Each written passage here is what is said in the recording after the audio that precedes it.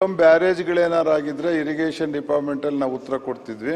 ಹಾಗಾಗಿ ಅದು ಏನಾಗುತ್ತೆ ಎಸ್ಟಿಮೇಟ್ ಆಗಿತ್ತು 9 ಚಿಲ್ಲರೆ ಕೋಟಿ, ಅದಕ್ಕೆ ನಮ್ಗೆ ಅಪ್ರೂವಲ್ ಸಿಕ್ಕಲಿಲ್ಲ. This is not your job ಅಂತ ಒಂದು ಕಾರ್ಯಭಾರ ಮಿತಿನ ಆಗಲೇ ಇಲಾಖೆ ಮೀರಿರೋದ್ರಿಂದ ಅನುದಾನ ಲಭ್ಯ ಇಲ್ಲ ಅಂತ ಹೇಳಿದ್ದಾರೆ.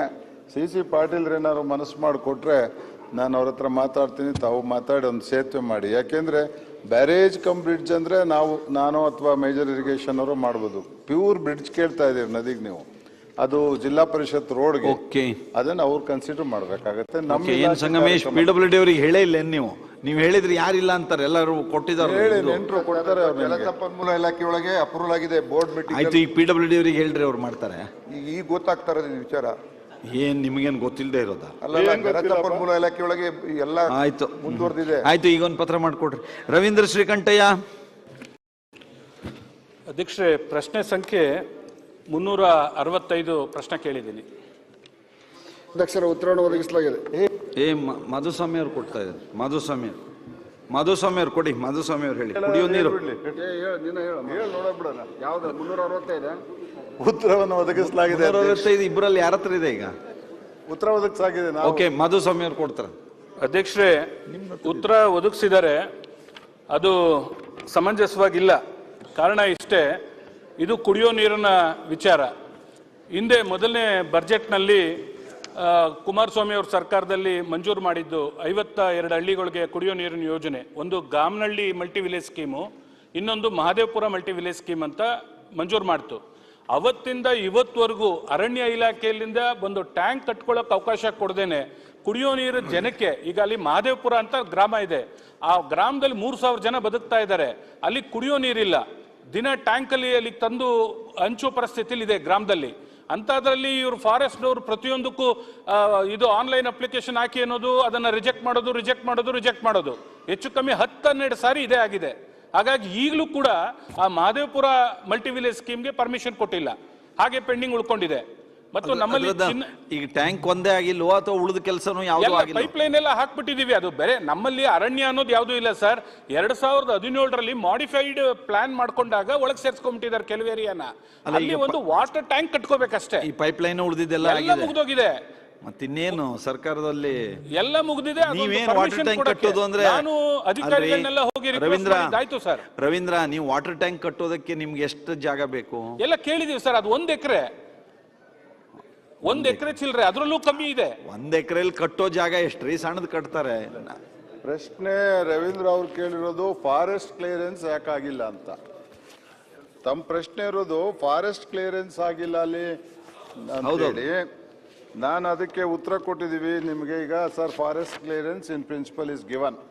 7ನೇ ತಾರೀಕು 2ನೇ ತಿಂಗಳು 23ನೇ ತಾರೀಕು ಇಸ್ವಿನಲ್ಲಿ ಫಾರೆಸ್ಟ್ ಕ್ಲಿಯರೆನ್ಸ್ ಕೊಟ್ಟಿದ್ದೀವಿ. ಅವ್ರು ಹೇಳಿದ್ ನಿಜ, ಭಾಳ ಸಲ ಮೇಲೆ ಕೆಳಗೆ ಆಡಿ ರೆಕಾರ್ಡು ಕ್ವೈರೀಸ್ ಆಗಿ ಅಟೆಂಡ್ ಮಾಡೋದೆಲ್ಲ ಸ್ವಲ್ಪ ತಾಪತ್ರ. ಇದು ಅಪ್ಲೋಡ್ ಆಗ್ತಾ ಇರ್ಬೇಕು ಸರ್, ಭಾಳ ಮಿಸ್ಟೇಕ್ಸ್ ಆಗ್ತವೆ, ನಿಮಗೆ ಗೊತ್ತು ಫಾರೆಸ್ಟ್ ಏರಿಯಾದಾಗಿರೋರು. ಈಗ it is clear, there is no problem to take pipe line or canal. ನಾವು ಮಾಡಿಕೊಡ್ತೀವಿ. ಟ್ಯಾಂಕ್ದ ವಿಷಯ ಅವ್ರು ಇಲ್ಲಿ ಪ್ರಸ್ತಾಪ ಮಾಡಿರಲಿಲ್ಲ, ಹಂಗಾಗಿ ನನಗದು ಅದೇ ಜಾಗದಲ್ಲಿ ಟ್ಯಾಂಕ್ ಕಟ್ಟೋದು. ಟ್ಯಾಂಕ್ ಅಲ್ಲ, ಇದು ಪೈಪ್ ಲೈನ್ ತಗೊಂಡೋಗ್ಲಿ. ಪೈಪ್ ಲೈನು ಟ್ಯಾಂಕು ಎಲ್ಲ ಸೇರೇ ಅದು ಇಲ್ಲ, ಅದೇ ಜಾಗದಲ್ಲೇ ಟ್ಯಾಂಕ್ ಕಟ್ಟಕ್ಕೆ. ಅದು ಈಗ ಗಾಮನಹಳ್ಳಿದು ಈಗ ನಾನು ಪ್ರಶ್ನೆ ಹಾಕಿದ ಮೇಲೆ ಅಷ್ಟೇ ಕ್ಲಿಯರ್ ಆಗಿದೆ. ಮೊನ್ನೆ ನನಗೂ ಲೆಟರ್ ಬಂತು. ಬಟ್ ಮಹದೇವಪುರದ್ದು ಬಹಳ ಬ್ಯಾಡ್ಲಿ ನೀಡೆಡ್. ಅಲ್ಲಿ ಪೈಪ್ ಲೈನು ಪ್ರತಿಯೊಂದು ಹೆಚ್ಚು ಕಮ್ಮಿ. 1 ನಿಮಿಷ ರವೀಂದ್ರ, ನಾನು ನಿಮ್ ಸಹಾಯಕ್ಕೆ ಬರ್ತೀನಿ. ನೀವು ಮಧುಸ್ವಾಮಿ ಒಂದೇ ನಿಮಿಷ ಸರ್, 1 ನಿಮಿಷ ಮಧುಸ್ವಾಮಿ ಅವರ ಓದ್ಬಿಡ್ತೀನಿ. ಇದಕ್ಕೆ ಪೈಪ್ ಲೈನ್ ಅಳವಡಿಸಲು ಅರಣ್ಯ ಇಲಾಖೆಗೆ ಸಲ್ಲಿಸಿರುವ ಪ್ರಸ್ತಾಪ ಅಂತ ಅವ್ರು ಕೇಳವ್ರೆ. ನಾನು ಉತ್ತರ ಓಕೆ, ನೀವು ಹೇಳಿದಿರಿ. ನಮ್ದು ಒಂದೇ ಒಂದು, ಈ ಮಲೆನಾಡಿನ ಫಾರೆಸ್ಟಿನ ಜಾಗದವ್ರದ್ದೆಲ್ಲ ಒಂದೇ ಒಂದು. ಈ ರೀತಿ ಶ್ರೀರಂಗಪಟ್ಟಣ ಎಲ್ಲದು ಇಲ್ಲಿ ನೋಡ್ರಿ, ಈ ಫಾರೆಸ್ಟ್ ಲ್ಯಾಂಡ್ ಅವ್ರು ಕೇಳ್ತಿರೋದು, ಫಾರೆಸ್ಟ್ ಲ್ಯಾಂಡ್ ಇಂದ ಎಲ್ಲ ಇಶ್ಯೂ ಒಂದೇ. ಕ್ಲಿಯರ್ ಮಾಡಿದ್ದಾರೆ ಅದ್ರೊಳಗೆ. ಮಧುಸ್ವಾಮಿ ಅವರೇ, ಹಾಗಾಗೋದಿಲ್ಲ. ನೀವ್ ಏನ್ ಮಾಡ್ಬೇಕು ಅಂತ ಹೇಳ್ತೀನಿ ಕೇಳಿ. ನೀವು ಸಂಬಂಧಪಟ್ಟ ಅಧಿಕಾರಿಗಳಿಗೆ ಹೇಳಿ, ಸರ್ಕಾರದೇ ಕುಡಿಯೋ ನೀರಿನ ಯೋಜನೆ ಇರೋದ್ರಿಂದ ನೀವು ಈ ಅವರಿಗೆ ಅನುಮತಿ ಕೊಡಿ ಅಂತ ಹೇಳಿ. ಅನುಮತಿ ಅಂದ್ರೆ ಅಫಿಷಿಯಲಿ ಕೊಡ್ಲಿಕ್ಕೆ ಬರೋದಿಲ್ಲ, ಬಟ್ ಅವ್ರು ನೀರಿನ ಟ್ಯಾಂಕ್ ಕಟ್ಕೊಳ್ಳೋದಕ್ಕೆ ಕೊಟ್ಟಿದ್ದೀವಿ ಅಂತ ಬರ್ಕೊಟ್ಟವ್ರೆ. ಆಯ್ತು, ಈಗ ಕೊಟ್ಟಿದ್ದಾಯ್ತು, ಬಟ್ ಇನ್ನೊಂದ್ ಕಡೆ ಆಗಲಿಲ್ಲ. ಇಲ್ಲ, ದಯಮಾಡಿ ನಂದು ಇನ್ನೂ ಇದೆ. ಅಲ್ಲಿ ಏನಾಗಿದೆ, ಮಹದೇವಪುರ ಮತ್ತು ಗಾಮನಹಳ್ಳಿ ಎರಡೂ ಕಳಿಸಿದ್ದೀವಿ. ಈಗಷ್ಟೇ ಗಾಮನಹಳ್ಳಿ ಕೊಟ್ಟಿದ್ದಾರೆ. ಮಹದೇವಪುರದ್ದು ಸೇಮ್ ಅದ್ರದ್ದು ಹೆಚ್ಚು ಕಮ್ಮಿ ಅವತ್ತಿಂದನೇ ಜೊತೆಲಿ ಮೂವ್ ಮಾಡಿ, ಇದಕ್ಕಿಂತ ಮೊದಲು ಮೂವ್ ಮಾಡಿದೀವಿ. ಬಟ್ ಈ ತನಕ ಕ್ಲಾರಿಟಿ ಕೊಟ್ಟಿಲ್ಲ, ನಾವು ಟ್ಯಾಂಕ್ ಕಟ್ಟಕ್ ಬಿಟ್ಟಿಲ್ಲ ಅಲ್ಲಿ. ಈಗ ಸಿಂಪಲ್ ರೀ, ಫಾರೆಸ್ಟ್ ದವ್ರು ಎಲ್ಲಾ ಕಡೆ ಮಾಡೋದ್ರಿ ಇದು. ಅವ್ರು ಈಗ ಮತ್ತೊಂದು ಕಾಗದ ಕಳಿಸಿದಾರೆ, ಇಲ್ಲ ಟ್ಯಾಂಕ್ ಒಳಗೊಂಡಂತೆ ನಾವು ಕ್ಲಿಯರ್ ಮಾಡಿದೀವಿ, ಪೈಪ್ ಲೈನ್ ಒಂದು ಸರ್ ಅದು ಗಾಮ್ನಳ್ಳಿದ್ ಮಾತ್ರ ಮಾಡಿದ್ದಾರೆ, ಮಹದೇವಪುರದ್ದು ಇದ್ರ ಜೊತೆಲಿ ಇದಕ್ಕಿಂತ ಮೊದಲೇ ಕಳಿಸಿದೀವಿ, ಅದನ್ನ ಮಾಡಿಲ್ಲ. ಅದೀಗ ಅವರಿಗೆ ಅದನ್ನ ಏನ್ ಮಾಡ್ಬೇಕಾಗತ್ತೆ? ನೋಡ್ರಿ 18 ಒಂದ್ ನಿಮಿಷ ರವೀಂದ್ರ ನೀರ್ ಕೊಡಲ್ಲ ಅಂದ್ರೆ ರವೀಂದ್ರ ಒಂದ್ ನಿಮಿಷ ತಡ್ರಿ, ನಿಮ್ ಪರವಾಗಿ ಇಲ್ಲಿ ಮಾತಾಡ್ತಿದ್ದೀನಿ ತಡ್ರಿ. ಇಲ್ಲ ಮಾಧುಸ್ವಾಮಿ ನನ್ ನೋಡ್ರಿ, ಇಲ್ಲ ಒಂದ್ ನಿಮಿಷ ಮಾಧುಸ್ವಾಮಿ, ಒಂದೇ ನಿಮಿಷ. ಅಂದ್ರೆ ಇದು ಎಲ್ಲಾ ಕಡೆಗೆ ಈ ರೀತಿ ಸಮಸ್ಯೆಗಳಿದೆ. ನಾವೇ ಕುಡಿಯೋ ನೀರಿನ ಯೋಜನೆ ಸ್ಯಾಂಕ್ಷನ್ ಮಾಡಿದ್ದು, ಅಲ್ಲಿ ಕಟ್ಟೋದು ವಾಟರ್ ಟ್ಯಾಂಕು ನಮ್ದೇ, ಅದು ಇನ್ನು ಫಾರೆಸ್ಟು ನಮ್ದೇ. ಈ ಪರ್ಮಿಷನ್ ತಗೊಳ್ಳೋದು ಕೇಂದ್ರ ಸರ್ಕಾರಕ್ಕೆ ಹೋಗಿ ಬರೋದು ಅನ್ನೋದು ಇದೆಯಲ್ಲ, ಇದ್ರೊಳಗೆ ಭಯಂಕರ ವಿಳಂಬ ಆಗತ್ತೆ. ಯಾಕಂದ್ರೆ 18-19ರಲ್ಲಿ ಅದು ಸ್ಯಾಂಕ್ಷನ್ ಆಗಿರೋದು, ಈಗ 23ರಲ್ಲಿ ಇದ್ದೀವಿ. ಇದು ಈ ಆ ಫಾರೆಸ್ಟ್ ರಿಲೀಸ್ ಮಾಡೋ ವಿಷಯ ಅನ್ನೋದು ಇದು ಅತ್ಯಂತ ವಿಳಂಬಕ್ಕೆ, ಸರ್ಕಾರದ ಕಾರ್ಯಕ್ರಮವನ್ನೇ ಅನುಷ್ಠಾನಗೊಳಿಸೋದಕ್ಕೆ ವಿಳಂಬ ಆಗ್ತಾ ಇದೆ. ಇದು ಎಲ್ಲರ ಗಮನದಲ್ಲಿರೋದು. ಹಾಗಾಗಿ ತಾವು ಅಧಿಕಾರಿಗಳಿಗೆ ಸೂಚಿಸಿ ಸರ್ಕಾರದ ಕಾರ್ಯಕ್ರಮ ಎಲ್ಲೆಲ್ಲಿ ಆಗುತ್ತೋ ಅದಕ್ಕೆ ತ್ವರಿತಗತಿಯಲ್ಲಿ ಆ ಪ್ರಕ್ರಿಯೆಯನ್ನು ಮುಗಿಸೋದಕ್ಕೆ ಏನು ಬೇಕೋ ಅದನ್ನು ಸೂಚನೆ ಕೊಡಿಸಿ. ನನ್ನ ಹತ್ರ ಒಂದೊಂದು ಉದಾಹರಣೆ ಇದೆ, ನಾನು ಇಲ್ಲಿ ಹೇಳಿದರೆ ಈ ಅಧಿಕಾರಿ ವರ್ಗ ಹೇಗಿದೆ ಅಂತ ಗೊತ್ತಾಗುತ್ತೆ. ಇವರು ಬ್ರಿಟಿಷರೇ ಆಗಿ ಹೋಗಿದ್ದಾರೆ, ಬ್ರಿಟಿಷ್ ಹಂಗೆ ಇದ್ದಾರೆ ಅಂತಿದ್ದೆ ನಾನು ಕೆಲವು ಸಲ. ಕೆಲವರು ಎಲ್ಲ ಒಳ್ಳೆಯವರು ಭಾಳ ಜನ ಇದ್ದಾರೆ, ನಾನು ಒಳ್ಳೆಯವ್ರ ಬಗ್ಗೆ ಮತ್ತೆ ಕಾಮೆಂಟ್ ಮಾಡಿದೆ ಅಂತ ಆಗೋದು ಬೇಡ.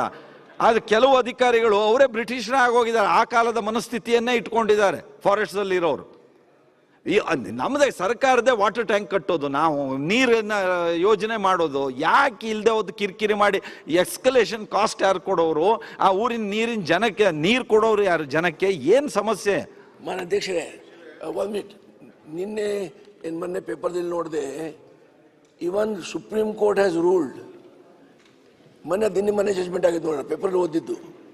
ಯಾರು ಅರಣ್ಯವಾಸಿಗಳಿದ್ದಾರೆ ಅವ್ರಿಗೂ ಒಂದು right of road, electricity, school ಎಲ್ಲ ರೈಟ್ಸ್ ಇವೆ, ಅದು ಆಗಬೇಕಂತ ಹೇಳಿದ್ದಾರೆ. ಈಗ ಏನಾಗಿದೆ, ದಯವಿಟ್ಟು ತಪ್ಪು ತಿಳ್ಕೊಳ್ಬೇಡ್ರಿ. ಈಗ ಹೇಳಿ ಏನಾಗ್ತಾ ಇದೆ, ಅರಣ್ಯ ಸಂರಕ್ಷಣೆ ಆಗಬೇಕು, ವನ್ಯಜೀವಿ ಸಂರಕ್ಷಣೆ ಆಗಬೇಕು, ಅದ್ರ ಪ್ರಶ್ನೆ ಇಲ್ಲ. ಆದರೆ ಯಾರು ಈಗ 100 ವರ್ಷದಿಂದ 70-80 ವರ್ಷದಿಂದ ಅರಣ್ಯವಾಸಿಗಳಿದ್ದಾರೆ, ಅವ್ರಿಗೀಗ ನೀವು ರಸ್ತೆ ಮಾಡಕ್ಕೆ ಕೊಡೋದಿಲ್ಲ, ಕುಡ್ಲಿಕ್ಕೆ ನೀರು ಕೊಡೋದಿಲ್ಲ, ಟ್ಯಾಂಕಿಗಳ ಕಟ್ಲಿಕ್ಕೆ ಕೊಡೋದಿಲ್ಲ ಅಂದರೆ ತಪ್ಪಾಗೋದಿಲ್ಲ ಏನು?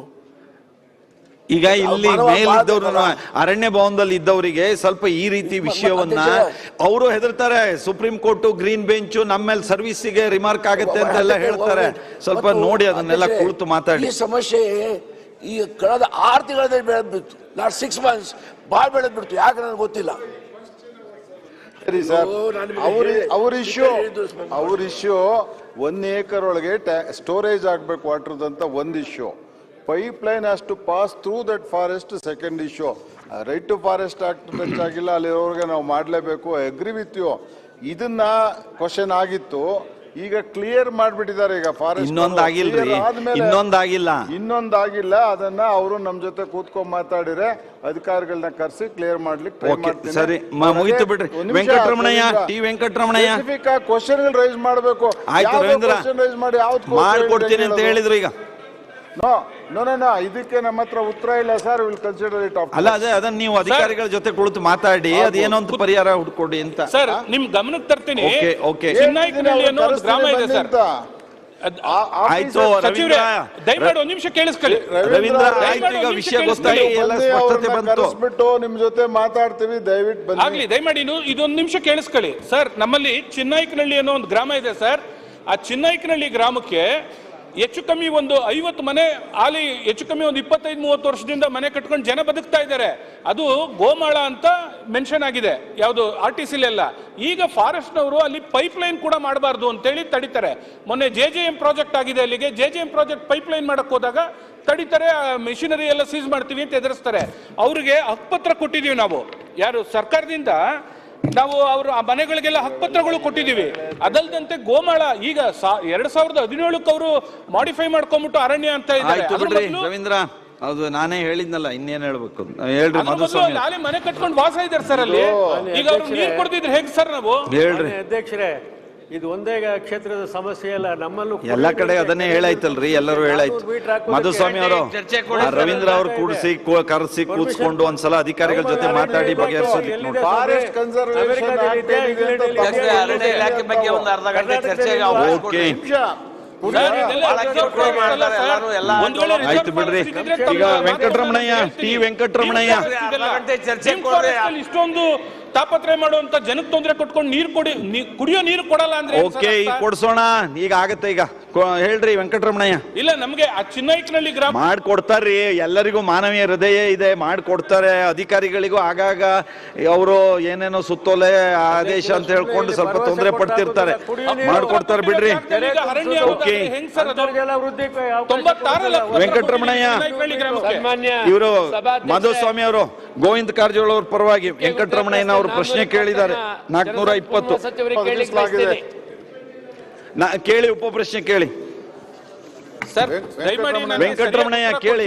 ಯಾಕೆಂದ್ರೆ ಕುಡಿಯೋ ನೀರು ಜನರ ಆಯ್ತ್ರಿ, ಈಗ ಆಯ್ತು. ಮತ್ತೆ ಸುಮ್ನೆ ದೊಡ್ಡದು ಇಲ್ಲ ನೋಡ್ರಿ, ಪ್ರಶ್ನೋತ್ತರ ನಾನು ಇಷ್ಟು ಸಮಯ ಕೊಟ್ಟಿದ್ದೆ, ಹೆಚ್ಚಾಗಿದೆ, ಸಾಕು. ನನಗೂ ಗೊತ್ತು, ನಿಮ್ಗೂ ಗೊತ್ತು, ಈಗ ವಿಷಯ ಹೇಳಾಗಿದೆ, ಸರಿ ಮಾಡ್ಕೊಡ್ತೀವಿ ಅಂತ ಹೇಳಿದ್ದಾರೆ.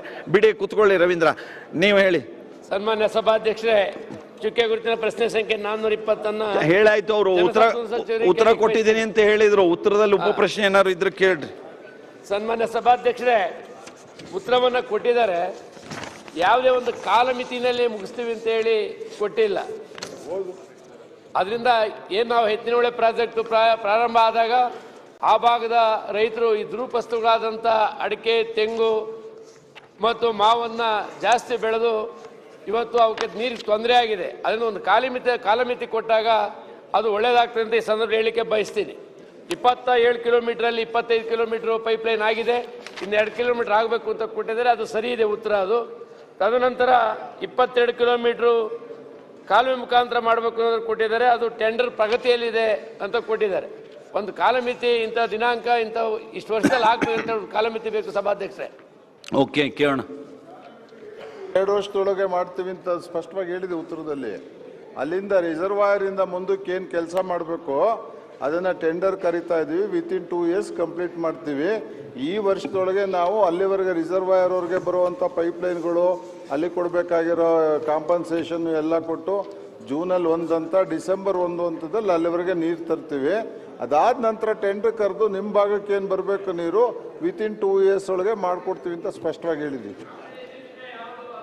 ಆಗಿಲ್ಲ 2 ವರ್ಷ ಅಂತ ನಾವು ಡಿಸೆಂಬರ್ 23 ಅಂತಕ್ಕೆ ಅದನ್ನು ಪೂರ್ಣಗೊಳಿಸ್ಲಿಕ್ಕೆ ಯೋಚನೆ ಮಾಡಿದ್ದೀವಿ. ಅದಾದ ನಂತರ ಅಲ್ಲಿಂದ ಏನು ಗ್ರಾವಿಟಿನಲ್ಲಿ ಹೋಗಬೇಕು ಅದಕ್ಕೆ ಇನ್ನು 2 years ಒಳಗೆ ಟೆಂಡರ್ ಕರೆದು 2 years ಟೈಮ್ ಲೈನ್ ಕೊಟ್ಬಿಟ್ಟು ಅಷ್ಟು ಆಗಡೊಳಗೆ ಕೆಲಸ ಮಾಡಿಸ್ಕೊಡ್ತೀವಿ. ಈಗ ಅಧ್ಯಕ್ಷರೇ, ಸಚಿವರು ಉತ್ತರ ಹೇಳ್ತಾ ಇದ್ದಾರೆ, ಸಂತೋಷ. ಆದರೆ ಇವರು ಇದಕ್ಕೆ ತುಮಕೂರು ಕೋಲಾರಕ್ಕೆ ಹೋಗೋದಿರಲಿ, ನಾವು ಸ್ಟಾರ್ಟಿಂಗ್ನೇರು ಅರಸೀಕೆರೆಯಲ್ಲಿ ಅಲ್ಲಿ ನೀರು ಎತ್ತಿದ್ರೆ ನಮ್ಮ ಅರಸೀಕೆರೆಗೆ ಪ್ರಥಮ ಬರಬೇಕು. ಅರಸೀಕೆರೆನಲ್ಲೇ ಇನ್ನೂ ಏನು ಕೆಲಸ ಇಲ್ಲ. ಇನ್ನೂ 7-8 ಕಿಲೋಮೀಟ್ರು ಲ್ಯಾಂಡ್ ಅಕ್ವಿಷನ್ನೇ ಆಗಿಲ್ಲ, ಕೆಲಸ ಆಗಿಲ್ಲ. ಅಲ್ಲಿಂದ ಬೇಲೂರಲ್ಲಿ ಆಗಿಲ್ಲ, ನೀರು ತರಬೇಕಾದ್ರೆ. ಆಮೇಲೆ ಅಲ್ಲಿ ಜಾಕ್ವೆಲ್ಲೇ ಆಗಿಲ್ಲ, ಏನು ಕೆಲಸ ಆಗಿಲ್ಲ. ಸುಮ್ಮನೆ ಇಲ್ಲಿಂದ ಇನ್ನು ಸಚಿವರು 10 ವರ್ಷ ಆದ್ರೆ ಎಲ್ಲಿ ಕೊಡಕ್ ಸಾಧ್ಯ? ನೀವು ಆಯ್ತು, ಹೇಳಾಯ್ತು ಅಂತೇಳಿ ಡಿಸ್ಟ್ರಿಬ್ಯೂಟರಿ ಮಾಡ್ಕೊಂಡು ಕೂತಿದ್ದೀರಿ. ಕೇಳಾಯ್ತು. ಯಾವ ಡಿಸ್ಟ್ರಿಬ್ಯೂಟರ್? ಎತ್ತಿನೊಳೆದು ಮತ್ತೆ ಅಪ್ಪರ್ ಭದ್ರಾದ್ದು ಎಲ್ಲ ನೀವು ಮಾಡಿದಿರಿ, ಸಂತೋಷ ಮಾಡ್ಕೊಳ್ಳಿ. ಆದ್ರೆ ನೀರು ಎತ್ತಿನೊಳೆ ನೀರನ್ನ ಕಾಲಮಿತಿ ಒಳಗೆ ಕೊಡ್ಲಿಕ್ಕೆ ಸಾಧ್ಯ. 11,000 ಕೋಟಿಗೆ ಈಗ ಎನೌನ್ಸ್ ಮಾಡಿದಿರಿ. 23,000 ಕೋಟಿಗೆ ಹೋಗಿದೆ. 11,000 ಕೋಟಿ ಇದ್ದದ್ದು, 12,000 ಕೋಟಿ ಇದ್ದದ್ದು. ಮಾತಾಡ್ಲಾ? ಆಯ್ತು ಶಿವಲಿಂಗೇಗೌಡ್ರೆ, ಕೇಳಾಯ್ತು. ಹೇಳಿ. ನಮಗೆ ಕಾಂಪನ್ಸೇಷನ್ ತಗದೇ ಇತ್ತು. ಸನ್ಮಾನ್ಯ ಮುಖ್ಯಮಂತ್ರಿಗಳು ಆಲ್ಮೋಸ್ಟ್ 1,000 crore ರಿಲೀಸ್ ಮಾಡಿದ್ದಾರೆ. ಅವಾರ್ಡ್ಗಳಾದರೆ ಎಲ್ಲರಿಗೂ ಕಾಂಪನ್ಸೇಷನ್ ಕೊಡುವಷ್ಟು ದುಡ್ಡು ಎತ್ತಿನೊಳೆ ಸ್ಕೀಮಲ್ಲಿ ಇದೆ. ಬೈರ್ಗೊಂಡ್ಲಲ್ಲಿ ನಾವು ನಿಲ್ಲಿಸ್ಬೇಕಾಗಿತ್ತು ನೀರು. 2 ಜಿಲ್ಲೆ ಮಧ್ಯೆ ಕಾನ್ಫ್ಲಿಕ್ಟ್ ಇತ್ತು. ಅದನ್ನು ಸ್ಟಾಪ್ ಮಾಡಿಬಿಟ್ಟು 1 ಜಿಲ್ಲೆಗೆ ಕನ್ಫೈನ್ ಮಾಡಿ, ಕ್ವಾಂಟಿಟಿ ಕಡಿಮೆ ಮಾಡಿ, ರೆಗ್ಯುಲರ್ ಪಂಪಿಂಗ್ ಇಟ್ಕೊಳ್ಳಿ ಅಂತೇಳಿ ನೆಲಮಂಗಲ ತಾಲೂಕಲ್ಲೇ ನೀರು ನಿಲ್ಲಿಸೋ ತೀರ್ಮಾನ ಮಾಡಿದ್ದು. ಅದನ್ನೇ ವೆಂಕಟರಮಣಯ್ಯನವರು ಆಗ್ತಿದೆ ಅಂದಿದ್ದು. ನಾನು ಹೇಳ್ತಿರೋದು ಶಿವಲಿಂಗೇಗೌಡರಿಗೆ, ಜೂನ್ ಜುಲೈ ಒಳಗೆ ನಾವು ಎತ್ತಿನೊಳೆನ ಗುಬ್ಬಿ ತಾಲೂಕವರೆಗೂ ತಂದೇ ತರ್ತೀವಿ. ಅಲ್ಲ, ನಕ್ಕರೆ ಅದಕ್ಕೆ ಉತ್ತರ ಹೇಳೋಕ್ಕಾಗಲ್ಲ. ನಾವು ಗೌರ್ಮೆಂಟು ಒಂದು ವಿಲ್ ಪವರ್ ಇಟ್ಕೊಂಡು ಮಾತಾಡ್ತೀವಿ, ಅದಾಗ್ಬೋದು, ಕೆಲವು ಸಲ ಅನಿವಾರ್ಯ ಆಗಿ ಮುಂದಕ್ಕೆ ಹೋಗ್ಬೋದು. ಈಗಿರೋ ಪ್ರಕಾರ ಜೂನ್ ಅಂತ್ಯದೊಳಗೆ ಅಥವಾ ಮ್ಯಾಕ್ಸಿಮಮ್ ಜುಲೈ ಒಳಗೆ ಅದನ್ನ ಕ್ಲಿಯರ್ ಮಾಡ್ಕೋತೀವಿ. ಅದಾದ ನಂತರ ಡಿಸೆಂಬರ್ ಅಲ್ಲಿ ನಾವು ಬೈರ್ಗೊಂಡ್ಲ ಹತ್ರ ಏನು ಸ್ಟೋರೇಜ್ ಟ್ಯಾಂಕ್ ಇದೆ ಅಲ್ಲಿವರೆಗೆ ನೀರು ತಂದು ಅಲ್ಲಿಂದ ಮುಂದಕ್ಕೆ ಇನ್ನು 2 ವರ್ಷದೊಳಗೆ ಕೆಲಸ ಮಾಡ್ತೀವಿ ಅಂತ ಸ್ಪಷ್ಟವಾಗಿದ್ದೀವಿ. ಎಲ್ಲ ರೀತಿ ಅವಾರ್ಡ್ಗಳನ್ನ ಮಾಡ್ತಾ ಇದ್ದೀವಿ. ನನ್ನ ತಾಲೂಕು ಇದೆ, ಶಿವಲಿಂಗೇಗೌಡರ ತಾಲೂಕು ಇದೆ, ತಿಪ್ಟೂರು ತಾಲೂಕು ಇದೆ. ದಿವಸ ನಾನು ಮಾನಿಟರ್ ಮಾಡ್ತಾ ಇದ್ದೀನಿ ಜವಾಬ್ದಾರಿಯಿಂದ. ನಾವು ಈ 1-2 ತಿಂಗಳೊಳಗೆ ಎಲ್ಲ ಅವಾರ್ಡನ್ನು ಕ್ಲೋಸ್ ಮಾಡಿ ಜೂನ್ ಒಳಗೆ ಸರ್ ಸಣ್ಣ ಪ್ಯಾಚ್ ಉಳಿದಿದೆ. ಇಡೀ ತಾಲೂಕಲ್ಲಿ ಅವ್ರದ್ದು 5-6 ಕಿಲೋಮೀಟರ್ ಉಳಿದಿದೆ ಅಷ್ಟೇ. ಅದು it is A matter of canal ಮಾಡೋದು ಇನ್ನೆಷ್ಟು ಭಾಳ ಈ ಮೆಷಿನರೀಸ್ ಇರುವಾಗ ಅದೆಲ್ಲದನ್ನು 2 ತಿಂಗಳೊಳಗೆ ಟ್ಯಾಕಲ್ ಮಾಡೋ ಅಂತ ಆಶಾಭಾವನೆ ನಮಗಿದೆ. ನಾವು ಮಾಡ್ತೀವಿ. Okay, Manjunath HP. ಚುಕ್ಕೆ ಗುರುತಿನ ಪ್ರಶ್ನೆ 431 ಮುಖ್ಯಮಂತ್ರಿಗಳಲ್ಲಿ ಕೇಳಬಯಸ್ತೇನೆ. CC ಪಾಟೀಲ್ರು. ಸಭಾಪತಿಗಳಿಗೆ ಉತ್ತರವನ್ನು ಒದಗಿಸಲಾಗಿದೆ. ಸನ್ಮಾನ್ಯ ಅಧ್ಯಕ್ಷರೇ, ಈಗ ಪ್ರಶ್ನೆಗೆ ಉತ್ತರ ಕೊಟ್ಟಿದ್ದಾರೆ. ಈ ಉತ್ತರನ ತಮಗೆ ಕಳಿಸ್ಕೊಟ್ಬಿಡ್ತೀನಿ. ಇದರಲ್ಲಿ ತಾರತಮ್ಯ ಎಷ್ಟಿದೆ ಅಂತ ತಾವೇ ಪರಿಗಣಿಸಬೇಕು. ಇದನ್ನ ಈಗ ಏನು ಒಂದು ವಿವಿಧ ಶೀರ್ಷಿಕೆ ಅಡಿಯಲ್ಲಿ ಅಂತ ಕೇಳಿದ್ದೀವಿ. ಆ ವಿವಿಧ ಶೀರ್ಷಿಕೆ ಅಡಿಯಲ್ಲಿ ಇದೊಂದು 16 ಶೀರ್ಷಿಕೆ ಅಡಿಯಲ್ಲಿ ಏನೇನು ಕೊಟ್ಟಿದ್ದಾರೆ ಕೊಟ್ಟಿಲ್ಲ ಅನ್ನೋದು ಅವರೇ ಕೊಟ್ಟವ್ರೆ. 3 ವರ್ಷದ್ದು ಪ್ರತಿಯೊಂದು PMGSY 0, CMGSY 0, ರಸ್ತೆ ಟಾಸ್ಕ್ ಫೋರ್ಸ್ಗೆ 0, ಹುಣಸೂರು ಪಡೆದಿರೋಂಥದ್ದು ಎಲ್ಲ. ನಬಾರ್ಡ್ ಒಂದು ಬಿಡಿ, ಅದು ಸೆಂಟ್ರಲ್ ಗೌರ್ಮೆಂಟಿಂದ ಬರ್ತದೆ. ಸುವರ್ಣ ಗ್ರಾಮೋದ್ಯೋಗ 0. ಇಷ್ಟು ಇದರಲ್ಲೂ ಕೂಡ 0 ಅಂತ ಕೊಟ್ಬಿಟ್ಟು ಇನ್ನೊಂದು ಪ್ರಶ್ನೆ ಏನು ಕೊಟ್ಟಿದ್ದಾರೆ ಅಂದರೆ ನಾವು ಯಾವುದೇ ತಾರತಮ್ಯ ಮಾಡಿಲ್ಲ ಅಂತಾರೆ. ಅದಕ್ಕೆ ಇದನ್ನು ನಿಮಗೆ ಕಳಿಸ್ಕೊಟ್ಬಿಡ್ತೀನಿ. ಒಂದು ಇದ್ರ ಜೊತೆಗೆ ಬರ್ತಾರೆ ಅಂತ ಇನ್ನೊಂದು ಶೀರ್ಷಿಕೆಗಳು ಯಾವುದಪ್ಪ ಅಂದರೆ 50-54 ರೈನ್ ಡ್ಯಾಮೇಜಸ್ಸು, 30-54. ಸುಮ್ಮನೆ ನಾನು ಇಡೀ ರಾಜ್ಯದ್ದು MLAಗಳು ಅವರೆಲ್ಲ ಪುಣ್ಯವಂತರು ಕೂತವ್ರೆ, 100-200 ಕೋಟಿ ಎಲ್ಲ ತೊಗೊಂಡೋಗಿದ್ದಾರೆ. ಸುಮ್ಮನೆ ನಾನು ಮೈಸೂರು ಜಿಲ್ಲೆ ವಿಚಾರನೇ ತಗೊಂಡಿದ್ದೀನಿ ಇಲ್ಲಿ ರೆಕಾರ್ಡ್ಗೆ. ಮೈಸೂರು ಜಿಲ್ಲೆಯಲ್ಲಿ ಇರುವಂಥ ತಾಲೂಕುಗಳಿಗೆ ಎಲ್ಲರಿಗೂ ಕೂಡ 18, 19ರಿಂದ 20, 22ವರೆಗೂ ಒಂದೊಂದು ತಾಲೂಕು ಕೂಡ ಈ ಶೀರ್ಷಿಕೆಗಳ ಅಡಿಯಲ್ಲಿ ಮಿನಿಮಮ್ ಅಂತ ಅಂದ್ರೂ 45 ಕೋಟಿ, 50 ಕೋಟಿ, ಚಾಮುಂಡೇಶ್ವರಿಗಂತೂ ಒಂದು 100 ಕೋಟಿ ಅಷ್ಟೇ ಕೊಟ್ಟಿದ್ದಾರೆ. ಅದು ಕಾರಣಗಳು ಹಲವಾರು ಇಟ್ಕೊಂಡಿರ್ಬೋದು.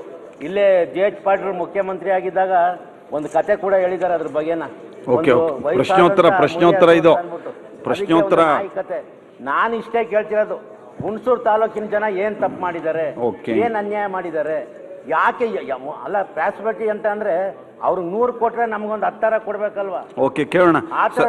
ಸಚಿವರು, ನನ್ನ ಪ್ರಶ್ನೆ ಕೊನೆಯ ಪ್ರಶ್ನೆ ಸ್ವಾಮಿ, ಅವ್ರು ಇನ್ನು 2 ತಿಂಗಳಲ್ಲಿ ಏನ್ ಕೊಡ್ತಾರೆ ಕೊಡಲ್ಲ ನಮಗೂ ಗೊತ್ತಿದೆ. ಅಂದ್ರೆ ತಾಯಿ ಹೃದಯ ಇದೆಯಾ ಅಂತ ಮುಖ್ಯಮಂತ್ರಿಗೆ ಅಂತ ಅಂದ್ಕೊಂಡಿದ್ದೆ. ತಾಯಿ ಹೃದಯ ಇರೋಂಥ ಮುಖ್ಯಮಂತ್ರಿಗಳ ತಾಯಿ ಹೃದಯ ಇರೋಂಥ ಎಲ್ಲಾ ಮಕ್ಕಳು ಸಮಾನಾಗಿ ಕಾಣ್ತಾರೆ. ಇಲ್ಲಿ ನನ್ನ ತಾಲೂಕಿಗೆ ಈ ರೀತಿ ಅನ್ಯಾಯ ಆಗಿದೆಯಲ್ಲ, ಖಂಡಿತವಾಗ್ಲೂ ಹುಣಸೂರು ತಾಲೂಕಿನ ಜನ ಇವ್ರನ್ನ ಕಡಾಖಂಡಿತವಾಗಿ ಹೇಳಿ ಮುಗಿಸ್ತೇನೆ. ಸಚಿವರು ಏನು ಉತ್ತರನೂ ಸಿಗಬೇಕಾಗಿಲ್ಲ ನಮ್ಗೆ. ಸರ್ಕಾರ ತಿಳ್ಕೊಂಡಿರೋದು 6 ನಿಮಿಷ. ಇಲ್ಲಿ CC ಪಾಟೀಲ್ರು ಉತ್ತರ ಹೇಳ್ತಿದ್ದಾರೆ. ಅಲ್ಲಿ ಕೋಟ್ಯಾನ್ CC ಪಾಟೀಲ್ರು ಉತ್ತರ ಹೇಳ್ತಿದ್ದಾರೆ. ತಾಯಿಯ ಹೃದಯ ಇದೆ ಹೇಳ್ತಾರ್ರಿ. 1 ನಿಮಿಷ. ಗೊತ್ತಾಯ್ತು, ಗೊತ್ತಾಯ್ತು ಮಂಜುನಾಥ್ ಹೇಳಿದ್ ಗೊತ್ತಾಯ್ತು, ಅರ್ಥ ಆಯ್ತು ಎಲ್ಲರಿಗೆ. ಹೇಳಿ. ಹಲವಾರು ಬಾರಿ ಅವರ ತಾಯಿ ಹೃದಯದ ಬಗ್ಗೆ ಪ್ರಶ್ನೆಯನ್ನು ಮಾಡಿದ್ರು. ಸನ್ಮಾನ್ಯ ಮುಖ್ಯಮಂತ್ರಿಗಳಿಗೆ ಖಂಡಿತವಾಗಿಯೂ ತಾಯಿ ಹೃದಯ ಇದೆ. 224 ಕ್ಷೇತ್ರಗಳಿಗೂ ಅನುದಾನವನ್ನು ಹಂಚಿಕೆ ಮಾಡಿದ್ದಾರೆ. ಸ್ವಾಭಾವಿಕವಾಗಿ ಎಲ್ಲ ಸರ್ಕಾರಗಳಲ್ಲಿ ಒಂದು ಕ್ಷೇತ್ರಕ್ಕೆ ಸ್ವಲ್ಪ ಹೆಚ್ಚು ಕಡಿಮೆ ಬರುವಂತಹ ಸಂಪ್ರದಾಯ ಇದೆ. ಅವರಿಗೆ ನಾವು ಏನು ಕಡಿಮೆ ಮಾಡಿಲ್ಲ. 19, 20ರಿಂದ 21, 22ರವರೆಗೆ 160 ಕೋಟಿ ರೂಪಾಯಿಗಳ ಅನುದಾನವನ್ನು ಕೊಟ್ಟಿದ್ದೇವೆ. ಸನ್ಮಾನ್ಯ ಸಭಾಧ್ಯಕ್ಷರೇ, 160 ಕೋಟಿ ರೂಪಾಯಿ ಅನುದಾನವನ್ನು ಕೊಟ್ಟಿದ್ದೇವೆ. 160 ಕೋಟಿ ರೂಪಾಯಿ ಅನುದಾನ ಬಂದಾಗ್ಯೂ ಕೂಡ ಅವ್ರು ಈ ರೀತಿ ಆಪಾದನೆ ಮಾಡೋದು ಸರಿಯಲ್ಲ. ಅವ್ರದ್ದು ಏನಾದರೂ ಎಮರ್ಜೆನ್ಸಿ ಯಾವುದಾದ್ರೂ ವರ್ಕ್ ಇದ್ರೆ ತಂದ್ರೆ ಸರ್ಕಾರ ಪರಿಶೀಲನೆ ಮಾಡುತ್ತೆ. Okay, Lingesh, KS Lingesh. ನಮ್ಮಂತ ರಿಮೋಟ್ ಮೈನಾರಿಟೀಸ್ ಇವತ್ತು ಜಾತ್ಯತೀತ ರಾಜಕಾರಣ ಆಗಿದೆ. ನಾವಿಲ್ಲಿ ಸರ್ಕಾರದಿಂದ ತಗೊಂಡೋಗಿಲ್ಲ ಅಂದ್ರೆ ಪ್ರಶ್ನೆ ನಮ್ಗೆ ಕೇಳ್ತಾ ಇದ್ದಾರೆ. ಓಕೆ, ಕೇಳಿ ನೀವು. ಈಗೆಲ್ಲ ಶುರುವಾಗಿದೆಯಲ್ಲ, ಹೇಳಿ. ಮುಖ್ಯಮಂತ್ರಿ ಇದ್ದಿದ್ದ ಕ್ಷೇತ್ರ ನೀನೇ ಹಿಂಗ್ ಅಂದ್ಬಿಟ್ರು ನಮ್ಮಂತರ ಗತಿಯನಪ್ಪ. ದೇವರಾಜ್ ಅವರು ಸಿದ್ದಿದ್ದ ಕ್ಷೇತ್ರದ ಬಗ್ಗೆ ನಿಮ್ಗೆ ಒಂದು ಪ್ರೀತಿ ಇರ್ಬೇಕಲ್ಲ ಸರ್. Okay, KS Lingesha. ಅಭಿವೃದ್ಧಿ ಅಧಿಕಾರ ಲಿಂಗೇಶ ಇಲ್ಲ. ಕೃಷ್ಣ ಬೈರೇಗೌಡ ಇಲ್ಲ. ಈಗ ಸುಕುಮಾರ್ ಶೆಟ್ರು ಇಲ್ಲ. ಹ್ಯಾರಿಸ್ ಇಲ್ಲ. ಶರತ್ ಕುಮಾರ್ ಬಚ್ಚೇಗೌಡ ಇಲ್ಲ. ಈಗ ಲಿಂಗೇಶ್ ಇಲ್ಲ. ಕೃಷ್ಣ ಬೈರೇಗೌಡ ಇಲ್ಲ. ಪ್ರಶ್ನೋತ್ತರ ಮುಕ್ತಾಯ ಆಯಿತು. ಲಿಖಿತ ಮೂಲಕ ಉತ್ತರಿಸುವ ಪ್ರಶ್ನೆಯನ್ನು ಮಂಡಿಸುವುದು.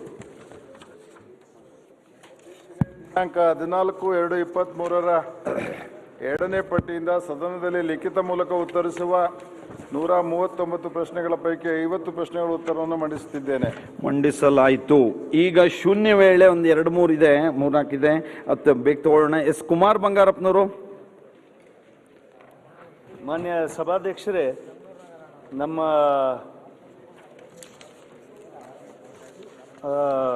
ನೀರಾವರಿ ನಿಗಮದಿಂದ ನಮ್ಮ ಕಡೆಗೆ ಒಂದಿಷ್ಟು ಕೆಲಸಗಳು ಎಲ್ಲವೂ ಕೂಡ ಬಂದಿದ್ದಾವೆ. ಬಟ್ ಅನಿವಾರ್ಯ ಕಾರಣಗಳಿಂದ ಅವು ಎಲ್ಲವೂ ಕೂಡ ಈ ಎಕ್ಸಿಕ್ಯೂಟಿವ್ ಇಂಜಿನಿಯರ್ಸು ಮತ್ತು AWSು ಅವರೇ ಒಂಥರ ಪ್ಯಾಕೇಜ್ ಮಾಡಿಬಿಟ್ಟು ಕೆಲವು ಟೆಂಡರ್ಗಳನ್ನ ಮಾಡಿ 3 ವರ್ಷಗಳ ಕಾಲ ಆ ಟೆಂಡರ್ ಕಾಂಟ್ರಾಕ್ಟರ್ಗಳು ಅಲ್ಲಿ ಬರಲಿಲ್ಲ, ಇವ್ರು ಕೆಲಸ ಮಾಡಲಿಲ್ಲ, ಅವ್ರ ಮೇಲೆ ಆ್ಯಕ್ಷನ್ ತಗೊಳ್ಳಿಲ್ಲ. ಮತ್ತು ಮೊನ್ನೆ ಒಂದು ಸ್ವಲ್ಪ ಕೆಲಸ ಮಾಡಿದ್ದಾರೆ. ಕೆಲಸ ಮಾಡಿ 7 ದಿನ 8 ದಿನ ಕಾಂಕ್ರೀಟ್ ಹಾಕಿಬಿಟ್ಟು ಅದು ಕ್ಯೂರಿಂಗೇ ಆಗಲಿಲ್ಲ, ಕಾಂಕ್ರೀಟೇ ಆಗಲಿಲ್ಲ. ಸೊ ಅದನ್ನು ಮೊನ್ನೆ ನಾವು ಹೋಗ್ಬಿಟ್ಟು ಇನ್ಸ್ಪೆಕ್ಷನ್ ಮಾಡಿಬಿಟ್ಟು ಜನ ಎಲ್ಲ ಕಂಪ್ಲೇಂಟ್ ಮಾಡಿದ್ಮೇಲೆ ಇದನ್ನೆಲ್ಲದನ್ನು ಒಡ್ಸ್ ಹಾಕ್ತಕ್ಕಂಥ ಕೆಲಸವನ್ನು ಮಾಡಿ ಈಗ ಕನ್ಸ್ಟ್ರಕ್ಷನ್ಸ್ನ ಮಾಡೋದಕ್ಕೆ ಹೊರಟಿದ್ದಾರೆ. ನಾನು ದಯಮಾಡಿ ನಾನು ಸಂಬಂಧಪಟ್ಟಿರ್ತಕ್ಕಂಥವ್ರು ಯಾರಿದ್ದಾರೆ ಅವ್ರ MD ಅವ್ರ ಹತ್ರ ಮತ್ತು ಇಲಾಖೆಯವ್ರ ಹತ್ರ ಮಾತನಾಡಿ, ಇವ್ರು ಯಾರು ಈ ಥರ ಹಿಂಗೆ ಅಧಿಕಾರಿಗಳು ಅವರೇ ಕಾಂಟ್ರಾಕ್ಟರ್ಗಳನ್ನ ಮಾಡಿಕೊಂಡು ಅವರೇ ಪ್ಯಾಕೇಜ್ ಥರ ಮಾಡಿಕೊಂಡು ಇದೆಲ್ಲ ಮಾಡ್ತಾರೆ, ಇವ್ರ ಮೇಲೆ ಸೂಕ್ತವಾಗಿರ್ತಕ್ಕಂಥ ಕ್ರಮವನ್ನು ಕೈಗೊಳ್ಳಬೇಕು ಅಂತ ಹೇಳಿ ನಾನು ವಿನಂತಿ ಮಾಡ್ಕೊಳ್ತಾ ಇದ್ದೇನೆ. ಓಕೆ, ಏನು ನಾವು ಅಧಿಕಾರಿಗಳಿಗೆ ಸೂಚನೆ ಕೊಟ್ಟು ಅದನ್ನು ಪರಿಶೀಲನೆ ಮಾಡಿ ಕ್ರಮ ಜರುಗಿಸಬೇಕು ಅಂತ ಹೇಳಿ ಆದೇಶ ಕೊಡ್ಲಿಕ್ಕೆ ಹೇಳ್ತೀನಿ ಸರ್. Okay, CS Puttaraju. ಅಧ್ಯಕ್ಷರೇ, ಕಳೆದ 3 ದಿನಗಳ ಹಿಂದೆ ನನ್ನ ಮಂಡ್ಯ ಜಿಲ್ಲೆಯ ಮಂಡ್ಯ ತಾಲೂಕಿನ ಮಡ್ಚಾಕ್ನಹಳ್ಳಿ ಗ್ರಾಮದಲ್ಲಿ, ನನ್ನ ವಿಧಾನಸಭಾ ಕ್ಷೇತ್ರಕ್ಕೆ ಬರ್ತಕ್ಕಂಥ ಗ್ರಾಮದಲ್ಲಿ 15ರಿಂದ 20 ಎಕರೆಗೆ ಆಕಸ್ಮಿಕವಾಗಿ ಕಬ್ಬಿಗೆ ಬೆಂಕಿ ಬಿದ್ದು ಅಲ್ಲೇ ಕುರಿ ಕಾಯ್ತಿದ್ದಂಥ ಒಬ್ಬ ರೈತ ಕೆಡಿಸ್ಲಿಕ್ಕೆ ಅಂತ ಮುಂದಾದಂಥ ಸಂದರ್ಭದಲ್ಲಿ ಹೊಗೆ ಸುತ್ತಕೊಂಡು ಸಂಪೂರ್ಣವಾಗಿ ಸುಟ್ಟೋಗಿ ಪ್ರಾಣ ತ್ಯಜಿಸಿದ್ದಾರೆ. ನಾನು ಮೊನ್ನೆ ತಾನೇ ಮುಖ್ಯಮಂತ್ರಿಗಳ ಗಮನಕ್ಕೆ ತರಲಿಕ್ಕೆ ಅಂತ ನಾನು ಪ್ರಯತ್ನ ಪಟ್ಟೆ. ಅವರು ಪ್ರಧಾನಮಂತ್ರಿಗಳ ಆಗಮನದ ಜೊತೆಲಿದ್ದ ಕಾರಣದಿಂದ ಆಗಲಿಲ್ಲ. ಸಂಬಂಧಪಟ್ಟಂಥ ಮುಖ್ಯಮಂತ್ರಿಗಳ ಕಚೇರಿಯ ಅಧಿಕಾರಿಗಳಿಗೆ ನಾನು ವಿಚಾರವನ್ನು ಮುಟ್ಟಿಸ್ದೆ. ಈಗೇನಾಗಬೇಕು ಹೇಳಿ? ಅದಕ್ಕಿಂತ ಬಿಗಿಲಾಗಿ ನಿನ್ನೆ ನಿಮ್ಮನ್ನು ಕೇಳ್ಕೊಂಡಾಗ ತಾವು ಅವಕಾಶ ಮಾಡಿಕೊಟ್ಟಿದ್ದೀರಿ. ಇವತ್ತು ಅವ್ರಿಗೂ ಕೂಲಿ ಮಾಡಿದ್ರೆ ಉಂಟು ಇಲ್ಲ ಅನ್ನೋ ಒಂದು ಸ್ಥಿತಿಯಲ್ಲಿ ಕುರಿ ಕಾಯ್ತಿದ್ದಂಥ ಕುರಿಗಾಯಿ ರೈತ ಇವತ್ತು ಸಂಪೂರ್ಣವಾಗಿ ಸುಟ್ಟೋಗಿ ಇವತ್ತು ಸಜೀವದಾನ ಆಗಿದ್ದಾರೆ. ಅವರಿಗೆ ಸರ್ಕಾರ ವಿಶೇಷವಾದಂಥ ಪ್ರಕರಣದಲ್ಲಿ ಮಾನ್ಯ ಮುಖ್ಯಮಂತ್ರಿಗಳು ಇವತ್ತು ಪರಿಹಾರ ಘೋಷಣೆ ಮಾಡಬೇಕು. ಸುಟ್ಟೋಗಿರ್ತಕ್ಕಂಥ 20 ಎಕರೆ ಕಬ್ಬಿಗೂ ಇವತ್ತು ವೈಜ್ಞಾನಿಕವಾದಂಥ ಒಂದು ಪರಿಹಾರವನ್ನು ಕೊಡಬೇಕು ಅಂತೇಳಿ ಮುಖ್ಯಮಂತ್ರಿಗಳಲ್ಲಿ ಮನವಿ ಮಾಡ್ತೀನಿ.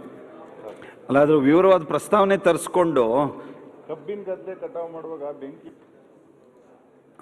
ಅದು ಪ್ರಸ್ತಾವನೆ ತರಿಸ್ಕೊಂಡು ಮಾನವೀಯತೆ ಕಾರಣಕ್ಕೆ ಏನಾದ್ರು ಸಹಾಯ ಮಾಡಿ ಪರಿಶೀಲನೆ ಮಾಡ್ತೇವೆ ಪರಿಹಾರ ಕೊಡೋದ್ರ ಬಗ್ಗೆ. ಅಲ್ಲ ಪುಟ್ಟರಾಜು ಅದ್ರದ್ದು ಏನೇನಿದೆ ಅದು ವಿವರಗಳನ್ನ ಮುಖ್ಯಮಂತ್ರಿಗಳಿಗೆ ತಂದು ಕೊಡಿ. ಮಾನವೀಯತೆ ಕಾರಣದಿಂದ ಏನಾದ್ರು ಸಹಾಯ ಮಾಡ್ಬೋದು, ಮಾಡ್ತಾರೆ, ಸಾಮಾನ್ಯವಾಗಿ ಮಾಡ್ತಾರೆ. ಪುಟ್ಟರಾಜು ಮಾಡಿಸಿ ನೋಡ್ಬೇಕಂತ ನೋಡಪ್ಪ, ನಿಮ್ದು ಏನ್ ನೀವಿಬ್ರು ಅಷ್ಟು ಚೆನ್ನಾಗಿ ಡಿಲರೈಸ್ ಮಾಡ್ತೀಯಲ್ಲ. ಓಕೆ ಆಯ್ತು ಬಿಡ್ರಿ. ಅದೇ ಇನ್ನೊಂದಿದೆ, ಆಮೇಲೆ ಮತ್ತೊಂದಿದೆ ಇದೇ ರೀತಿದು ಇನ್ನೊಂದಿದೆ, ಆಮೇಲೆ ಮತ್ತೊಂದು ಹೇಳಿ. ಸನ್ಮಾನ್ಯ ಅತ್ಯಂತ ಹಿರಿಯ ಶಾಸಕರು, ನನ್ನ ಆತ್ಮೀಯ ಮಿತ್ರರು, ಇದು ಗೊತ್ತಿಲ್ಲದೆ ಒಂದು ಗುಟ್ಟೆಲ್ಲ ನಮಗೂ ಎಲ್ಲ ನೀವು ಹೇಳ್ಬಿಟ್ರೆ ಬೇಕಾದ ಸರಿ ಯಾವ್ಯಾವುದೋ ವಿಷಯಕ್ಕೆ ಬಂದು ಮಾಡ್ತಾರೆ. ಇದು ಮಾನವೀಯತೆಯಿಂದ ನೋಡುವಂಥದ್ದು. ಖಂಡಿತವಾಗೂ ಅದಕ್ಕೆ ಪರಿಹಾರ ಕೊಡ್ತೀವಿ. ಇದನ್ನು ಅಲ್ಲೇ ಮುಗಿಸೋದು, ಇಲ್ಲಿ ಸಭೆಯಲ್ಲಿ ಸದನದಲ್ಲಿ ಕೇಳುವಂಥದ್ದು ಯಾಕೆ ಮಾಡ್ತೀಯಾ? ಇದಕ್ಕಿಂತ ಈಗ ಈಶ್ವರ್ ಖಂಡ್ರೆ ಅವರು ನಿಮ್ದು ಇದೇ ಇಲ್ಲ ಸರ್. ಈಶ್ವರ್ ಖಂಡ್ರೆ ಅವ್ರದ್ದು ಇದೆ. ಈಶ್ವರ್ ಖಂಡ್ರೆ ಅವ್ರದ್ದು ಲೈನ್ ತಾಗಿ 5 ಜನ ಸತ್ತು ಹೋಗಿದ್ದಾರೆ ಅನ್ನೋದಿದೆ ಅಲ್ವಾ? ನಿಮ್ದು ಇದೆ. ಹೌದು ಸರ್. ಈಗ ನಮ್ಮಲ್ಲಿ ನನ್ನ ಕ್ಷೇತ್ರದಲ್ಲಿ ಇವತ್ತು ಸುಮಾರು ಜನ 5 ಜನ ಅಂತ 5 ಜನ ಇನ್ನೊಬ್ಬಂದು ಇವತ್ತು ಬಂದಿದೆ ಲಿಸ್ಟ್ ಅಲ್ಲಿ, ಹೆಸರು ಕೊಟ್ಟಿದ್ದೇನೆ. ಇವತ್ತೊಬ್ಬ ತಂತಿ ತಗಲಿ ಮೇಲಿನಿಂದ ತಂತಿ ಕೆಳಗೆ ಕಡ್ದು ಬಿದ್ದು ಸಾಯ್ತಾರೆ. ಅಂದ್ರೆ ಮನುಷ್ಯರ ಜೀವಕ್ಕೆ ಬೆಲೆನೇ ಇಲ್ವಾ? ಅದಕ್ಕೆ ಪರಿಹಾರ ಇಲ್ಲ. ಹೌದು ಸರ್, ಏನೋ ಒಂದು ಆಕಸ್ಮಿಕ ಆಗಿದೆ, ಅದಕ್ಕೆ ರಕ್ಷಣೆ ಬೇಕು. ಆಕಸ್ಮಿಕವಾಗಿ ಒಂದು ಆಗಿದೆ ಈಶ್ವರ್. ಅಲ್ಲ ಮಾನ್ಯ ಸಭಾಧ್ಯಕ್ಷರೇ ಕೇಳಿ, ಇಲ್ಲಿ ಆ ಭಾಗದಲ್ಲಿ ಇನ್ನೂ ಹೆಜಾರ್ಡಸ್ ಲೈನ್ಸ್ ಇದೆ, 50 ವರ್ಷ ಕೆಳಗಿಂದ ಕಂಡಕ್ಟರ್ಸ್ ಇದೆ. ಆ ಕಂಡಕ್ಟರ್ಸ್ ಬದಲಿ ಮಾಡಬೇಕು, ಸೇಫ್ಟಿ ಆಗಿರ್ಬೇಕು ಅಂತ ಹೇಳಿ ಪ್ರಸ್ತಾವನೆಗಳು ಹೋಗಿದೆ. ಈಗ ಏನ್ ಮಾಡ್ಬೇಕು ಹೇಳ್ರಿ? ಈಗ ಇವರಿಗೆ ಪರಿಹಾರ ಕೊಟ್ಟು ಯಾರು ತಪ್ಪಿದೆ, ನಿರ್ಲಕ್ಷ್ಯ ಯಾರು ಮಾಡಿದೆ ಅವ್ರ ಮೇಲೆ ಕ್ರಿಮಿನಲ್ ಕೇಸ್ ಹಾಕಿ. ಓಕೆ, ಸುನಿಲ್ ಕುಮಾರ್ ಪರಿಹಾರ ಕೊಟ್ಟಿಲ್ಲ. ಓಕೆ, ಕೇಳೋಣ, ಸಚಿವರಿದ್ದಾರೆ ಇಲ್ಲಿ, ಕೇಳೋಣ. ಸುನಿಲ್ ಕುಮಾರ್. ಸರ್ಕಾರ ಇದ್ರೇನು ಹೋದ್ರೇನು? ಆಕಸ್ಮಿಕವಾಗಿ ತಂತಿ ಕಟ್ಟಾಗಿ ಏನ್ ಅವಘಡ ಆಗಿದೆ ಅನ್ನೋದನ್ನ ಒಂದ್ ನಿಮಿಷ ಕೇಳ್ರಿ, ಒಂದ್ ನಿಮಿಷ. ಆಕಸ್ಮಿಕವಾಗಿ ತಂತಿ ಅವಘಡದಿಂದ ತೀರ್ಕೊಂಡಿದ್ದಾರೆ ಎನ್ನುವಂಥದ್ದನ್ನು ಇವತ್ತು ಸದನದ ಗಮನಕ್ಕೆ ತಂದಿದ್ದಾರೆ. ನಾನು ತಕ್ಷಣ ಅಧಿಕಾರಿಗಳ ಜೊತೆಗೆ ವರದಿಯನ್ನು ತೆಗೆದುಕೊಂಡು ಯಾರಿಗೆ ಆ ರೀತಿ ಅವಘಡದಿಂದ ಸಾವನ್ನಪ್ಪಿದರೆ ನಮ್ಮ ಇಲಾಖೆಯಿಂದ ಅವರಿಗೆ ಪರಿಹಾರವನ್ನು ತೆಗೆದುಕೊಳ್ಳುವಂತ ಎಲ್ಲ ಕ್ರಮವನ್ನು ಕೈಗೊಳ್ಳುತ್ತವೆ. ನಾನು ಸಂಜೆ ಒಳಗೆ ನಿಮ್ ಗಮನಕ್ಕೆ ತಗೊಂಡು. ಓಕೆ, ಅವ್ರು ಇನ್ನೊಂದು ಹೇಳಿದ್ರು, ಲೈನ್ ಎಲ್ಲ ಸ್ವಲ್ಪ ಹಳೇದಿದೆ, ಅದು ಇದು ಅದನ್ನೆಲ್ಲ ನೋಡಿಸಿ ಒಂದ್ ಸ್ವಲ್ಪ. ನನ್ನ ಗಮನಕ್ಕೆ ತರಲಿ. ಅದನ್ನ ನೀವು ಒಂದ್ ನಿಮಿಷ, ಲೈನ್ ಇಂದು ನೀವು ಅವ್ರ ಗಮನಕ್ಕೆ ತಗೊಬನ್ನಿ, ಅದು ಎಲ್ಲೆಲ್ಲಿ ಲೈನ್ ಹೀಗಿದ್ದೆಲ್ಲ ಇದೆ ಅಂತ ಅವರು ಅದನ್ನ ಕ್ರಾಸ್ ಚೆಕ್ ಮಾಡಿಸ್ತಾರೆ. ಮತ್ತು ಅವರು ಈಗ ಹೇಳಿದ್ದಾರೆ ವರದಿ ತರಿಸ್ಕೊಂಡು ಏನು ಅಂತ ಮಾಡ್ತಾರೆ. ಇದಕ್ಕೆ ಪರಿಹಾರ ನಡೆಯೋ ಹೊತ್ತಿನಲ್ಲೇ ಲೈನ್ ಬಿದ್ದು ಮೇಲಿಂದ ತಂತಿ ಬಿದ್ದು ಸತ್ತಿದ್ದಾರೆ. ಏನೋ ಒಂದು ಆಕಸ್ಮಿಕ ಆಯ್ತು ಮಾತು. ಎಲ್ಲೆಲ್ಲಿ ತಂತಿ ಸರ್ ಕೇಳಿ ಕೇಳಿ, ಒಂದು ನಿಮಿಷ ಕೇಳಿ. ಆಯ್ತ್ರಿ, ಒಂದು ನಿಮಿಷ ದಯವಿಟ್ಟು. ಎಲ್ಲೆಲ್ಲಿ ಈ ತಂತಿ ಬಿದ್ದು ಅಥವಾ ವಿದ್ಯುತ್ ಅವಘಡದಿಂದ ಜನ ಸಾಯ್ತಾ ಇದ್ದಾರೆ, ಇಲಾಖೆ ನಿರ್ಲಕ್ಷ್ಯ ಇದೆ, ಪರಿಹಾರ ಕೊಡ್ತಿದ್ದಾರೆ. ಕ್ರಿಮಿನಲ್ ಕೇಸ್ ಹಾಕಿ. ಈಗ ಯಾವುದೋ ಒಂದು ಘಟನೆಯನ್ನ ಉಲ್ಲೇಖ ಮಾಡಿ ಎಲ್ಲಾ ಕಡೆ ಸಾಯ್ತಾ ಇದ್ದಾರೆ ಅಂತ ಹೇಳೋದು ಸರಿಯಲ್ಲ. ನೋಡಿ, ಎಲ್ಲಾ ಘಟನೆ ಸಂಬಂಧಪಟ್ಟಂತೆ ತಕ್ಷಣ ಕ್ರಮ ತೆಗೆದುಕೊಳ್ತೀವಿ. ಶೂನ್ಯ ವೇಳೆ ಪ್ರಸ್ತಾಪ ಮಾಡಿದ್ದಾರೆ. ಈಗ ತಗೊಂಡ್ಬರ್ತೇನೆ. ಓಕೆ, ಆರ್ ವಿ ದೇಶಪಾಂಡೆ ಅವರು. ಮಾನ್ಯ ಅಧ್ಯಕ್ಷರೇ, ಆಯ್ತು. ಈಗ ಶ್ರೀಸಾಮಾನ್ಯ ಆಯ್ತ್ರಿ, ಶೂನ್ಯ ವೇಳೆಯಲ್ಲಿ ನೀವು ರಾಜಕೀಯ ಭಾಷಣ ಮಾಡಿದ್ರೆ ರಾಜಕೀಯ ಇಲ್ಲ ಇದು ಸರ್, ರಾಜಕೀಯ ಇಲ್ಲ. ಏನಾಗ್ತಾ ಇದೆ ಆಗಲ್ಲ. ವೋಲ್ಟೇಜ್ ಹೆಚ್ಚು ಕಮ್ಮಿ ಆದ್ರೆ 2SSR 4SSR ಮಧ್ಯೆ ಏನಾದ್ರು ಕನೆಕ್ಟಿವಿಟಿ ಡಿಸ್ಟರ್ಬ್ ಆದ್ರೆ ರ್ಯಾಪಿಡ್ ಕಂಡಕ್ಟರ್ ಮಧ್ಯೆ ದಿಢೀರ್ ಅಂತ ಫ್ಲಕ್ಚುಯೇಷನ್ ಬಂದಾಗ ಅಲ್ಲೇ ತಂತಿಗಳು ಉರ್ದು ಸತೀಶ್ ರೆಡ್ಡಿ ಪ್ರಕೃತಿ ವಿಕೋಪ ಅಂತ ಕೊಟ್ಟಿದ್ದೀರಿ. ಪ್ರಕೃತಿ ವಿಕೋಪ ಅಂತ ಹೇಳಿದ್ರೆ ಹೆವಿ ವಿಂಡ್ ಅಂತ ಹೇಳ್ತಾನೆ.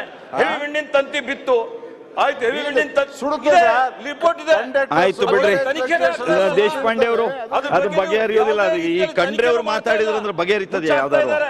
ಹಾ ಹೇಳ್ರಿ ದೇಶಪಾಂಡೆ ಅವರು. ಇವರು ಗರುಡಾಚಾರ್ಯರು, ಬೆಲ್ಲದ್ರು, ಸತೀಶ್ ರೆಡ್ಡಿ. ನಿಮ್ಮ 4 ಜನಕ್ಕೆ ಆಗ್ಲಿಂದ 3 ಸಲ ಕರೆದೆ ನಾನು. ನೀವು ಮಾತಾಡೋದು ಇಲ್ಲಿ ತನಕ ಕೇಳುತ್ತಪ್ಪ. ಮಾನ್ಯ ಅಧ್ಯಕ್ಷರೇ, ತಮಗೂ ಇದ್ರ ಬಗ್ಗೆ ಪರಿಚಯ ಇದೆ. ಮುಖ್ಯವಾಗಿ ನಮ್ಮ ಜಿಲ್ಲೆಯ ಕುಣಬಿ ಜನಾಂಗ, ಹಲಕಿ ಒಕ್ಕಲ್ ಜನಾಂಗ, ಇವನ್ ಗೌಡಿ ಜನಾಂಗ ಬಹಳ ಬಡವರು, ಹಿಂದುಳಿದ ಜನ, ಸಾಮಾಜಿಕವಾಗಿ, ಆರ್ಥಿಕವಾಗಿ, ಶೈಕ್ಷಣಿಕವಾಗಿ ಬಹಳ ಹಿಂದುಳಿದಿದ್ದಾರೆ. ಹಾಗಾಗಿ 2014ದಿಂದ ಈ ಪ್ರಯತ್ನ ನಡೀತಾ ಇದೆ. ಈ ಜನರಿಗೆ ಬುಡಕಟ್ಟು ಜನಾಂಗದ ಮಾಡಬೇಕಂತ ಪ್ರಸ್ತಾವನೆಗಳು ಕೇಂದ್ರ ಸರ್ಕಾರ ಹೋಗಿದ್ದಾವೆ. ಬುಡಕಟ್ಟು ಜನಾಂಗದ ಎಲ್ಲ ಲಕ್ಷಣಗಳು ಈ ಸಮಾಜದಲ್ಲಿ ಇವೆ. ಈ ಗೋವಾದಲ್ಲಿ ನಮ್ಮ ಹಲಕ್ಕಿ ಒಕ್ಕಲ್ ಸಮಾಜಿಗೆ ಅವರು ಎಸ್ಟಿ ಮಾಡಿದ್ದಾರೆ. ಆದರೆ ಇದು ದಿಲ್ಲಿ ಹೋಗ್ತದೆ, ದಿಲ್ಲಿಯಿಂದ ವಾಪಸ್ ಬರ್ತದೆ. ನಾನು 1-2 ಸತಿ ದಿಲ್ಲಿಗೆ ಇದ್ರ ಬಗ್ಗೆ ಹೋಗಿ ಬಂದಿದ್ದೇನೆ. ಆದರೆ ಸರ್ಕಾರದಿಂದ ಸ್ವಲ್ಪ ಗಂಭೀರವಾಗಿ ಇದರ ಬಗ್ಗೆ ಪ್ರಯತ್ನ ಮಾಡಿದರೆ ಇದು ಸಾಧ್ಯತೆ. ಈಗ ಈ ಪ್ರಕರಣ ನಾವು 10/2017ಗೆ ನಾವು ಭಾರತ ಸರ್ಕಾರ ಕಳಿಸಿದ್ವಿ. ಯಾರ ಬಗ್ಗೆ? ಕುಣಬಿ ಜನಾಂಗ ಬಗ್ಗೆ. ಅದರ ನಂತರ ಇದು ವಾಪಸ್ ಬಂತು. ಸೇಯಿಂಗ್ ದ್ಯಾಟ್ ರಿಜೆಕ್ಟ್ ಮಾಡ್ದಂಗೆ ಮಾಡಿದ್ರು, ಬಟ್ ಸ್ಟಿಲ್ ನಿಮ್ಮ ಇದ್ರ ಮೇಲೆ ಕಮೆಂಟ್ಸ್ ಇದ್ರೆ ಕಳಿಸ್ರಿ ಅಂತ ಹೇಳಿದರು. ಆ ಪ್ರಕಾರ ಕಮೆಂಟ್ಸ್ ಕಳಿಸಿದ್ರು. ಈಗ ಇದು 21/2/19 ಈ secretary to government of India, ministry of private affairs, Karnataka social welfare department detail justification ಮಾಡಿ ಪುನಃ ಕಳಿಸಿದ್ದಾರೆ. ಇದು 30/6/22 ಲೆಟರ್ ಹೋಗಿದೆ. ಆದರೆ ಇನ್ನೂ ಇದು ಭಾರತ ಸರ್ಕಾರದ ಟ್ರೈಬಲ್ ಮಿನಿಸ್ಟ್ರಿಯಲ್ಲಿ ಪೆಂಡಿಂಗ್ ಇದೆ. ಸೊ ಇದು ಪರ್ಸ್ಯೂ ಮಾಡಬೇಕಾಗ್ತದೆ. ಪರ್ಸ್ಯೂ ಮಾಡಿದರೆ ಇದು ಖಂಡಿತವಾಗಿ ಆಗ್ತದೆ. ಯಾಕಂದ್ರೆ ಗೋವಾದಲ್ಲಿ ಮಾಡಿದ್ದಾರೆ, ಇವರು ಸಹ ಏನು ಮಾಡ್ತಾರೆ, ಅರಣ್ಯದಲ್ಲಿ ಉಳಿತಾರೆ, ಜಮೀನು ಇಲ್ಲ, ಏನು ಅರಣ್ಯ ಅತಿಕ್ರಮಣ ಮಾಡಿರ್ಬೋದು ಸ್ವಲ್ಪ. ಹಾಗಾಗಿ ಫಾರೆಸ್ಟ್ ಪ್ರೊಡ್ಯೂಸ್ ಮೇಲೆ ಜೀವನ. ಇವ್ರ ಕಲೆ ನೋಡ್ರಿ, ಇವ್ರ ಸಾಹಿತ್ಯ ನೋಡಿ, ಎಲ್ಲ ನೋಡಿದರೆ ಕುಣಬಿ ಟ್ರೇಡ್ಸ್ ಎಲ್ಲ ಇವರಲ್ಲಿ ಇವೆ. ಅದೇ ಪ್ರಕಾರ ನಮ್ಮ ಹಲಕ್ಕಿ ಸಮಾಜದವರು ಸಹ ನಮ್ಮ ಅಧ್ಯಕ್ಷ ಸಹ ಒಂದು ಕಾಲದಲ್ಲಿ ಆ ಕ್ಷೇತ್ರ ನೀವು ಪ್ರತಿನಿಧಿಸ್ತಾ ಇದ್ದೀರಿ. ಸರಣ 8 ಫೆಬ್ರವರಿ 2017 ಟ್ರೈಬಲ್ ಮಿನಿಸ್ಟರ್ಗೆ ಪ್ರಪೋಸಲ್ ಕಳಿಸಿದ್ದೇವೆ ಸರ್ಕಾರದಿಂದ. ಅದ ನಂತರ 22 ಮಾರ್ಚ್ 22 ಭಾರತ ಸರ್ಕಾರದಿಂದ ಟ್ರೈಬಲ್ ಮಿನಿಸ್ಟರ್ನ ಪ್ರಪೋಸಲ್ ವಾಪಸ್ ಬಂದಿದೆ. ಈ 1 ವರ್ಷ ಆಯಿತು, ನಿಮ್ಮ ಸರ್ಕಾರದಿಂದ ಬಗ್ಗೆ ಉತ್ತರ ಹೋಗಿಲ್ಲ ಸರ್. ಹಾಗಾಗಿ ಎರಡೂ ಸಮುದಾಯಗಳು, ಅತಿ ಬಡವರು, ಅತಿ ಹಿಂದುಳಿದ ಜನಾಂಗ, ಆರ್ಥಿಕವಾಗಿ, ಶೈಕ್ಷಣಿಕವಾಗಿ, ಸಾಮಾಜಿಕವಾಗಿ, ಹಾಗಾಗಿ ಇದಕ್ಕೆ ಇವ್ರಿಗೆ ಬುಡಕಟ್ಟು ಜನಾಂಗ ಆಗುವ ಎಲ್ಲ ಅರ್ಹತೆ ಇದೆ. ಹಾಗಾಗಿ ಅವ್ರ ಅಜಿಟೇಷನ್ಸ್ ಪ್ರಾರಂಭ ಮಾಡಿದ್ದಾರೆ. 40 ಮಂದಿ ಕಾರವಾರದಲ್ಲಿ ಮಾಡಿದ್ರು, ನಮ್ಮ ಕುಟುಂಬಿ ಜನಾಂಗ ಮಾಡಿದ್ರು, ಮೊನ್ನೆ ಕುಟುಂಬಿ ಜನ ಡೆಲ್ಲಿ ಹೋಗ್ಬೋದು. ಹಾಗಾಗಿ ಸರ್ಕಾರ ಪ್ರಯತ್ನ ಮಾಡಬೇಕು. ಅದರ ಜೊತೆ ಇದು ನೋಟಿಸ್ದಲ್ಲಿ ಇಲ್ಲ, ಅದ್ರ ಜೊತೆ ಗೌಳಿ ಜನಾಂಗ ಅದ. ಗೌಳಿ ಜನಾಂಗ ಬಹಳ ಬಡವರು, ನಿಮ್ ಗಮನಕ್ಕೂ ಬಂದಿರ್ಬೋದು, ನೋಡಿರ್ಬೋದು. ಪುತ್ತಕಟ್ಟು ಮಾಡುವಾಗ ಧಾರವಾಡ, ಖಾನಾಪುರ ಏರಿಯಾ, ಅವ್ರಿಗೂ ಪಾಪ ಬಹಳ ಬಡವರು ಅದ. ಆ ಪ್ರಪೋಸಲ್ಸು ಇನ್ನು ಗೌರ್ಮೆಂಟ್ ಆಫ್ ಇಂಡಿಯಾಕ್ಕೆ ಹೋಗಿಲ್ಲ, ಇದು ಸ್ಟೇಟ್ ಗೌರ್ಮೆಂಟ್ ಪೆಂಡಿಂಗ್ ಅದೇ. ಅದ್ರ ಬಗ್ಗೆ ಸರ್ಕಾರ ಕ್ರಮ ತಗೋಬೇಕಾದ್ರೆ ತಮ್ಮ ಮುಖಾಂತರ ಮನವಿ ಮಾಡ್ತಾರೆ. ರೂಪಾಲಿ ಬ್ರೀಫ್ ಆಗಿ. ಸಭಾಧ್ಯಕ್ಷರೇ, ನಮ್ಮ ಸನ್ಮಾನ್ಯ ನಮ್ಮ ಹಿರಿಯರು, ಜಿಲ್ಲೆಯ ಹಿರಿಯರಾದಂಥ ದೇಶಪಾಂಡೆ ಸರ್ ಅವರು ಏನು ಆಡಿದ ಮಾತುಗಳಿಂದ ಸತ್ಯ ಇದೆ. ಆದರೆ ಈ ಹಿಂದೆ ಸಭಾಧ್ಯಕ್ಷರೇ ಇದ್ರ ಬಗ್ಗೆ ಈ ಒಂದು ಕುಲಶಾಸ್ತ್ರ ಅಧ್ಯಯನಕ್ಕಾಗಿ ಹೋಗಿತ್ತು. ಕುಲಶಾಸ್ತ್ರ ಅಧ್ಯಯನದಿಂದ ಸೆಂಟ್ರಲಿಗೆ ಹೋಗಿ ಸೆಂಟ್ರಲಿನಿಂದ ಮತ್ತೆ 17-18 ಇಸ್ವಿಗೆ ರಿಟರ್ನ್ ಬಂದಿದೆ ಸರ್, ಹಾಲಕ್ಕಿ ಸಮುದಾಯ ಭವನ ಮತ್ತೆ ಕುಣಬಿ ಸಮಾಜದವ್ರದ್ದು. ಬಟ್ ಅಲ್ಲಿ ಏನಾಗಿದೆ ಅಂದ್ರೆ ಕುಲಶಾಸ್ತ್ರ ಅಧ್ಯಯನದಲ್ಲಿ ತುಳಸಿ ಕಟ್ಟೆ ಇರುವ ನಿಮಿತ್ತ ಅಂತ ಹೇಳ್ಕೊಂಡು ಒಂದು ಸೆಂಟೆನ್ಸ್ ಏನು ಹಾಕಿದ್ದಾರೆ. ಅದರಲ್ಲಿ STಗೆ ಸೇರಿಸ್ಲಿಕ್ಕೆ ಆಗುದಿಲ್ಲ ಅಂತ ಹೇಳ್ಕೊಂಡು ಅವರೇನೋ ಅದರ ಬಗ್ಗೆ ಕೇಂದ್ರದಿಂದ ಮಾಹಿತಿ ಕಳಿಸ್ಕೊಟ್ಟಿದ್ದಾರೆ. ಇದು ಮಾಹಿತಿ ಸರಿ ಇಲ್ಲದ ಕಾರಣ ಮತ್ತೆ ನಾನು ಸುವರ್ಣಸೌಧದಲ್ಲಿ ಹೋದ ಅಧಿವೇಶನದಲ್ಲಿ ಅವರನ್ನ ಕರೆಸಿ ಮೈಸೂರಿನಲ್ಲಿ ವಿಶ್ವವಿದ್ಯಾಲಯ ಅವರನ್ನು ಸಹ ಕರೆಸ್ಕೊಂಡು 2 ಸಲ ನಾವು ಅವರಿಗೆ ಭೇಟಿಯಾಗಿ, ಒಂದು ಬೆಂಗಳೂರಿನಲ್ಲಿ, ಒಂದು ಬೆಳಗಾಂನಲ್ಲಿ. ಈಗೇನ್ ಮಾಡ್ಬೇಕು ಹೇಳಿ? ಕುಲಶಾಸ್ತ್ರೀಯ ಅಧ್ಯಯನಕ್ಕೆ ರೆಡಿ ಆಗಿದೆ. ಈಗೇನ್ ಮಾಡ್ಬೇಕು? ಈಗೇನಿಲ್ಲ, ಅವರು ಏನೋ ಹಿಂದೆ ಆಗಿತ್ತು ಬಂದಿರೋದು, ನಮ್ಮ ಕೇಂದ್ರದಿಂದ ಸ್ಟೇಟ್ ಇಂದ ಕಳಿಸಿಲ್ಲ ಏನು ಹೇಳ್ತಾ ಇದ್ದಾರೆ. ಈಗಾಗಲೇ ನಾವು ಅದರ ಪ್ರಸ್ತಾವನೆ ಮತ್ತೆ ಜೊತೆಯಲ್ಲಿ ಕುಲಶಾಸ್ತ್ರ ಅಧ್ಯಯನ ಕೂಡ ಪೂರ್ಣಗೊಂಡಿದೆ. ಅದು ಮಾನ್ಯ ಮುಖ್ಯಮಂತ್ರಿಗಳು ಇದನ್ನು ಇಲ್ಲಿಂದ ಕಳಿಸಬೇಕಾಗಿ ವಿನಂತಿ ಮಾಡ್ಕೊಳ್ತೇನೆ. ಜೊತೆಯಲ್ಲಿ ಈ ಜನಾಂಗ ಅದೆಷ್ಟೋ ವರ್ಷಗಳಿಂದ ತುಂಬಾ ಒಂದು ಬಡತನದ ಇದರಲ್ಲಿ ಅವರು ಜೀವನವನ್ನು ನಡೆಸಿಕೊಂಡು ಬರ್ತಾ ಇದ್ದಾರೆ. ದಯವಿಟ್ಟು ನಾನು ಎಲ್ಲರಿಗೂ ಕೂಡ ರಿಕ್ವೆಸ್ಟ್ ಆಗಿ ಕೇಳ್ಕೊಳ್ತೇನೆ, ಆದಷ್ಟು ಬೇಗ ಇವರ ಹಾಲಕ್ಕಿ ಸಮುದಾಯರನ್ನ ಏನಕ್ಕೆ ನಮ್ಮ ಜಿಲ್ಲೆಯಲ್ಲಿ ಸುಮಾರು 1,45,000 ಜನಗಳಿದ್ದಾರೆ. ನನ್ನ ಕ್ಷೇತ್ರದಲ್ಲಿ 46,000 ಜನರು ಅವರು ಹಾಲಕ್ಕಿ ಸಮುದಾಯದವರು ಇದ್ದಾರೆ. ದಯವಿಟ್ಟು ರಿಕ್ವೆಸ್ಟ್ ಮಾಡ್ತೀನಿ, ವಿವರಕ್ಕೆ ಹೋಗ್ಬೇಡಿ. ನೀವು ಹೇಳಿರೋದು ಈಗ ನಮ್ದು ಇಡೀ ನಮ್ಮ ಜಿಲ್ಲೆದು, ನಾನು ಹೆಬ್ಬಾರರಿಂದ ಹಿಡಿದು ಇಡೀ ದೇಶಪಾಂಡೆ ಅವ್ರು ನಾವೆಲ್ಲ ಮೊದಲಿಂದ ಪ್ರಯತ್ನ ಮಾಡ್ತಾ ಇರೋದು ಇದೆ. ಇದು ಸ್ವಲ್ಪ ಈ ಕುಲಶಾಸ್ತ್ರ ಅಧ್ಯಯನದಿಂದ ಸಣ್ಣ ಪುಟ್ಟ ಸ್ಪಷ್ಟೀಕರಣ ಮಾಡಿಸಿ. ನಾವು SC ಮಾಡೋದು ಹೇಳಿಲ್ಲ ಸಭಾಧ್ಯಕ್ಷರೇ, ಶೆಡ್ಯೂಲ್ ಟ್ರೈಬ್ ಅದೇ ಗೊತ್ತು. ಅದಕ್ಕೆ ಇದು ಕುಣಬಿ SC ಅಲ್ಲ ST ಇಲ್ಲ, ಅದು ಕುಣಬಿ ಬೇರೆ, ಈಗ ಅಲ್ಲಿ ಹಾಲಕ್ಕಿ ಬೇರೆ, ಗೌಳಿ ಬೇರೆ, ಬೇರೆ ಬೇರೆ ಸಮುದಾಯದವ್ರದ್ದು ಬೇರೆ ಬೇರೆ ರೀತಿಯ ಬೇಡಿಕೆಗಳಿದೆ. ಅದಕ್ಕೆಲ್ಲ ಬೇಕಾದಂತ ಕುಲಶಾಸ್ತ್ರ ಅಧ್ಯಯನಗಳ ವರದಿಗಳು ಅದು ಹೋಗಿ ಬಂದು ಆಗ್ತಾ ಇದೆ. ರಾಜ್ಯ ಸರ್ಕಾರದಿಂದ ಕೇಂದ್ರ ಸರ್ಕಾರದಲ್ಲಿ ಒಂದು ಸ್ವಲ್ಪ ಸೀರಿಯಸ್ ಆಗಿ ಫಾಲೋ ಅಪ್ ಆಗಬೇಕಾದ ಅಗತ್ಯ ಇದೆ. ತಾವು ಅದನ್ನು ಮಾಡಿದ್ರೆ ಸರ್ಕಾರದ ಪರವಾಗಿ ನಮ್ಮಲ್ಲಿ ಡೆಲ್ಲಿಯಲ್ಲಿ ಇರುವಂಥ ನಮ್ಮ ಪ್ರತಿನಿಧಿಗಳ ಮೂಲಕ ಇದನ್ನೊಂದು ಸ್ವಲ್ಪ ಸ್ಪೀಡಪ್ ಮಾಡಿಸಿದ್ರೆ ಇದೆಲ್ಲವೂ ಸ್ವಲ್ಪ ಸರಿ ಹೋಗುತ್ತೆ. ಹಾಗಾಗಿ ಸರ್ಕಾರದ ಮಧುಸ್ವಾಮಿ ಅವರು, ತಾವು ಸರ್ಕಾರದಿಂದ ಕೇಂದ್ರದಲ್ಲಿ ಫಾಲೋ ಅಪ್ ಮಾಡಿಸಿ ಸ್ವಲ್ಪ ಸ್ಪೀಡಪ್ ಮಾಡಿಸ್ಬೇಕು. ತಾವು ಅದಕ್ಕೆ ಅಗತ್ಯ ಕ್ರಮ ತೆಗೆದುಕೊಳ್ಳೋದಕ್ಕೆ ತಾವು ಸೂಚಿಸೋದು ಒಳ್ಳೇದು. ಆಯ್ತಮ್ಮ, ಆಯ್ತು. ಓವರಲ್ಲಿ ಬಂದ ತಕ್ಷಣ ನನಗನ್ನಿಸ್ತು ನಿಮ್ಮ ಇಂಟ್ರೆಸ್ಟ್ ಇನ್ವಾಲ್ವ್ ಆಗಿದೆ ಅಂತ. 0 ಓವರಲ್ಲಿ ಬರೋ ವಿಷಯ ಆಯ್ತು ಬಿಡ್ರಿ, ಈಗೆಲ್ಲ ನಮ್ಗೆಲ್ಲ ಗೊತ್ತಿಲ್ಲದೆ ನೀವು ನಮ್ಗೆ ಓದ್ಕೊಳ್ಳಿ ಸರ್. ಒಬ್ರು ಹತ್ತಂಗೆ ಮಾಡ್ಕೊಂಡು ಕೂತ್ಕೊಂಡ್ಬಿಟ್ರೆ. ಓಕೆ ಸರ್, ಈಗ ನಾನು ಅವ್ರಿಗೆ ವಿವರಣೆನ ನಾವಾಗಲೇ ಕೊಟ್ಟಿದ್ದೀವಿ ದೇಶಪಾಂಡೆ ಸಾಹೇಬ್ರಿಗೆ, ಅವ್ರು ಓದಿದ್ದಾರೆ. 17ರಲ್ಲಿ ನಾವು ಕಳಿಸಿದ್ವಿ. 18ರಲ್ಲಿ ನಾವು ಮತ್ತೆ ರೀಟ್ರೇಟ್ ಮಾಡಿ ಕುಣಬಿ ಸಮುದಾಯನ ಕಳಿಸ್ಬೇಕು ಅಂತ ಹೇಳಿ ಕಳಿಸಿದ್ವಿ ಸರ್.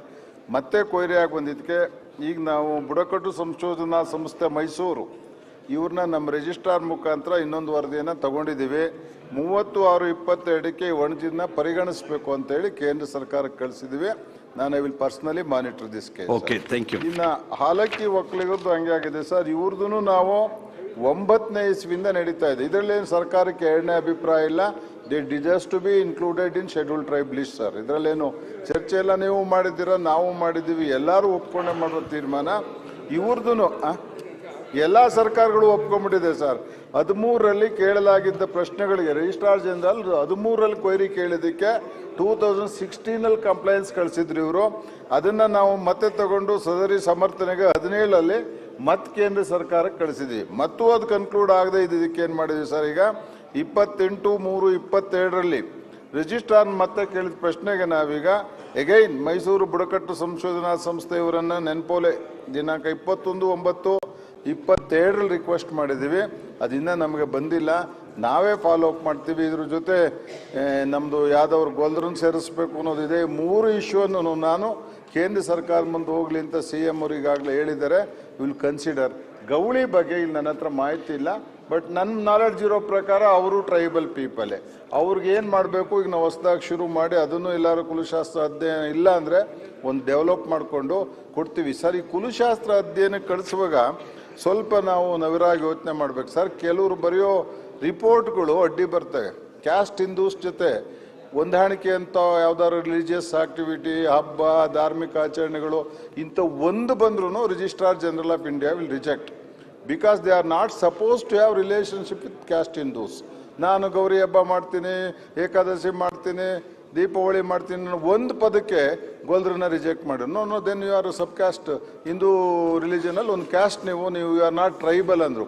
ಟ್ರೈಬಲ್ ಕ್ಯಾರೆಕ್ಟರ್ನ ನಾವು ಪ್ರೂವ್ ಮಾಡಬೇಕಂದ್ರೆ ನಮಗೆ ಅವ್ರಿಗೆ ಎಲ್ಲೂ ಸೌಮ್ಯತೆ ಹೊಂದಾಣಿಕೆ ಇಲ್ಲ ಅಂತೇಳಿ ನಾವು ಸ್ವಲ್ಪ ಹುಷಾರಾಗಿ ನೋಡಿದಿದ್ರೆ ಬೇಗ ಕ್ಲಿಯರ್ ಆಗೋದು. ನಮ್ಮ ಒಂದೊಂದು ಮಿಸ್ಟೇಕ್ ಆಗಿದೆ ಸರ್.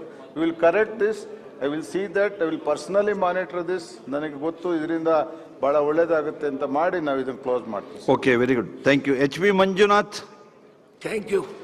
ಸನ್ಮಾನ್ಯ ಅಧ್ಯಕ್ಷರೇ, ಕಳೆದ ಒಂದು ವಾರದಲ್ಲಿ ಜೊತೆಗೆ ಈ ದಿನ ಬೆಳಗ್ಗೆನೆ ತಂಬಾಕು ಮಾರುಕಟ್ಟೆಯಲ್ಲಿ ದಿಢೀರಂತ 45 ರೂಪಾಯಿ ರೇಟ್ ಕುಸಿದೋಗಿದೆ. ಇದು ಹೆಚ್ಚು ಕಮ್ಮಿ ನಮ್ಮ 5 ತಾಲೂಕಿಗೆ ಸಂಬಂಧಪಟ್ಟಂಥದ್ದು. ಎಷ್ಟಿದ್ದು ಎಷ್ಟಕ್ಕೆ ಬಂತು ಸರ್? ಎಷ್ಟು ದರ ಇತ್ತು? ಈಗ 220 ಸರ್. 270. 220 ಇಳಿದೆ. ಒಂದು ಇಲ್ಲಿ ಕೆಲವು ಸಲಹೆಗಳನ್ನ ಸರ್ಕಾರ ಕೊಡ ಬಯಸ್ತೀನಿ ಅಧ್ಯಕ್ಷರೇ. ಭಾಳ ಮುಖ್ಯವಾಗಿ ಏನಪ್ಪ ಅಂದರೆ ತಂಬಾಕು ಮಂಡಳಿ ರೈತರ ಜೊತೆ ಚೆಲ್ಲಾಟ ಆಡ್ತಾ ಇದೆ. ಒಂಥರ ಈಸ್ಟ್ ಇಂಡಿಯಾ ಕಂಪ್ನಿ ರೀತಿ ನಡ್ಕೋತಾ ಇದೆ.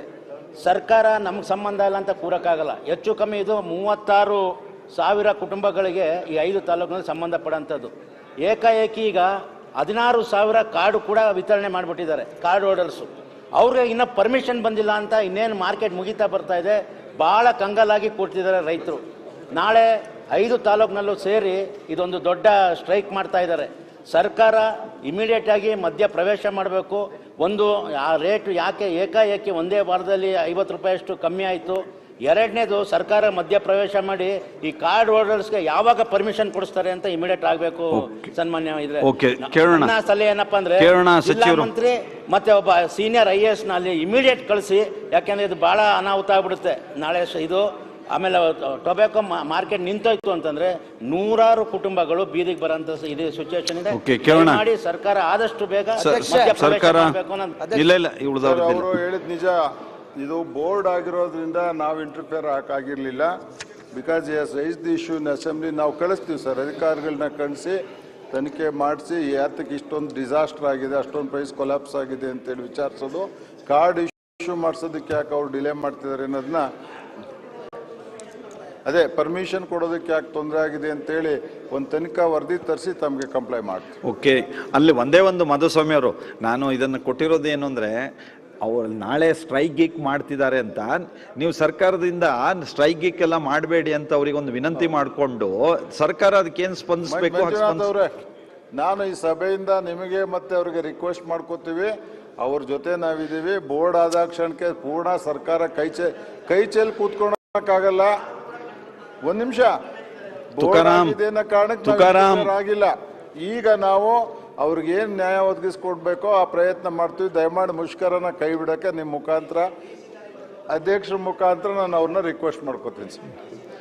ಆಯ್ತಿಲ್ಲ, DC ಅವ್ರಿಗೆ ಮಾತಾಡಿಸಿ ನಾಳೆ ಸ್ಟ್ರೈಕ್ ಆಗದಂಗೆ ಹೇಳಿ ಮನವೊಲಿಸಿ ಸರ್ಕಾರ ಸ್ಪಂದಿಸೋದಕ್ಕೆ ಸಿದ್ಧ ಇರುವಾಗ ಸಿದ್ಧ ಮಾಡಿ. ಈಗ ಶೂನ್ಯ ವೇಳೆ ಮುಕ್ತಾಯ ಆಯಿತು, ನಾಳೆ ಕೊಡ್ತೀನಿ, ಅದು ಇವತ್ತು ಹಾಕಿಲ್ಲ, ನಾಳೆ ಕೊಡ್ತೀನಿ. ಈಗ ಒಂದು ಪ್ರಕಟಣೆ ಇದೆ. ಇವತ್ತು ಬೆಳಿಗ್ಗೆ ಸದನದ ಕಾರ್ಯಕಲಾಪ ಸಲಹಾ ಸಮಿತಿಯ ಸಭೆ ಆಯಿತು. ಆ ಸಭೆಯಲ್ಲಿ ನಿರ್ಣಯ ಆಗಿರುವಂಥ ವಿವರಗಳನ್ನು ಸದನದ ಗಮನಕ್ಕೆ ತರ್ತಾ ಇದ್ದೇನೆ. ಒಂದೇ ನಿಮಿಷ, ಒಂದು ನಿಮಿಷ ಯಾರ್ಯಾರು ಇದ್ದೀರಿ ಎಲ್ಲ ಕೇಳ್ಕೊಬಿಡ್ರಿ. ಹಿಂದೆ ಅರುಣ ಎಲ್ಲ ಕೇಳ್ರಿ. ಈಗ ಬೆಳಗ್ಗೆ ಕಾರ್ಯಕಲಾಪಗಳ ಸಲಹಾ ಸಮಿತಿ ಒಳಗೆ ನಿರ್ಣಯ ಆಗಿರುವಂಥ ವಿಷಯ ಅಂದರೆ, ಇವತ್ತು ಮತ್ತು ನಾಳೆ ರಾಜ್ಯಪಾಲರ ಭಾಷಣದ ಮೇಲೆ ಚರ್ಚೆ ಮುಂದುವರಿತದೆ.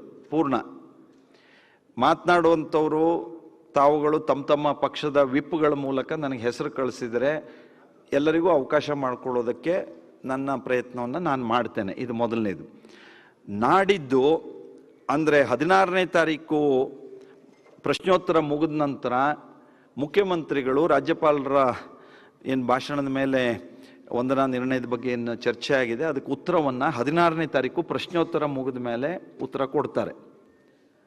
ಅದಾದ ನಂತರ ಕೆಲವು ಬಿಲ್ಲುಗಳನ್ನು ನಾಳೆ ನಾವು ಹಾಕ್ತೀವಿ. ಅದು ನಾಡ್ದು ಅದನ್ನು ಚರ್ಚೆ ಮಾಡಿ ತೆಗೆದುಕೊಳ್ಳೋದಕ್ಕೆ ಅವಕಾಶ ಇರುತ್ತೆ.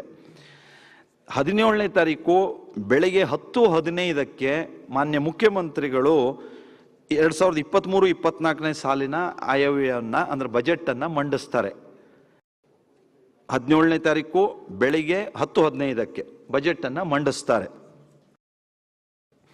20ನೇ ತಾರೀಕು 22 ತನಕ 20, 21, 22 ಆಯವ್ಯಯದ ಮೇಲೆ ಬಜೆಟ್ ಮೇಲೆ ಚರ್ಚೆ ನಡೀತದೆ. 20, 21, 22. 23ನೇ ತಾರೀಕು ಪ್ರಶ್ನೋತ್ತರ ನಂತರ ಮುಖ್ಯಮಂತ್ರಿಗಳು ಬಜೆಟ್ಗೆ ಚರ್ಚೆಗೆ ಉತ್ತರ ಕೊಟ್ಟು ಅಂಗೀಕಾರ ಪ್ರಕ್ರಿಯೆಗಳನ್ನು ಮಾಡಲಾಗತ್ತೆ ಮತ್ತು ಅದಕ್ಕೆ ಸಂಬಂಧಪಟ್ಟಂಥ ಬಿಲ್ಗಳನ್ನು ನಾವು 23ನೇ ತಾರೀಕು ತೆಗೆದುಕೊಳ್ತೀವಿ. ಯಾಕೆಂದರೆ 24 ಅಧಿವೇಶನದ ಕೊನೆಯ ದಿನ ಇದೆ. ಹಾಗಾಗಿ 23ಕ್ಕೆ ಈ ಚರ್ಚೆಯನ್ನು ನಾವು ಮುಗಿಸ್ಬೇಕಾಗಿದೆ. ಇದಲ್ಲದೆ ಈಗ ನಮ್ಮ ಹತ್ರ 7 ಬಿಲ್ ಇದೆ. ಇನ್ನು ಕೆಲವು ಬಿಲ್ಗಳು ಬರಬಹುದು ಅನ್ನೋದನ್ನು ನಮ್ಮ ಸಂಸದೀಯ ವ್ಯವಹಾರ ಸಚಿವರು ತಿಳಿಸಿದ್ದಾರೆ. ಈ ಬಜೆಟಿಗೆ ರಿಲೇಟೆಡ್ ಬಿಲ್ಗಳಂತೂ ಬಂದೇ ಬರುತ್ತೆ. ಹಾಗಾಗಿ ಆ ಬಿಲ್ಗಳನ್ನು ಆ ದಿನಗಳ ಚರ್ಚೆ ಮುಗಿದ ನಂತರದಲ್ಲಿ ಅದನ್ನು ಅಂಗೀಕಾರ ಮಾಡೋದಿರುತ್ತೆ. ಇನ್ನೊಂದು ಬಹಳ ಮುಖ್ಯವಾಗಿ ಇನ್ನೊಂದಿರೋದು ಅಂದರೆ 21ನೇ ತಾರೀಕು ಮಂಗಳವಾರ ದಿನ ಬೆಳಿಗ್ಗೆ 10:00 ಸರಿಯಾಗಿ ವಿಧಾನಸೌಧದ ಮುಂಭಾಗದಲ್ಲಿ ಇಡೀ ಈ 15ನೇ ವಿಧಾನಸಭೆಯ 224 ಜನ ಸದಸ್ಯರ ಒಂದು ಭಾವಚಿತ್ರವನ್ನು ನಾವು ತೆಗೆದುಕೊಳ್ಳೋದಕ್ಕೆ ಇರುತ್ತೆ. ಫೋಟೋ ಸೆಷನ್ ಒಂದು ಇರುತ್ತೆ. ಹಾಗಾಗಿ 21ನೇ ತಾರೀಕು ಯಾರೂ ಸದನ ಅಂದರೆ ಯಾವಾಗಲೂ ತಪ್ಪಿಸಬಾರ್ದು, ಅವತ್ತೂ ಯಾರೂ ತಪ್ಪಿಸದೆ ಬಂದು ಆ ಫೋಟೋ ಸೆಷನ್ನಲ್ಲಿ ನೀವು ದಾಖಲಾಗಬೇಕು ಅಂತ ಕೇಳ್ಕೊಳ್ತೀನಿ. ಯಾಕೆಂದರೆ ಶಾಶ್ವತವಾಗಿ 15ನೇ ವಿಧಾನಸಭೆಯ ಸದಸ್ಯರುಗಳು ಅಂತ ಇರ್ತೀವಿ ನಾವು. ಹಾಗಾಗಿ ಅದರೊಳಗೆ ನಮ್ಮದೆಲ್ಲದ್ದು ಭಾವಚಿತ್ರ ಇದ್ದರೆ ಭಾಳ ಸುಂದರವಾಗಿರುತ್ತೆ. ಹಾಗಾಗಿ ನಾವೆಲ್ಲರೂ ಅದರೊಳಗೆ ಇರೋದಕ್ಕೆ ನಮ್ಮೆಲ್ಲ ಪ್ರಯತ್ನವನ್ನು ಈಗಲಿಂದಲೇ ಶುರು ಮಾಡಿರಿ. ಅಲ್ಲಿ ಊರಲ್ಲೇ ಡೇಟ್ ಕೊಟ್ಟಿದ್ದೀನಿ, ಕಾರ್ಯಕ್ರಮ ಕೊಟ್ಟಿದ್ದೀನಿ ಅಂತಿದ್ದವರು ಅದೆಲ್ಲ ರದ್ದು ಮಾಡಿರಿ. ಮತ್ತು ಊರವರಿಗೂ ನಾನು ಹೇಳ್ತೀನಿ, ಅವತ್ತು ಯಾವ್ದಾದ್ರು ಕಾರ್ಯಕ್ರಮ ಇದ್ದರೆ ನೀವು ಈ ಸೆಷನ್ ಮುಗಿಯೋ ತನಕನೂ ಯಾವ್ದಾದ್ರು ಕಾರ್ಯಕ್ರಮ ಇದ್ದರೆ ನಮ್ಮ ಶಾಸಕರಿಗೆ ಸ್ವಲ್ಪ ಅವಕಾಶ ಮಾಡಿಕೊಟ್ಟು ಸದನದಲ್ಲೇ ಇರಬೇಕು ಅಂತ ಕಳಿಸ್ಕೊಡಿ ಅಂತಲೂ ನಾನು ಕೇಳ್ಕೊಳ್ತೀನಿ. 21ನೇ ತಾರೀಕು ಫೋಟೋ ಸೆಷನ್ನಲ್ಲಿ ನಾವೆಲ್ಲ ಇರಬೇಕು ಅಂತ ಕೇಳ್ಕೊಳ್ತೀನಿ. ಇದು ಈ ಪ್ರಕಟಣೆಯ ಭಾಗ ಇದೆ. ಈಗ ಪ್ರತಿಪಕ್ಷದ ನಾಯಕರು ಶ್ರೀಯುತ ಸಿದ್ದರಾಮಯ್ಯನವರು ಈಗ ಇಲ್ಲ 24 ಬೇಡ, ನಾವು ಚರ್ಚೆ ಮಾಡಿದ್ದೀವಿ, ಅದು ಬೇಡ ಈಗ ಚರ್ಚೆ. ಫೋಟೋ ಸೆಷನ್ 20ನೇ ತಾರೀಕಿಗೆ ಮಾಡಿಬಿಡಿ ಸಾಯಂಕಾಲ. ಈಗ ಮುಖ್ಯಮಂತ್ರಿಗಳು ಸ್ವಲ್ಪ ನಾನಿರಲ್ಲ, 20ನೇ ತಾರೀಕು ಸಾಯಂಕಾಲ ಮಾಡಿಬಿಟ್ರಿ. ನಾನು ಇರ್ತೀನಿ, 20ಕ್ಕೆ ಇರ್ತೀನಿ, ಬಜೆಟ್ ಮೇಲೆ ಭಾಷಣ ಮಾಡ್ತೀನಿ. 20ನೇ ತಾರೀಕು ನಾನೇ ಇನಿಷಿಯೇಟ್ ಮಾಡ್ತೀನಿ ಬಜೆಟ್ ಮೇಲೆ. ಅಮಾಸೆಗೂ ಫೋಟೋಕ್ಕೂ ಎಲ್ಲ ಏನು ಸಂಬಂಧ? ನೀವು ಒಳ್ಳೆ ಕತೆ. ನೀವು ಎಲ್ಲ ರೇವಣ್ಣನ ದೋಸ್ತಿ ಜಾಸ್ತಿ ಆದ್ರೆ ಹಿಂಗೆ ಆಗುತ್ತೆ ನೋಡ್ರಿ. 20ನೇ ತಾರೀಕು ಸಾಯಂಕಾಲ ಆಗ್ಬೋದು, ನಂದೇನ್ ತೊಂದರೆ ಇಲ್ಲ, ನಂದೇನ್ ತೊಂದರೆ ಇಲ್ಲ. 20ನೇ ತಾರೀಕು ಸಂಜೆ ಅಂತೆ ಏನ್ ಮಾಡೋಣ? ನಮ್ದು ವಿಶೇಷ ಮನವಿ, ಕೊನೆ ದಿವಸ ತಾವು ಸೆಷನ್ನಲ್ಲಿ ಇರ್ಬೇಕು. 24ಕ್ಕೆ ಬಂದ್ರೆ ಅವತ್ತು ಬೆಳಿಗ್ಗೆ ಫೋಟೋನು ಇಟ್ಕೊಳ್ಳೋಣ, 24 ಎಲ್ಲ ಗೌರವಿತವಾಗಿ ಒಂದು ಕೊನೆ ದಿವಸನ ಮುಗಿಸೋಣ ಸರ್ ಪ್ಲೀಸ್. ಈಗ ನಂದೇ ತಕರಾರು ಇಲ್ರಿ, ನೀವು 24ಕ್ಕೆ ಮುಗಿಸಿ ಬೇಡ ಅಂತ ಹೇಳಲ್ಲ ನಾನು. ನೀವ್ ಇರ್ಬೇಕು ಕೊನೆ ದಿವಸ. ನಾನು ಇರಲ್ಲ. ನೋಡಪ್ಪ, ಫೋಟೋ ಸೆಷನ್ಗೆ 20ನೇ ತಾರೀಕು ಸಾಯಂಕಾಲ ಮಾಡ್ಬಿಡಿ. ಈಗ 20ನೇ ತಾರೀಕು ಒಂದಿನ ಇರ್ತೀನಿ. ನೀವು ಅನುಮತಿ ಕೊಡಾಗಿದ್ರೆ ಕೊಡಿ, ಇಲ್ದವ್ರೆ ನಿಮ್ಮ ಮರ್ಜಿ. ನಾ ಜಾತ್ರೆಗೆ ಹೋಗ್ತೀನಿ, ನೀವು ಹೂ ಅಂದ್ರೂ ಹೋಗ್ತೀನಿ, ಹೂ ಅಂದ್ರೂ ಹೋಗ್ತೀನಿ ಅಂತ. ಅದೊಂದು ಹಳೆ ಮಾತಿಲ್ಲ. ಅಂದ್ರೂ ಹೋಗ್ತೀನಿ, ಹೂ ಅಂದ್ರೂ ಹೋಗ್ತೀನಿ, ಇಲ್ಲ ಅಂದ್ರೂ ಏನ್ ಮಾಡೋದು ಹೇಳಿ? ನೀವು ಬೆಳಗ್ಗೆ ಬಂದಿದ್ರೆ ಅಲ್ಲೇ ನಿಶ್ಚಯ ಮಾಡ್ಬಿಡೋದಿತ್ತು 20ನೇ ತಾರೀಕು ಅಂತಲೇ. ನೀವು ಬೆಳಗ್ಗೆ ಕಾರ್ಯಕಲಾಪ ಸಲಹಾ ಸಮಿತಿ ಸಭೆಗೆ ಬಂದಿದ್ರೆ 20 ಅಂತ ಅಲ್ಲೇ ನಿರ್ಣಯ ಮಾಡ್ಬೋದಿತ್ತು. ಈಗ 20ನೇ ತಾರೀಕು ಮಾಡೋಣ, ಏನು ಅದರೊಳಗೆ ಏನು ವ್ಯತ್ಯಾಸ ಇಲ್ಲ. 20ನೇ ತಾರೀಕು ಒಪ್ಕೋತಾರೆ, ಸಭಾನಾಯಕರು ಒಪ್ಕೋತಾರೆ. ಸಂಜೆ ಸಾಧಾರಣ 4:15 ಅಷ್ಟೊತ್ತಿಗೆ ನಾವು 20ನೇ ತಾರೀಕು ಸಂಜೆ 21ರ ಬದಲಾಗಿ 20ನೇ ತಾರೀಕು ಸಂಜೆ 4:15ಗೆ ವಿಧಾನಸೌಧದ ಮುಂಭಾಗದಲ್ಲಿ ಫೋಟೋ ಸೆಷನ್ ಇರುತ್ತೆ. 21ಕ್ಕೆ ಬದಲಾಗಿ ಈಗ ಸಿದ್ದರಾಮಯ್ಯನವರು, ಪ್ರತಿಪಕ್ಷದ ನಾಯಕರು ಸಿದ್ದರಾಮಯ್ಯನವರು ರಾಜ್ಯಪಾಲರ ಭಾಷಣಕ್ಕೆ ಸಂಬಂಧಿಸಿದಂತೆ ವಂದನಾ ನಿರ್ಣಯದ ಮೇಲೆ ತಾವು ಮಾತಾಡಬೇಕೀಗ. ಮಾತಾಡಿ, ಶುರು ಮಾಡಿ. ಮಾನ್ಯ ಅಧ್ಯಕ್ಷರೇ,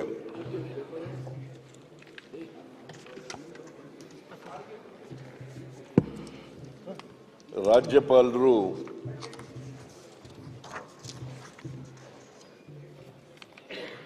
ಈ ತಿಂಗಳ 10ನೇ ತಾರೀಕು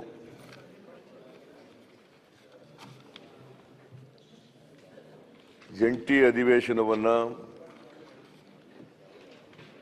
ಉದ್ದೇಶಿಸಿ ಭಾಷಣ ಮಾಡಿದ್ದಾರೆ. ನಾನು ಅವರ ಭಾಷಣದ ಪ್ರತಿಯನ್ನು ಒಂದ್ಸಾರಿ ತಿರುವಾಕ್ದೆ. ಸುಮಾರು 82 ಪ್ಯಾರಾಗಳಿರ್ತಕ್ಕಂಥ ರಾಜ್ಯಪಾಲರ ಭಾಷಣ.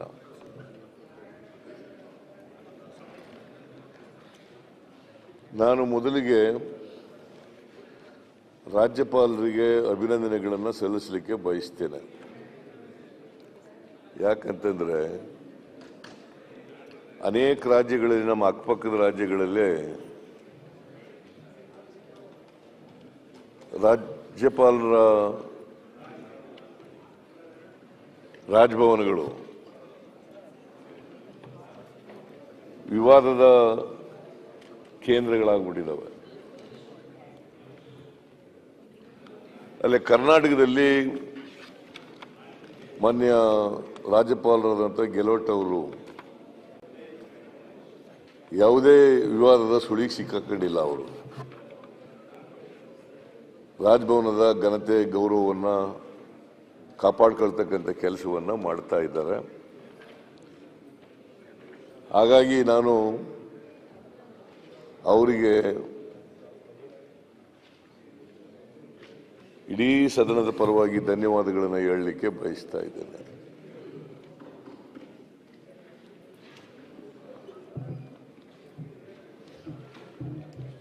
ರಾಜ್ಯಪಾಲರು ಭಾಷಣ ಸಾಮಾನ್ಯವಾಗಿ ಸಾಂವಿಧಾನಿಕ ಸಂಪ್ರದಾಯವಾದಂಥ ಒಂದು ಭಾಷಣ.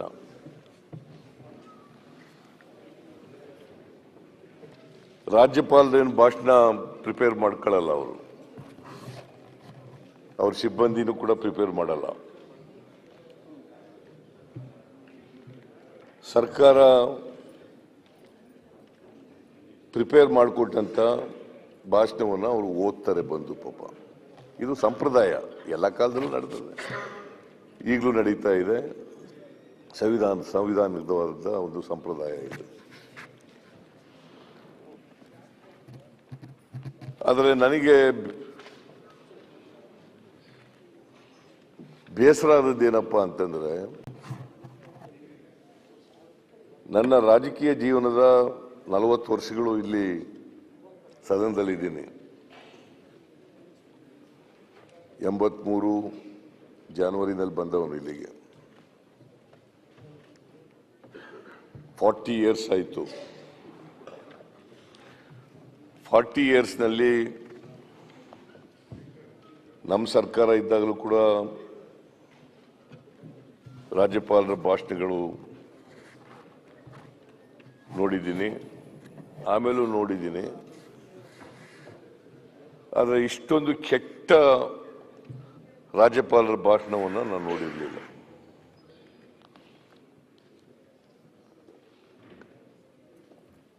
ಬರೀ ಇಡೀ ಭಾಷಣದಲ್ಲಿ ಸರ್ಕಾರ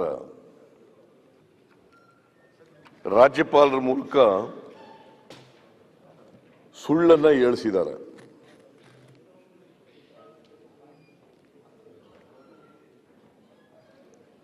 ಬರೀ ಸುಳ್ಳುಗಳಿದಾವೆ.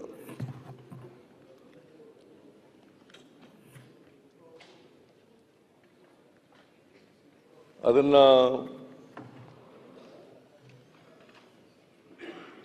CT ರವಿ ಅವರು ರಾಜ್ಯಪಾಲರಿಗೆ ವಂದನಾ ನಿರ್ಣಯ ಮಂಡಿಸಿ ಮಾತಾಡಿದ್ದಾರೆ. ಅವರೇ ಪ್ರಪೋಸರ್. ಆಮೇಲೆ ರಾಜೀವ್ ಕುರ್ಚಿ ಶಾಸಕರು ಅವರು ಸೆಕೆಂಡ್ ಮಾಡಿ ಮಾತಾಡಿದ್ದಾರೆ.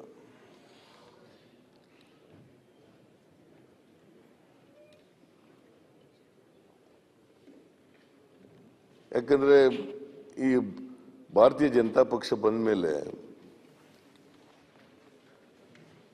ಸುಳ್ಳನ್ನೇ ಜಾಸ್ತಿ ಹೇಳೋದು, ಸತ್ಯ ಹೇಳೋದು ಕಡಿಮೆ. ಅಲ್ಲಿ ಇಲ್ಲಿ ಒಂದು ಹೇಳ್ತಾರೆ ಅಷ್ಟೇ. ಆಮೇಲೆ ವಸ್ತು ಸ್ಥಿತಿ ಬಿಟ್ಬಿಟ್ಟು ಬೇರೆ ಬೇರೆ ಏನೇನೋ ಹೇಳ್ತಾರೆ.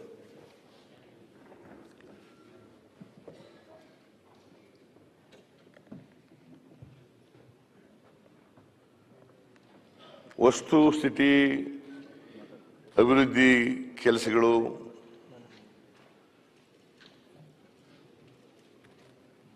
ರಾಜ್ಯಪಾಲರ ಭಾಷಣ ಅಂತಂದ್ರೆ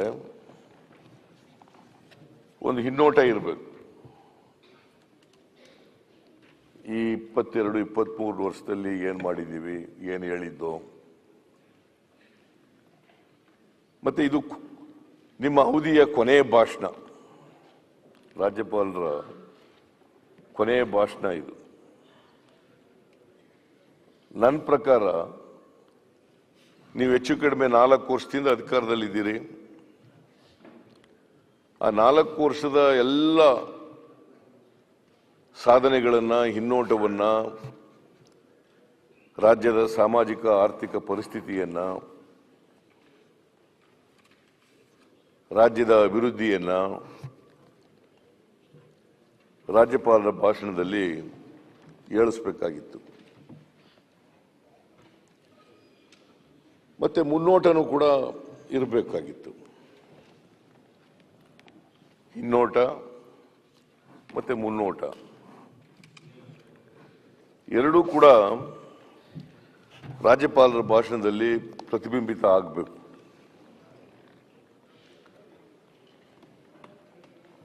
ಆದರೆ ಮುನ್ನೋಟ ಅಂತೂ ಇಲ್ವೇ ಇಲ್ಲ. ಹಿನ್ನೋಟ ಎಲ್ಲ ಬರೀ ಸುಳ್ಳುಗಳಿಂದ ಕೂಡಿದೆ. ಏನ್ ಮಾಡಿದ್ದಾರೆ ಅಂತಂದ್ರೆ ಈ ತೌಡು ಕುಟ್ಟ ಕೆಲಸ ಮಾಡಿದ್ದಾರೆ. ತೌಡು ಕುಟ್ಟ ಕೆಲಸ. ಭತ್ತ ಕುಟ್ಟಿದ್ರೆ ಅಕ್ಕಿ ಯಾರು ಬರ್ತದೆ, ತೌಡು ಕುಟ್ಟಿದ್ರೆ ಏನ್ ಬರ್ತದೆ? ಏನು ಬರಲ್ಲ. ನಾವೆಲ್ಲ ಹಳ್ಳಿನಲ್ಲಿ ಭತ್ತ ಕುಟ್ತಿದ್ದವು. ಆಗ ರೈಸ್ ಮಿಲ್ಗಳು ಇರ್ತಿರ್ಲಿಲ್ಲ, ಎಂಥದ್ದು ಫ್ಲೋರ್ ಮಿಲ್ಗಳು ಇರ್ತಿರ್ಲಿಲ್ಲ. ರೈಸ್ ಮಿಲ್ ಅಲ್ಲಪ್ಪ, ಫ್ಲೋರ್ ಮಿಲ್ಲು. ಹಳ್ಳಿಗಳಲ್ಲಿ ಫ್ಲೋರ್ ಮಿಲ್ ಅಂತ ಇರ್ತಿದ್ದವು. ಭತ್ತ ಅಕ್ಕಿ ಮಾಡಿಕೊಡೋದು, ರಾಗಿ ಜೋಳನ ಹಿಟ್ಟು ಮಾಡಿಕೊಡೋದು. ನೀನು ಯಾವನಯ್ಯ ನೀನು ಗಿರಣಿ ಅಂತೀಯ? ಗಿರಣಿ ಬೇರೆ, ಫ್ಲೋರ್ ಮಿಲ್ ಬೇರೆ. ಎರಡು ನಮ್ಮ ಕಡೆ ನಿಮ್ಮ ಕಡೆ ಇರ್ಬೋದು, ಗೊತ್ತಿಲ್ಲ. ಇರ್ಬೋದು, ನಾನು ಸಾರಿ, ನಿಮ್ಮ ಕಡೆ ಹೇಳ್ಬೋದು. ನಮ್ಮ ಕಡೆ ಫ್ಲೋರ್ ಮಿಲ್ ಅಂತ ಕರೀತಾರೆ. ಫ್ಲೋರ್ ಮಿಲ್ ಅಂತ ಕರಿತೀವಿ ನಾವೆಲ್ಲ. ನಮ್ಮೂರು ಪಕ್ಕದೂರಿನಲ್ಲಿ ಇತ್ತು ಒಂದು ಫ್ಲೋರ್ ಮಿಲ್ಲು. ಅಲ್ಲೇ ತಗೊಂಡು ಹೋಗ್ಬೇಕು ಭತ್ತನ, ರಾಗಿನ ಜೋಳನ ಅಲ್ಲಿ ತಗೊಂಡು ಹೋಗ್ಬೇಕು, ಅಲ್ಲಿಂದ ತಗೊಂಡು ಹೊತ್ಕೊ ಬರ್ಬೇಕು. ನಾವು ಅಲ್ಲಿಂದ ನಮ್ಮೂರಿಂದ 1.5 ಕಿಲೋಮೀಟರ್ ಕುಪ್ಪೆಗಾಲದಲ್ಲಿತ್ತು. ಆಮೇಲೆ ನಮ್ಮೂರಿಗೆ ಬಂತು ಅಂತ ಇಟ್ಕೊಳ್ಳೋಣ. ಸ್ವಲ್ಪ ದಿನದ ಮೇಲೆ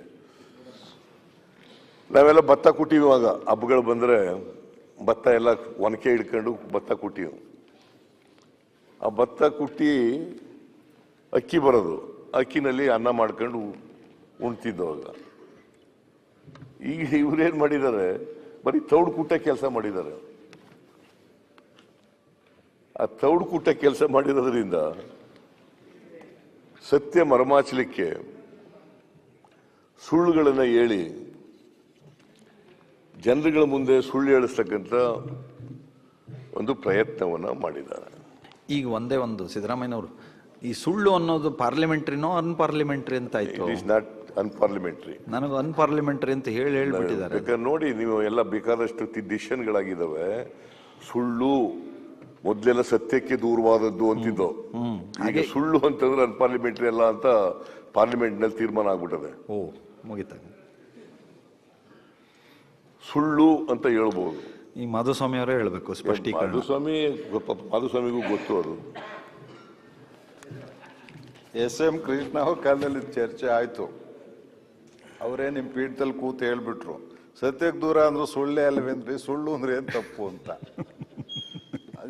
ದಾಖಲೆ ಇದೆ. ಅದಕ್ಕೆ ಮತ್ತೊಂದ್ಸಲ ಸ್ಪಷ್ಟನೆ ಬಂದ್ಬಿಡ್ಲಿ. ಕೃಷ್ಣ ಸಾಹೇಬ್ರಲ್ಲಿ ಕೂತಿದ್ದಾಗ ಅವರೇ ಕೇಳ್ಬಿಟ್ರು, ಇದೇನ್ರಿ ಇದು ಸತ್ಯಕ್ಕೆ ದೂರ, ಸತ್ಯಕ್ಕೆ ದೂರ, ಸತ್ಯಕ್ಕೆ ದೂರ. ಅದ್ರ ಬದಲು ಸುಳ್ಳು ಅಂದ್ರೆ ಏನಪ್ಪ ತಪ್ಪು, ಸುಳ್ಳು ಅಂತಲೇ ಹೇಳ್ರಿ ಅಂದ್ರು. ಅವತ್ತಿಂದ ಬಳಸ್ತಾ ಇದೀವಿ. ನೀವು ಹೇಳ್ರಿ ಈಗ ನೋಡಿ, ನಾನು ಹೇಳಿದ್ರೆ ನಂಬಲಿಲ್ಲ ನೀವು. ಸುರೇಶ್ ಕುಮಾರ್ ಏನು ಹೇಳ್ತಿದ್ರು? ಪಾರ್ಲಿಮೆಂಟ್ರಿ ಅನ್ಪಾರ್ಲಿಮೆಂಟ್ರಿ ಬೇರೆ ಪ್ರಶ್ನೆ. ಸುಳ್ಳು ಹೇಳೋದಿದೆಯಲ್ಲ ಅದು ಅನ್ಫಾರ್ಚುನೇಟ್ಲಿ. ಅದಕ್ಕಿಂತ ಕೆಟ್ಟದೊಂದು ಸುಳ್ಳು ಹೇಳಿರಿ ಅಂತ ಸುಳ್ಳು ಹೇಳೋದು. ನೀವು ಸುಳ್ಳು ಹೇಳಿದಿರ ಅಂತ ಸಿದ್ದರಾಮಯ್ಯ ಸುಳ್ಳು ಹೇಳ್ತಾವ್ರಲ್ಲ, ಇದಕ್ಕೇನ್ ಮಾಡೋದು ಅಂತ ನಮಗೆ ಗೊತ್ತಾಗ್ತಾ ಇಲ್ಲ. ಸುಳ್ಳು ಹೇಳಿರಿ ಅಂತೇಳಿ ಒಪ್ಸಕ್ ಟ್ರೈ ಮಾಡ್ತಾವ್ರೆ ನಮ್ಮನ್ನೆಲ್ಲ. ಹಿಪ್ನೋಟಿಸಮ್. ನೀವು ಸುಳ್ಳು ಹೇಳಿದಿರೋ, ಸುಳ್ಳು ಹೇಳಿದಿರೋ, ಬನ್ನಿ ಡೀಟೇಲಿಗೆ ಬನ್ನಿ, ಏನೇನು ಸುಳ್ಳು ಹೇಳಿದ್ರಿ ಸ್ವಲ್ಪ ಹೇಳಿ, ಬೆಳಕು ಚೆಲ್ಲಿ. ಶುರು ನೀವು ಸುಳ್ಳು ಸುಳ್ಳು ಸುಳ್ಳು ಎಲ್ಲ ಇಡೀ ರಾಜ್ಯನ ಹಿಂಗೆ ಒಪ್ಸಕ್ ಕೊಟ್ಬಿಟ್ಟವ್ರಿಗೆ ಅವರು. ಹೇಳಿ ಹೇಳಿ ಹೇಳಿ ಹೇಳಿ ನಾ ಹೇಳಿದ ಸತ್ಯ ಅಂತ ಸ್ಥಿರ ಮಾಡೋದು. ತೌಡು ಕೊಟ್ಟಿರಿ ಏನ್ ತಪ್ಪು? ಆಯಿಲ್ ಬರಲ್ವ ಈಗ ರೈಸ್ ಪ್ಯಾನ್ ಅಲ್ಲಿ? ಆಯಿಲ್ ಬರುತ್ತಾ ಇಲ್ವಾ? ತೌಡಲ್ಲಿರೋಷ್ಟು ಬೆಲೆ ಆಯಿಲ್ ನಲ್ಲಿ ಉಪಯೋಗಿಸೋದು ಬೇರೆ, ತೌಡನ್ನ ಒಂದು ಸರ್ ಒನಕೆ ತಗೊಂಡು ನಾವು ಆಯಿಲ್ ಬರ್ತದೆ ಏನ್ರಿ? ಆಯಿಲ್ ಎಕ್ಸ್ಟ್ರಾಕ್ಟ್ ಮಾಡ್ತೀವಿ, ಫೈಬರ್ ಎಕ್ಸ್ಟ್ರಾಕ್ಟ್ ಮಾಡ್ತೀವಿ. ನೀವು ಮುಖ್ಯಮಂತ್ರಿಗಳು ಕೇಳಿದ್ರೆ ಅವರು ಆಯಿಲ್ ಜಿಲ್ಲೆಯವರು ಅಂತಕ್ಕಂಥದ್ದು ನಾಣ್ಣುಡಿ. ಅದು ನಾಣ್ಣುಡಿ. ತೌಡ್ನಲ್ಲೂ ಕೂಡ ಆಯಿಲ್ ಬರ್ತದೆ ಅನ್ನೋದು ನನಗೂ ಗೊತ್ತಿದೆ ಮಾಧುಸ್ವಾಮಿ. ಒನಕೆ ತಕೊಂಡು ಕುಟ್ಟಿದ್ರೆ ಆಯಿಲ್ ಬರ್ತದ? ಬರಲ್ಲ. ಅದ್ರ ಬದಲು ಭತ್ತ ಕುಟ್ಟಿ, ಅದು ಭತ್ತ ಕುಟ್ಟಲ್ಲ, ಅಕ್ಕಿ ಬರಲ್ಲ, ಅಕ್ಕಿ ಬರ್ತದಲ್ಲ. ತೌಡ್ನೆ ಕುಟ್ಟೋದು, ತೌಡ್ನೆ ಕುಟ್ಟಿ ನಮ್ದೇನ್ ತಕರಾರಿಲ್ಲ. ನುಚ್ಚು ಕುಟ್ಟಬೇಕು ಇಲ್ಲ ತೌಡು ಕುಟ್ಟಬೇಕು. ತೌಡು ಕುಟ್ಟಿ ಒನಕೆನಲ್ಲಿ ಆಯಿಲ್ ತೆಗಿತೀವಿ ಅಂದ್ರೆ ಮಾಡಿ, ಆ ಸಾಹಸನೂ ಮಾಡಿ, ನಂದೇನ್ ತಕರಾರಿಲ್ಲ. ಪದೇ ಸುಳ್ಳು ಹೇಳಿದಿರಿ, ರಾಜ್ಯಪಾಲರ ಕೈ ಸುಳ್ಳು ಹೇಳಿದಿರಿ ಅನ್ನೋದಕ್ಕಿಂತ ಮಾಡಿ ಡೀಟೇಲ್ಸ್. ಇದು ಮಾಧುಸ್ವಾಮಿ, ನಾನು ಅವ್ರು ರಿಕ್ವೆಸ್ಟ್ ಮಾಡ್ತಾ ಇದ್ದೀನಿ, ಎಲ್ಲೆಲ್ಲಿ ಸುಳ್ಳು ಹೇಳಿದ್ದೀವಿ ಅದು ಹೇಳ್ತೀನಿ, ಹೇಳಿ. ಸೋಮ್ನೆ ಶುರುವಿಂದ ಸುಳ್ಳು ಅಂತ ಹೇಳಿ ನಮ್ಸ ಕೊಟ್ಬಿಟ್ರೆ mister Madhuswamy, I will come to that. ಇದಕ್ಕೆ ನೀವು ಅಲ್ಲಿ ಬಂದು ಮಾತಾಡ್ತೀರಲ್ಲ, ನಿಮ್ ಜಾಗ ಇಲ್ಲಿರೋದು. ಈಗ ಅದೇ ನಡೆದಿದೆಯಲ್ಲ, ಈ ಕಡೆಯಿಂದ ಆ ಕಡೆ ಮಾತಾಡೋದು, ಆ ಕಡೆಯಿಂದ ಈ ಕಡೆ ಮಾತಾಡೋದು. ಅಲ್ಲ, ಸುಮ್ಮನೆ ಹೇಳಿದೆ. ಮೊನ್ನೆ ಅಧ್ಯಕ್ಷರೇ ಇಲ್ಲಿ ಕೂತವ್ರೆ, ನಾಳೆ ಅಲ್ಲಿರ್ತಾರೆ. ನೀವ್ಯಾಕೆ ಅದು ಬದಲಾಗ್ತಿದ್ದೀರ ಅಂದ್ರೆ ಏನು ಉತ್ತರ ಹೇಳ್ಬೇಕು ಅವರು? ನಾನು ಅವ್ರಿಗೆ ಕೇಳಿರೋದು, ನಿನಗೆ ಕೇಳಿದ್ನ? ನಾನು ಅವ್ರಿಗೆ ಕೇಳಿರೋದು. ಅಲ್ಲಿ ಇಬ್ರು ಕೂತ್ಕೊಂಡು ಮಾತಾಡ್ತಾ ಇದ್ರು, ಈ ಕಡೆ ಬರ್ರು ಮಾತಾಡ್ರಿ ಅಂತ ಹೇಳಿದೆ. ಮಾಧುಸ್ವಾಮಿ ಅವರು ಪಾಪ ಒಪ್ಕೊಂಡಿದ್ದಾರೆ, ಸುಳ್ಳು ಇಟ್ ಇಸ್ ನಾಟ್ ಅನ್ಪಾರ್ಲಿಮೆಂಟ್ರಿ. ಸುಳ್ಳು ಹೇಳೋದು ತಪ್ಪು, ಒಪ್ಕೊಂಡೆ ನಾನು. ಸುಳ್ಳು ಹೇಳೋದು ತಪ್ಪು. ನೀವು ಹೇಳಿದ್ರು ತಪ್ಪು, ನಾನು ಹೇಳಿದ್ರು ತಪ್ಪು. ನೀವು ಹೇಳಿದ್ದೀರಿ ಅಂತ ಹೇಳ್ತಾ ಇದ್ದೀನಿ. ಅದನ್ನು ನಾನು ಅಂಕಿಅಂಶಗಳ ಮೂಲಕ ನಿಮ್ಗೆ ಹೇಳ್ತೀನಿ. ಆಮೇಲೆ ನೀವು ಒಪ್ಕೊಳ್ತೀರಿ ಅಂತ ವಿಶ್ವಾಸ ಇದೆ ನನಗೆ. ಅಂಕಿಅಂಶಗಳ ಮೂಲಕ ಹೇಳಿದ ಮೇಲೆ ಒಪ್ಕೊಳ್ಳೇಬೇಕಲ್ಲ ನೀವು. ಓಕೆ. ಮನೆ ಅಧ್ಯಕ್ಷರೇ,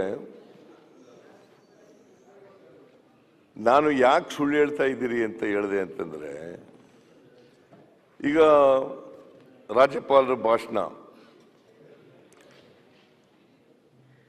ನಾವು ನಮ್ಮ ಮ್ಯಾನಿಫೆಸ್ಟೋನಲ್ಲಿ ಏನು ಹೇಳಿದ್ದೋ, ಆ ಮ್ಯಾನಿಫೆಸ್ಟೋನಲ್ಲಿ 18ನೇ ಇಸ್ವಿನಲ್ಲಿ ಹೇಳಿರ್ತಕ್ಕಂಥ ನಿಮ್ಮ ಮ್ಯಾನಿಫೆಸ್ಟೋ ಇದೆಯಲ್ಲ, ಅದರಲ್ಲಿ ಏನು ಹೇಳಿದ್ದೋ ಅವನು ಎಷ್ಟು ಈಡೇರಿಸಿದ್ದೀರಿ? ಮ್ಯಾನಿಫೆಸ್ಟೋನಲ್ಲಿ 600 ಭರವಸೆಗಳನ್ನು ಕೊಟ್ಟಿದ್ದೀರಿ. ನೀವಿದ್ರೋ ಇಲ್ಲೋ ಗೊತ್ತಿಲ್ಲ ನನಗೆ. ಯಡಿಯೂರಪ್ಪನವರು ಅಧ್ಯಕ್ಷರಾಗಿದ್ದರು, ಬಿಜೆಪಿ ಅಧ್ಯಕ್ಷರಾಗಿದ್ದರು. ಅವತ್ತು ಅವ್ರ ಕಾಲದಲ್ಲಿ ತಯಾರಾದಂಥ ಪ್ರಣಾಳಿಕೆ 600 ಭರವಸೆಗಳನ್ನು ಕೊಟ್ಟಿದ್ದರು. ನನಗಿರ್ತಕ್ಕಂಥ ಮಾಹಿತಿ ಪ್ರಕಾರ 50ರಿಂದ 60 ಭರವಸೆಗಳನ್ನು ಕೂಡ ಈಡೇರಿಸಿಲ್ಲ ನೀವು. Not even 10% of the promises which you have made through your manifesto to the people of the Karnataka. That is why I said, ನೀವೇನು ಹೇಳಿದ್ದೀರಿ? ರೈತರ, ಕಾರ್ಮಿಕರ, ಬಡವರ, ಅವಕಾಶಗಳಿಂದ ವಂಚಿತರಾಗಿರ್ತಕ್ಕಂಥವರ ಧ್ವನಿಯಾಗಿ ಕೆಲಸ ಮಾಡಿದ್ದೀವಿ ನಾವು ಅಂತ ನಿಮ್ಮ ರಾಜ್ಯಪಾಲರ ಭಾಷಣದಲ್ಲಿ ಹೇಳಿದ್ದೀರಿ. ಈ ವರ್ಗದ ಜನರ ಪರವಾಗಿ ನೀವು ಮಾಡಿಲ್ಲ ಅಂತಕ್ಕಂಥದ್ದು ನನ್ನ ಮಾತುಗಳು. ನೀವು ಕೊಟ್ಟಂತ ಭರವಸೆಗಳನ್ನು ಈಡೇರಿಸಿಲ್ಲ ಅಂತಕ್ಕಂಥದ್ದು ನನ್ನ ಮಾತುಗಳು. ನಿಮಗೆ ಸುಮ್ಮನೆ ನಾನು ಕೆಲವು ನಿಮ್ಮ ಭರವಸೆಗಳನ್ನು ಹೇಳ್ತೀನಿ. ನಾನು ರೈತರ ಬಗ್ಗೆ ಮಾತಾಡಿದ್ದೀವಿ. ನಿಮ್ಮ ಪ್ರಧಾನಮಂತ್ರಿಗಳು ಕೂಡ ಹೇಳಿದ್ದಾರೆ, ರೈತರ ಆದಾಯ ದುಪ್ಪಟ್ಟು ಮಾಡ್ತೀವಿ ಅಂತ ಹೇಳಿ. ರೈತರಿಗೆ ನಾವು ಅನೇಕ ಕಾರ್ಯಕ್ರಮಗಳನ್ನು ಮಾಡ್ತೀವಿ ಅಂತ ಹೇಳಿದ್ದೀರಿ. ರೈತರ ಧ್ವನಿಯಾಗಿ ಕೆಲಸ ಮಾಡಿದ್ದೀವಿ ಅಂತ ಹೇಳ್ತಾ ಇದ್ದೀರಿ. ನಾನು ಕೇಳ್ತೀನಿ, ನಿಮ್ಮ ಪ್ರಣಾಳಿಕೆ ಇದು. ನಮ್ಮ ಸರ್ಕಾರದ ಮೊದಲ ಸಚಿವ ಸಂಪುಟದ ಸಭೆಯಲ್ಲಿಯೇ ರಾಷ್ಟ್ರೀಕೃತ ಬ್ಯಾಂಕು ಮತ್ತು ಸಹಕಾರಿ ಸಂಘಗಳಲ್ಲಿ ಇರುವ 1 ಲಕ್ಷದವರೆಗೆ ರೈತರ ಬೆಳೆ ಸಾಲ ಮನ್ನಾ ಮಾಡಲಾಗುವುದು. ಇದು ಅಚೀವ್ ಆಗಿದೆಯಾ? ಮತ್ತೆ ಯಾಕೆ ಹೇಳಿದ್ರಿ? ಅದೇನು ಮೊದಲನೇ ಸಚಿವ ಸಂಪುಟದಲ್ಲಿ? ಎಷ್ಟು ಸಚಿವ ಸಂಪುಟಗಳಾದ್ರು?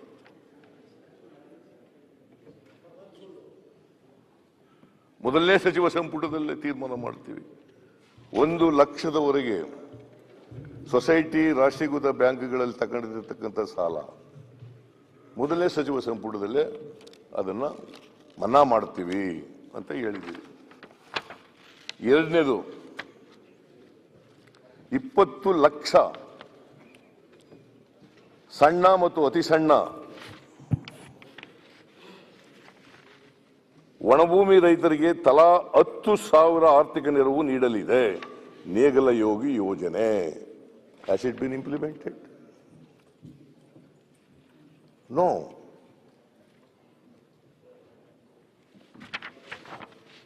ಮತ್ತೆ ಸುಳ್ಳು ಅಂತ ಹೇಳಿದೆ, ಇನ್ನೇನಂತ ಹೇಳ್ಬೇಕು ನಾನು?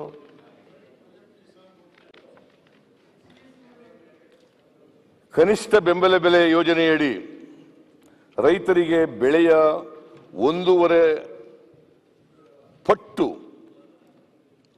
ಆದಾಯ ನೀಡಲಾಗುವುದು. Has it been implemented? No.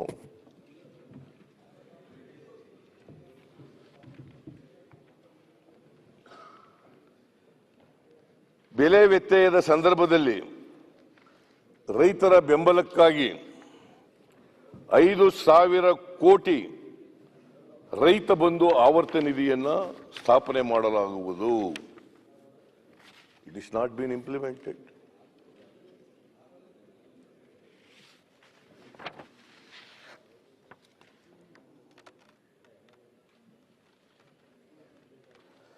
ಭೂರಹಿತ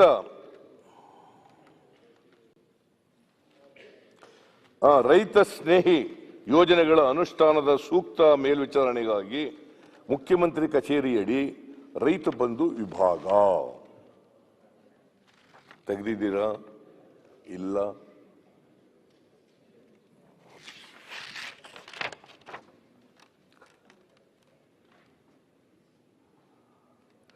ಭೂರಹಿತ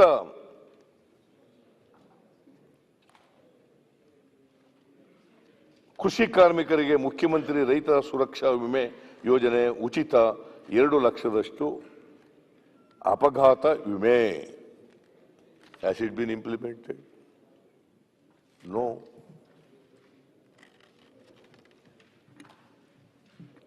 ರಾಜ್ಯದಲ್ಲಿ ಎಲ್ಲಾ ನೀರಾವರಿ ಯೋಜನೆಗಳನ್ನು 2023 ಒಳಗೆ ಪೂರ್ಣಗೊಳಿಸಲು 1.5 ಲಕ್ಷ ಕೋಟಿಯ ಸುಜಲಾಂ ಸುಫಲಾಂ ಕರ್ನಾಟಕ ಕಾರ್ಯಕ್ರಮ ಜಾರಿ ಕೊಡ್ತೀವಿ. ಸೋಫಾರ್ ನನ್ನ ಪ್ರಕಾರ 45 to 50,000 crores ಖರ್ಚು ಮಾಡಿರ್ಬೋದು ನೀರಾವರಿಗೆ. ಇನ್ನೂ 1 ಲಕ್ಷ ಕೋಟಿ ಖರ್ಚು ಮಾಡಲಿಲ್ಲ. Why you have made this promise? Impractical promise. Why you have made this?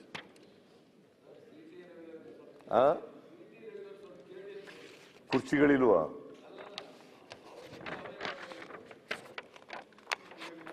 ಏನ್ ಸರಿಯಾಗಿ ಕೇಳಿಸ್ತಾ ಇಲ್ಲ ನನಗೆ.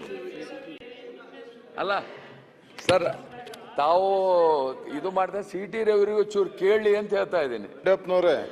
ಸಿಟಿ ರವಿ ಮಾತಾಡುವಾಗ ಒಂದ್ ನಿಮಿಷ. ಸಿಟಿ ರವಿ ಹೆಂಗೆ ಅಂತಂದ್ರೆ ಸಿದ್ದರಾಮಯ್ಯನವರೇ ಒಂದ್ ನಿಮಿಷ ಬಂದ. ಸಿಟಿ ರವಿ ಮಾತಾಡುವಾಗ್ಲೂ ತಾವ್ ಹೇಳಿರಿ ಬನ್ನಿ ಗವರ್ನರ್ ಭಾಷಣಕ್ಕೆ ಅಂತ. ಸಿದ್ದರಾಮಯ್ಯನವ್ರಿಗೂ ಹೇಳಿ ಗವರ್ನರ್ ಭಾಷಣಕ್ಕೆ ಬರ್ರಿ, ಬಿಜೆಪಿ ಮ್ಯಾನಿಫೆಸ್ಟೋ ಅಲ್ಲ ಇಲ್ಲಿ ಚರ್ಚೆ ಆಗ್ತಿರೋದು ಅಂತ ಹೇಳಿ.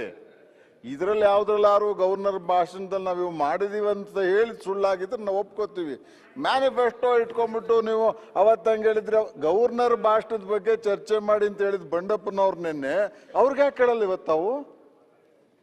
ಇಲ್ಲೇನು ಗವರ್ನರ್ ಭಾಷಣ ಅವ್ರು ಎತ್ತ ಹೇಳಿಲ್ಲ, ಮ್ಯಾನಿಫೆಸ್ಟೋದಾಗೆ ಇಲ್ಲ. ಅವ್ರಿಗೆ ಅವ್ರು ನಿನ್ನೆ ನಮ್ಗೆ ಹೇಳಿದಕ್ಕೆ ವಾಪಸ್ ಹೇಳ್ತಾ ಇದ್ವಿ. ಇದೆಯಾ ಅಂತ ಗೊತ್ತು. Intelligent. I know that Madhuswamy, among all ministers in BJP government, you are very intelligent. You are a learned man also. That is why I always say you are my learned friend. ಬುದ್ಧಿವಂತ ಇದ್ದೆ, ಅದ್ರ ಬಗ್ಗೆ ಎರಡನೇ ಮಾತಲ್ಲಿ ನಾನು I am proud of you. Don't worry. I am proud of you. ನಮ್ಮ ಜೊತೆ ಇದ್ದವನು ನೀನು ಬುದ್ಧಿವಂತ ಇದೆಯಲ್ಲ ಅನ್ನೋದು ಖುಷಿಯಲ್ಲೋ ನಮಗೆ.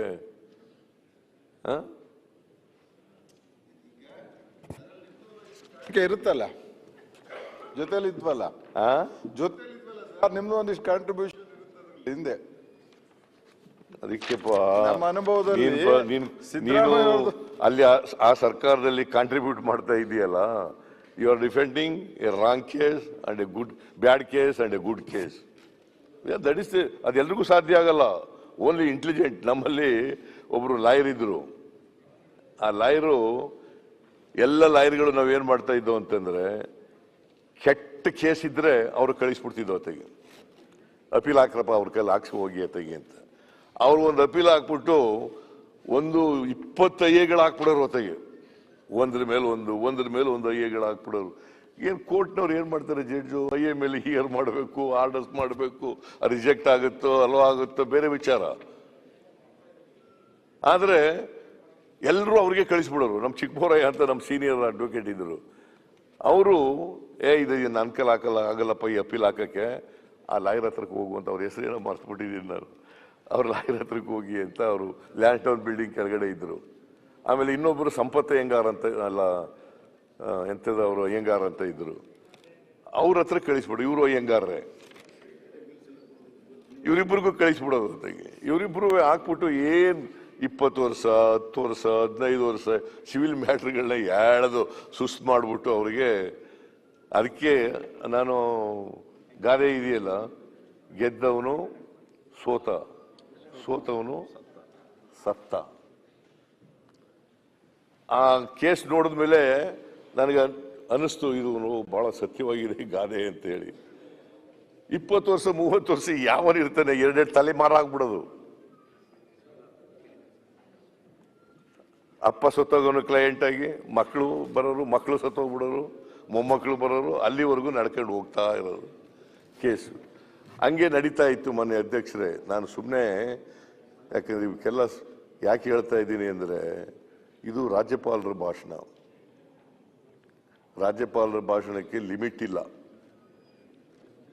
Sky is the limit. ಅದಕ್ಕೆ ರಾಜಕೀಯ ಭಾಷಣ, ಈ ರವಿ ಇದಾರಲ್ಲ, ಸಿ ಟಿ ರವಿ, ರಾಜಕೀಯ ಭಾಷಣನೇ ಹೇಳಿರೋದು. ಪಾಪ ನನ್ನ ಹೆಸರು ಬಹಳ ಸಾರಿ ಸ್ಮರಣೆ ಮಾಡ್ಕೊಂಡಿದ್ದೆ, ಬಹಳ ಸಂತೋಷ, ಅಭಿನಂದನೆ. ನೋಡಿದೆ, ನಾನು ನೋಡಿರ್ಲಿಲ್ಲ, ನಾನು ಇರಲಿಲ್ಲ ಅವತ್ತು ಇವ್ರು ಭಾಷಣ ಮಾಡೋ ದಿನ. ಆದರೆ ಆಮೇಲೆ ನೋಡಿದೆ ತರಿಸ್ಕೊಂಡು, ಭಾಳ ಸಾರಿ ನರೇಂದ್ರ ಮೋದಿಯವರು ಹೊಗಳಿದ್ದೀರಿ, ನಂದು ಹೆಸರುಗಳನ್ನ ಅನೇಕ ಸಾರಿ ಹೇಳಿದ್ದೀರಿ, ಭಾಳ ಥ್ಯಾಂಕ್ಸ್.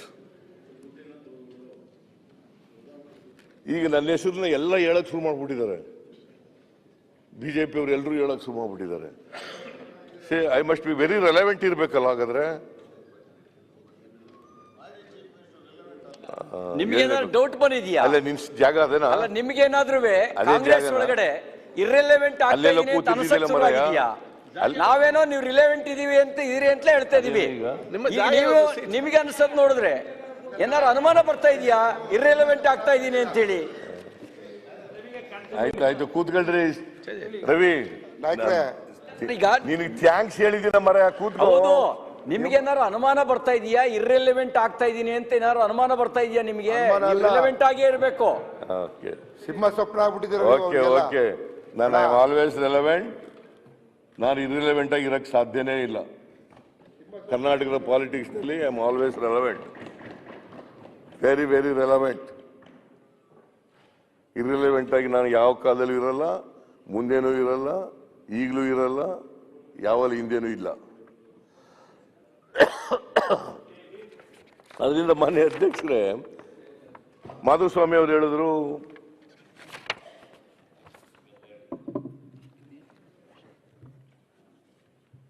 ರಾಜ್ಯ ಮ್ಯಾನಿಫೆಸ್ಟೋ ಹಿಡ್ಕ ಕೂತವ್ರೆ, ರಾಜ್ಯಪಾಲರ ಭಾಷಣ. ಹಾಗಾದ್ರೆ ರಾಜ್ಯಪಾಲರ ಭಾಷಣ ಏನ್ ಬೇಕಾದ್ರೂ ಹೇಳ್ಬಿಡ್ಬೋದಾ? ಹಾಗಾದ್ರೆ ಇದನ್ನೆಲ್ಲ ಯಾಕೆ ಜನಗಳಿಗೆ ಹೇಳಿದಿರಿ? ಇದ್ಯಾಕೆ ಹೇಳಿದಿರಿ ಜನಗಳಿಗೆ? ಅವ್ರಿಗೆ ಹೇಳಿದ್ದ? ಓಕೆ, ಬಹಳ ಸಂತೋಷ. ಅವ್ರಿಗೆ ಅಷ್ಟಕ್ಕೆ ಸೀಮಿತ ಆದರೆ ಪರವಾಗಿಲ್ಲ. ರಾಜ್ಯಪಾಲರ ಭಾಷಣ ಅಂತಂದ್ರೆ ಹಿನ್ನೋಟ ಮುನ್ನೋಟ ಇರಬೇಕು. ಇದು ಕೊನೆಯ ಭಾಷಣ ನಿಮ್ದು, ರಾಜ್ಯಪಾಲರ ಭಾಷಣ. ಈ ಅವಧಿನಲ್ಲಿ ಲಾಸ್ಟ್ ಭಾಷಣ. ಇನ್ನು ಅಸೆಂಬ್ಲಿ ನಡೆಯಲ್ಲ, ಇದೇ ಲಾಸ್ಟ್ ಅಧಿವೇಶನ. ಚುನಾವಣೆ ಬರ್ತದೆ ಮುಂದಿನ ತಿಂಗಳು ಅಥವಾ ಏಪ್ರಿಲ್ನಲ್ಲಿ ಚುನಾವಣೆ ನಡೀತದೆ. ಅದರಿಂದ ಇವರು ಅವಧಿ ಬಂದ್ರಲ್ಲ, ಅಧಿಕಾರಕ್ಕೆ ಬಂದ್ರಲ್ಲ, ವಾಮ ಮಾರ್ಗದಿಂದ ಅಧಿಕಾರಕ್ಕೆ ಬಂದ್ರಲ್ಲ, ಅನೈತಿಕ ಸರ್ಕಾರ ರಚನೆ ಮಾಡ್ಕೊಂಡಿದಾರಲ್ಲ, 16 ಎಲ್ಲ ಹೇಳ್ಬೇಕಾಗಿತ್ತ ಅಲ್ಲಿಂದ? 2018ರಲ್ಲಿ ನಾವು ಏನು ಹೇಳಿದ್ದೋ, ಏನು ಮಾಡಿದ್ದೀವಿ, ಏನು ಮಾಡೋಕ್ಕಾಗಿಲ್ಲ, ಯಾವ ಕಾರಣ ಏನು, ಸಕಾರಣಗಳೇನು, ಇವೆಲ್ಲ ಹೇಳ್ಬೇಕಾಗಿತ್ತಲ್ಲ. ಅದು ಹೇಳಿಲ್ಲ ಅಂತಕ್ಕಂಥದ್ದನ್ನ ನಿಮ್ಮ ಗಮನಕ್ಕೆ ತರ್ತಾ ಇದ್ದೀನಿ, ಸರ್ಕಾರದ ಗಮನಕ್ಕೆ ತರ್ತಾ ಇದ್ದೀನಿ. ಆಮೇಲೆ ರಾಜ್ಯದಲ್ಲಿರುವ ಎಲ್ಲಾ ಕೆರೆಗಳ ಪುನಶ್ಚೇತನಕ್ಕಾಗಿ ಮಿಷನ್ ಕಲ್ಯಾಣಿ ಯೋಜನೆ ಚರಂತಿ ಮಠ ನಿಮ್ಮ ಕಾನ್ಸ್ಟಿಟ್ಯೂನ್ಸಿಲಿ ಮಾಡಿದಾರ? ಇದು ಮಾಡಿದ್ರ? ಮಿಷನ್ ಕಲ್ಯಾಣಿ ಯೋಜನೆ ಯಾವ್ದದು? ಅದು ಹೆಸರು ಹೇಳಿ ಸ್ವಲ್ಪ. ಎಲ್ಲಿ ಮಾಡಿದಾರು, ಯಾವ ಊರಿನಲ್ಲಿ ಮಾಡಿದಾರು ಅಂತ. ಅಲ್ಲಿ ಮಾತಾಡೋಗಿಲ್ಲ ನೀವು. ನಾನು ಕೇಳಬಾರ್ದಾಗಿತ್ತು, ನೀವು ಅಲ್ಲಿ ಕೂತಿದ್ದೀರಿ ಪಾಪ. ಓಕೆ, ಅವ್ರ ಅದನ್ನೆಲ್ಲ ಕೇಳಬೇಕಾಗಿತ್ತು. ಮಿಷನ್ ಕಲ್ಯಾಣಿ ಯೋಜನೆ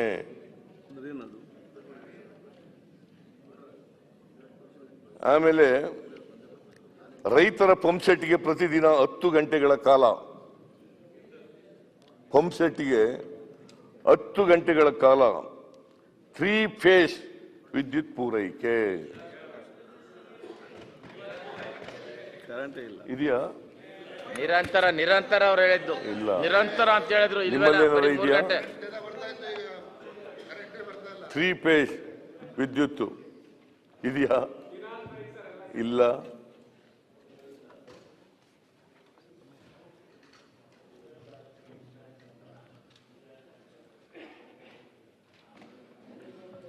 ಮುಖ್ಯಮಂತ್ರಿಗಳ ಕೃಷಿ ಫೆಲೋಶಿಪ್ ಅಡಿ ಕೃಷಿಯ ಅತ್ಯುತ್ತಮ ಪದ್ಧತಿಯ ಅರಿಯಲು ಪ್ರತಿ ವರ್ಷ 1,000 ರೈತರು ಇಸ್ರೇಲ್ ಮತ್ತು ಚೀನಾ ಭೇಟಿಗೆ ವ್ಯವಸ್ಥೆ. ಯಾರನ್ನಾರು ಕಳಿಸಿದ್ದೀರಾ? ಇಲ್ಲ. ಭತ್ತ, ಕಬ್ಬು, ತೆಂಗು, ಅಡಿಕೆ, ಕಾಫಿ ಸೇರಿದಂತೆ ರಾಜ್ಯದಲ್ಲಿ ವ್ಯಾಪಕವಾಗಿ ಬೆಳೆಯುವ ಎಲ್ಲಾ ಬೆಳೆಗಳಿಗೆ ನಿರ್ದಿಷ್ಟ ಕಾರ್ಯತಂತ್ರ ರಚಿಸಲಾಗುವುದು. ಯಾವ ತಂತ್ರ ಮಾಡಿದಾರೋ ಗೊತ್ತಿಲ್ಲ.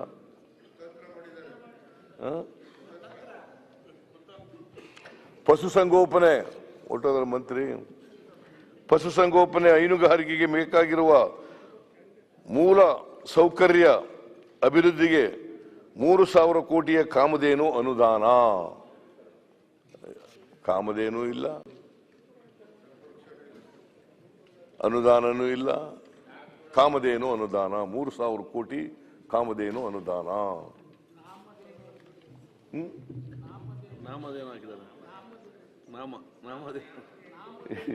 ಕಾಮಧೇನು ಇಲ್ಲ, ಇದು ನಾಮ. ತಿರುಪತಿ ತಿಮ್ಮಪ್ಪನ ನಾಮ.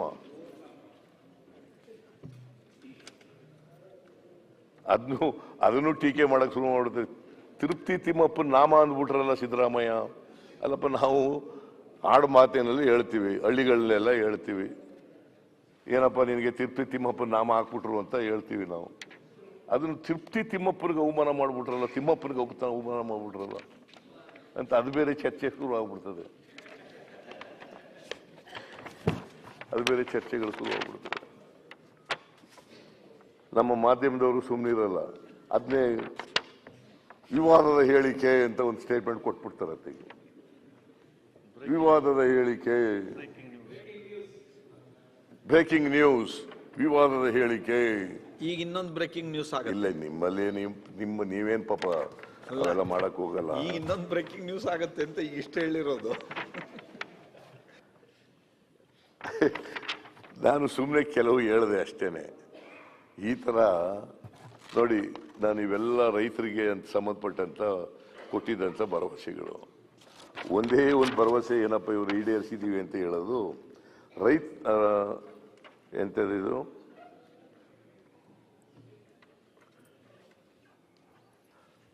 ರೈತ ಸ್ನೇಹಿ ಯೋಜನೆಗಳ ಅನುಷ್ಠಾನದ ಅದಾಯ್ತು. ಇನ್ನೊಂದು ಯಾವುದು,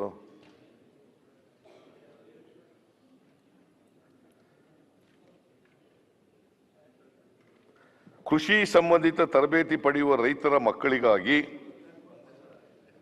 100 ಕೋಟಿ ಮೊತ್ತದ ರೈತ ಬಂಧು ವಿದ್ಯಾರ್ಥಿ ವೇತನ. ಕೃಷಿ ತರಬೇತಿ ಪಡೆಯೋರಿಗೆ ಅದು ಜಾರಿ ಆಗಿಲ್ಲ. ಮತ್ತೆ ಯಾವ್ದು ಜಾರಿ ಮಾಡಿದ್ರು ಇವರು? ಮತ್ತೆ ರೈತರ ಆದಾಯ ದುಪ್ಪಟ್ಟಾಗೋದು ಅಂತಂದ್ರೆ ಹೆಂಗೆ? ರೈತರಿಗೆ ರೈತರಿಗೋಸ್ಕರ ಏನ್ ಮಾಡ್ತೀವಿ ಅಂತ ಹೇಳಿದ್ದಂತ ಒಂದು ಭರವಸೆನೂ ಕೂಡ ಈಡೇರಿಸಿದ ಮೇಲೆ ಮಾತೆತ್ತಿದ್ರೆ ನಾವು ರೈತರ ಪರವಾಗಿ, ಕಾರ್ಮಿಕರ ಪರವಾಗಿ, ಬಡವರ ಪರವಾಗಿ, ದುರ್ಬಲ ವರ್ಗದ ಪರವಾಗಿ ಮತ್ತು ಅವಕಾಶ ವಂಚಿತರ ಕಲ್ಯಾಣ ಅಭಿವೃದ್ಧಿಗೆ ಬದ್ಧವಾಗಿದ್ದೇವೆ, ಈ ಜನರ ಅಭಿವೃದ್ಧಿಗೆ ಬದ್ಧವಾಗಿದ್ದೇವೆ. ಮತ್ತೆ ಇದು ಸುಳ್ಳ ನಿಜನಾ? ಅದಕ್ಕೆ ಸುಳ್ಳು ಅಂತ ಹೇಳಿದೆ ನಾನು. ಅದು ಅನ್ಪಾರ್ಲಿಮೆಂಟರಿ ಆಗಿದ್ರೆ ಸತ್ಯಕ್ಕೆ ದೂರವಾದದ್ದು ಅಂತ ಹೇಳ್ತಿದ್ದೆ. ಸುಳ್ಳು, ಅದು ಅಸಂಸದೀಯ ಅಂತ ಎಲ್ಲ ಆಗಿರೋದ್ರಿಂದ ನಾನು ಸುಳ್ಳು ಅನ್ನೋ ಪದ ಉಪಯೋಗಿಸಿದೆ. ಸಂಸದೀಯ ಪದ ಅಂತ ಅರ್ಥ ಮಾಡ್ಕೊಂಡಿದ್ದೀನಿ, ಅದರಿಂದ ಸುಳ್ಳು ಅಂತ ಹೇಳ್ತಾ ಇದ್ದೆ. ಈ ರೀತಿ ರಾಜ್ಯಪಾಲರ ಮೂಲಕ ಭಾಷಣ ಮಾಡಿಸಿದಾರಲ್ಲ, ಇದು ಸುಳ್ಳು, ತೌಡುಕುಟ್ಟ ಕೆಲಸ.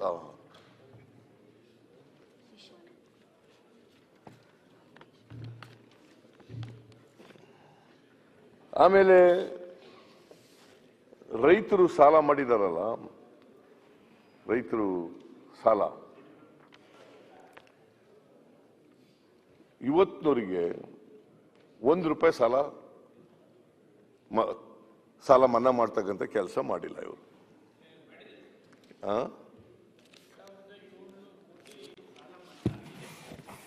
ಯಾವುದಪ್ಪ? ₹1 ಲಕ್ಷ ಸಾಲ ಮನ್ನಾ ಇದರಲ್ಲಿ ಕೆಲವು ಕಂಡೀಷನ್ ಹಾಕಿದ್ರು ಕುಮಾರಸ್ವಾಮಿ ಅವರು. BPL ಕಾರ್ಡ್ ಕೊಡಬೇಕು, APL ಕಾರ್ಡ್ ಕೊಡಬೇಕು, ಪೆನ್ಷನ್ ಬರಬಾರ್ದು, ಇನ್ಕಮ್ ಟ್ಯಾಕ್ಸ್ ಇರಬಾರ್ದು, ಪಾಣಿ ಮತ್ತೆ ಅವ್ರ ಹೆಸರಲ್ಲಿ ಇರಬೇಕು ಅಂತೇಳಿ ಅದನ್ನ ಕೊಟ್ಟಿರಲಿಲ್ಲ. 5,700 ಕೋಟಿ ಯಡಿಯೂರಪ್ಪನವ್ರ ಕಾಲದಲ್ಲಿ ಸಾಲ ಮನ್ನಾ ಆಗಿದೆ. ಇನ್ನು 31,000 ಜನದ್ದು ನೋಟಿಸ್ ಕೊಟ್ಟು ಈಗ ಕ್ಲಿಯರ್ ಆಗಿದೆ, ಫೈನಾನ್ಸ್ಗೆ ಹೋಗಿದೆ ಅಷ್ಟೇ. ಇನ್ನು 157 ಕೋಟಿ ಮಾತ್ರ ಸಾಲ ಮನ್ನಾ ಮಾಡ್ಬೇಕಷ್ಟೇ. ಅದು ನಮ್ಮ ತಪ್ಪಲ್ಲ, ಕಂಡೀಷನ್ ಹಾಕಿದ್ರಲ್ಲ ಅವರು ಮಾಹಿತಿ ಕೊಟ್ಟಿರ್ಲಿಲ್ಲ ಅಂತೇಳಿ ಡಿಲೇ ಆಗಿರೋದು. ಅಧ್ಯಕ್ಷರೇ, ಮಂತ್ರಿಗಳಿಗೆ ಹೇಳಕ್ ಬಯಸ್ತೀನಿ, ಕಂಡೀಷನ್ ಅಲ್ಲ, ಅದು ಕೆಲವು ಡಾಕ್ಯುಮೆಂಟ್ಸ್ ಕೊಡ್ಬೇಕಾಗಿತ್ತು. ಕೇಳಿ ಮಂತ್ರಿಗಳೇ, ಕಂಡೀಷನ್ ಹಾಕಿದ್ರಿ ನೀವು, ಆ ಕಂಡೀಷನ್ ಇಲ್ದೆ ಯಾವ ಕಂಡೀಷನ್ ಹಾಕಿರ್ಲಿಲ್ಲ ನೋಡಿ. ಕೇಳಿ, 18 ಲಕ್ಷ ರೈತರಿಗೆ ಅವಲೇ ನೀವು ಬರಕ್ಕಿಂತ ಮೊದಲೇ ನಾವೇ ಕೊಟ್ಟಿದೀವ್ಯಾ? ಅವಾಗ ಯಾವ ಕಂಡೀಷನ್ ಇತ್ರಿ? ಯಾವ್ದು ನೀವು ಹೇಳೋದು? 5,700 ಕೋಟಿ, 24,000 ಕೋಟಿ ಈಗ 14 ತಿಂಗಳ. ಹೌದು, APL BPL ಅಂತ ಹಾಕ್ಲೇಬಾರ್ದಾಯ್ತು, ಪೆನ್ಷನ್ ಹಾಕ್ಬಾರ್ದಾಗಿತ್ತು, ಇನ್ಕಮ್ ಟ್ಯಾಕ್ಸ್ ಹಾಕ್ಬಾರ್ದಾಗಿತ್ತು. ಬರಕ್ಕಿಂತ ಮೊದಲು 18 ಲಕ್ಷ ಜನರಿಗೆ ಕೊಟ್ಟಿದೀವಿ. ಯಾವ್ದು ಇಲ್ಲಿ ಹೌದು ಸ್ವಾಮಿ, ಅವ್ರು ಡಾಕ್ಯುಮೆಂಟ್ಸ್ ಕೇಳಲೇಬಾರ್ದಾಗಿತ್ತು ನೀವಾಗ. ಅಲ್ಲ, ಅದಕ್ಕೊಂದು ಸಿಸ್ಟಮ್ ನಿಂದ ಕೇಳಿದ್ವಿ, ಅಷ್ಟು ಜನರಿಗೆ ಕೊಟ್ಟಿದ್ದು ನಾವು.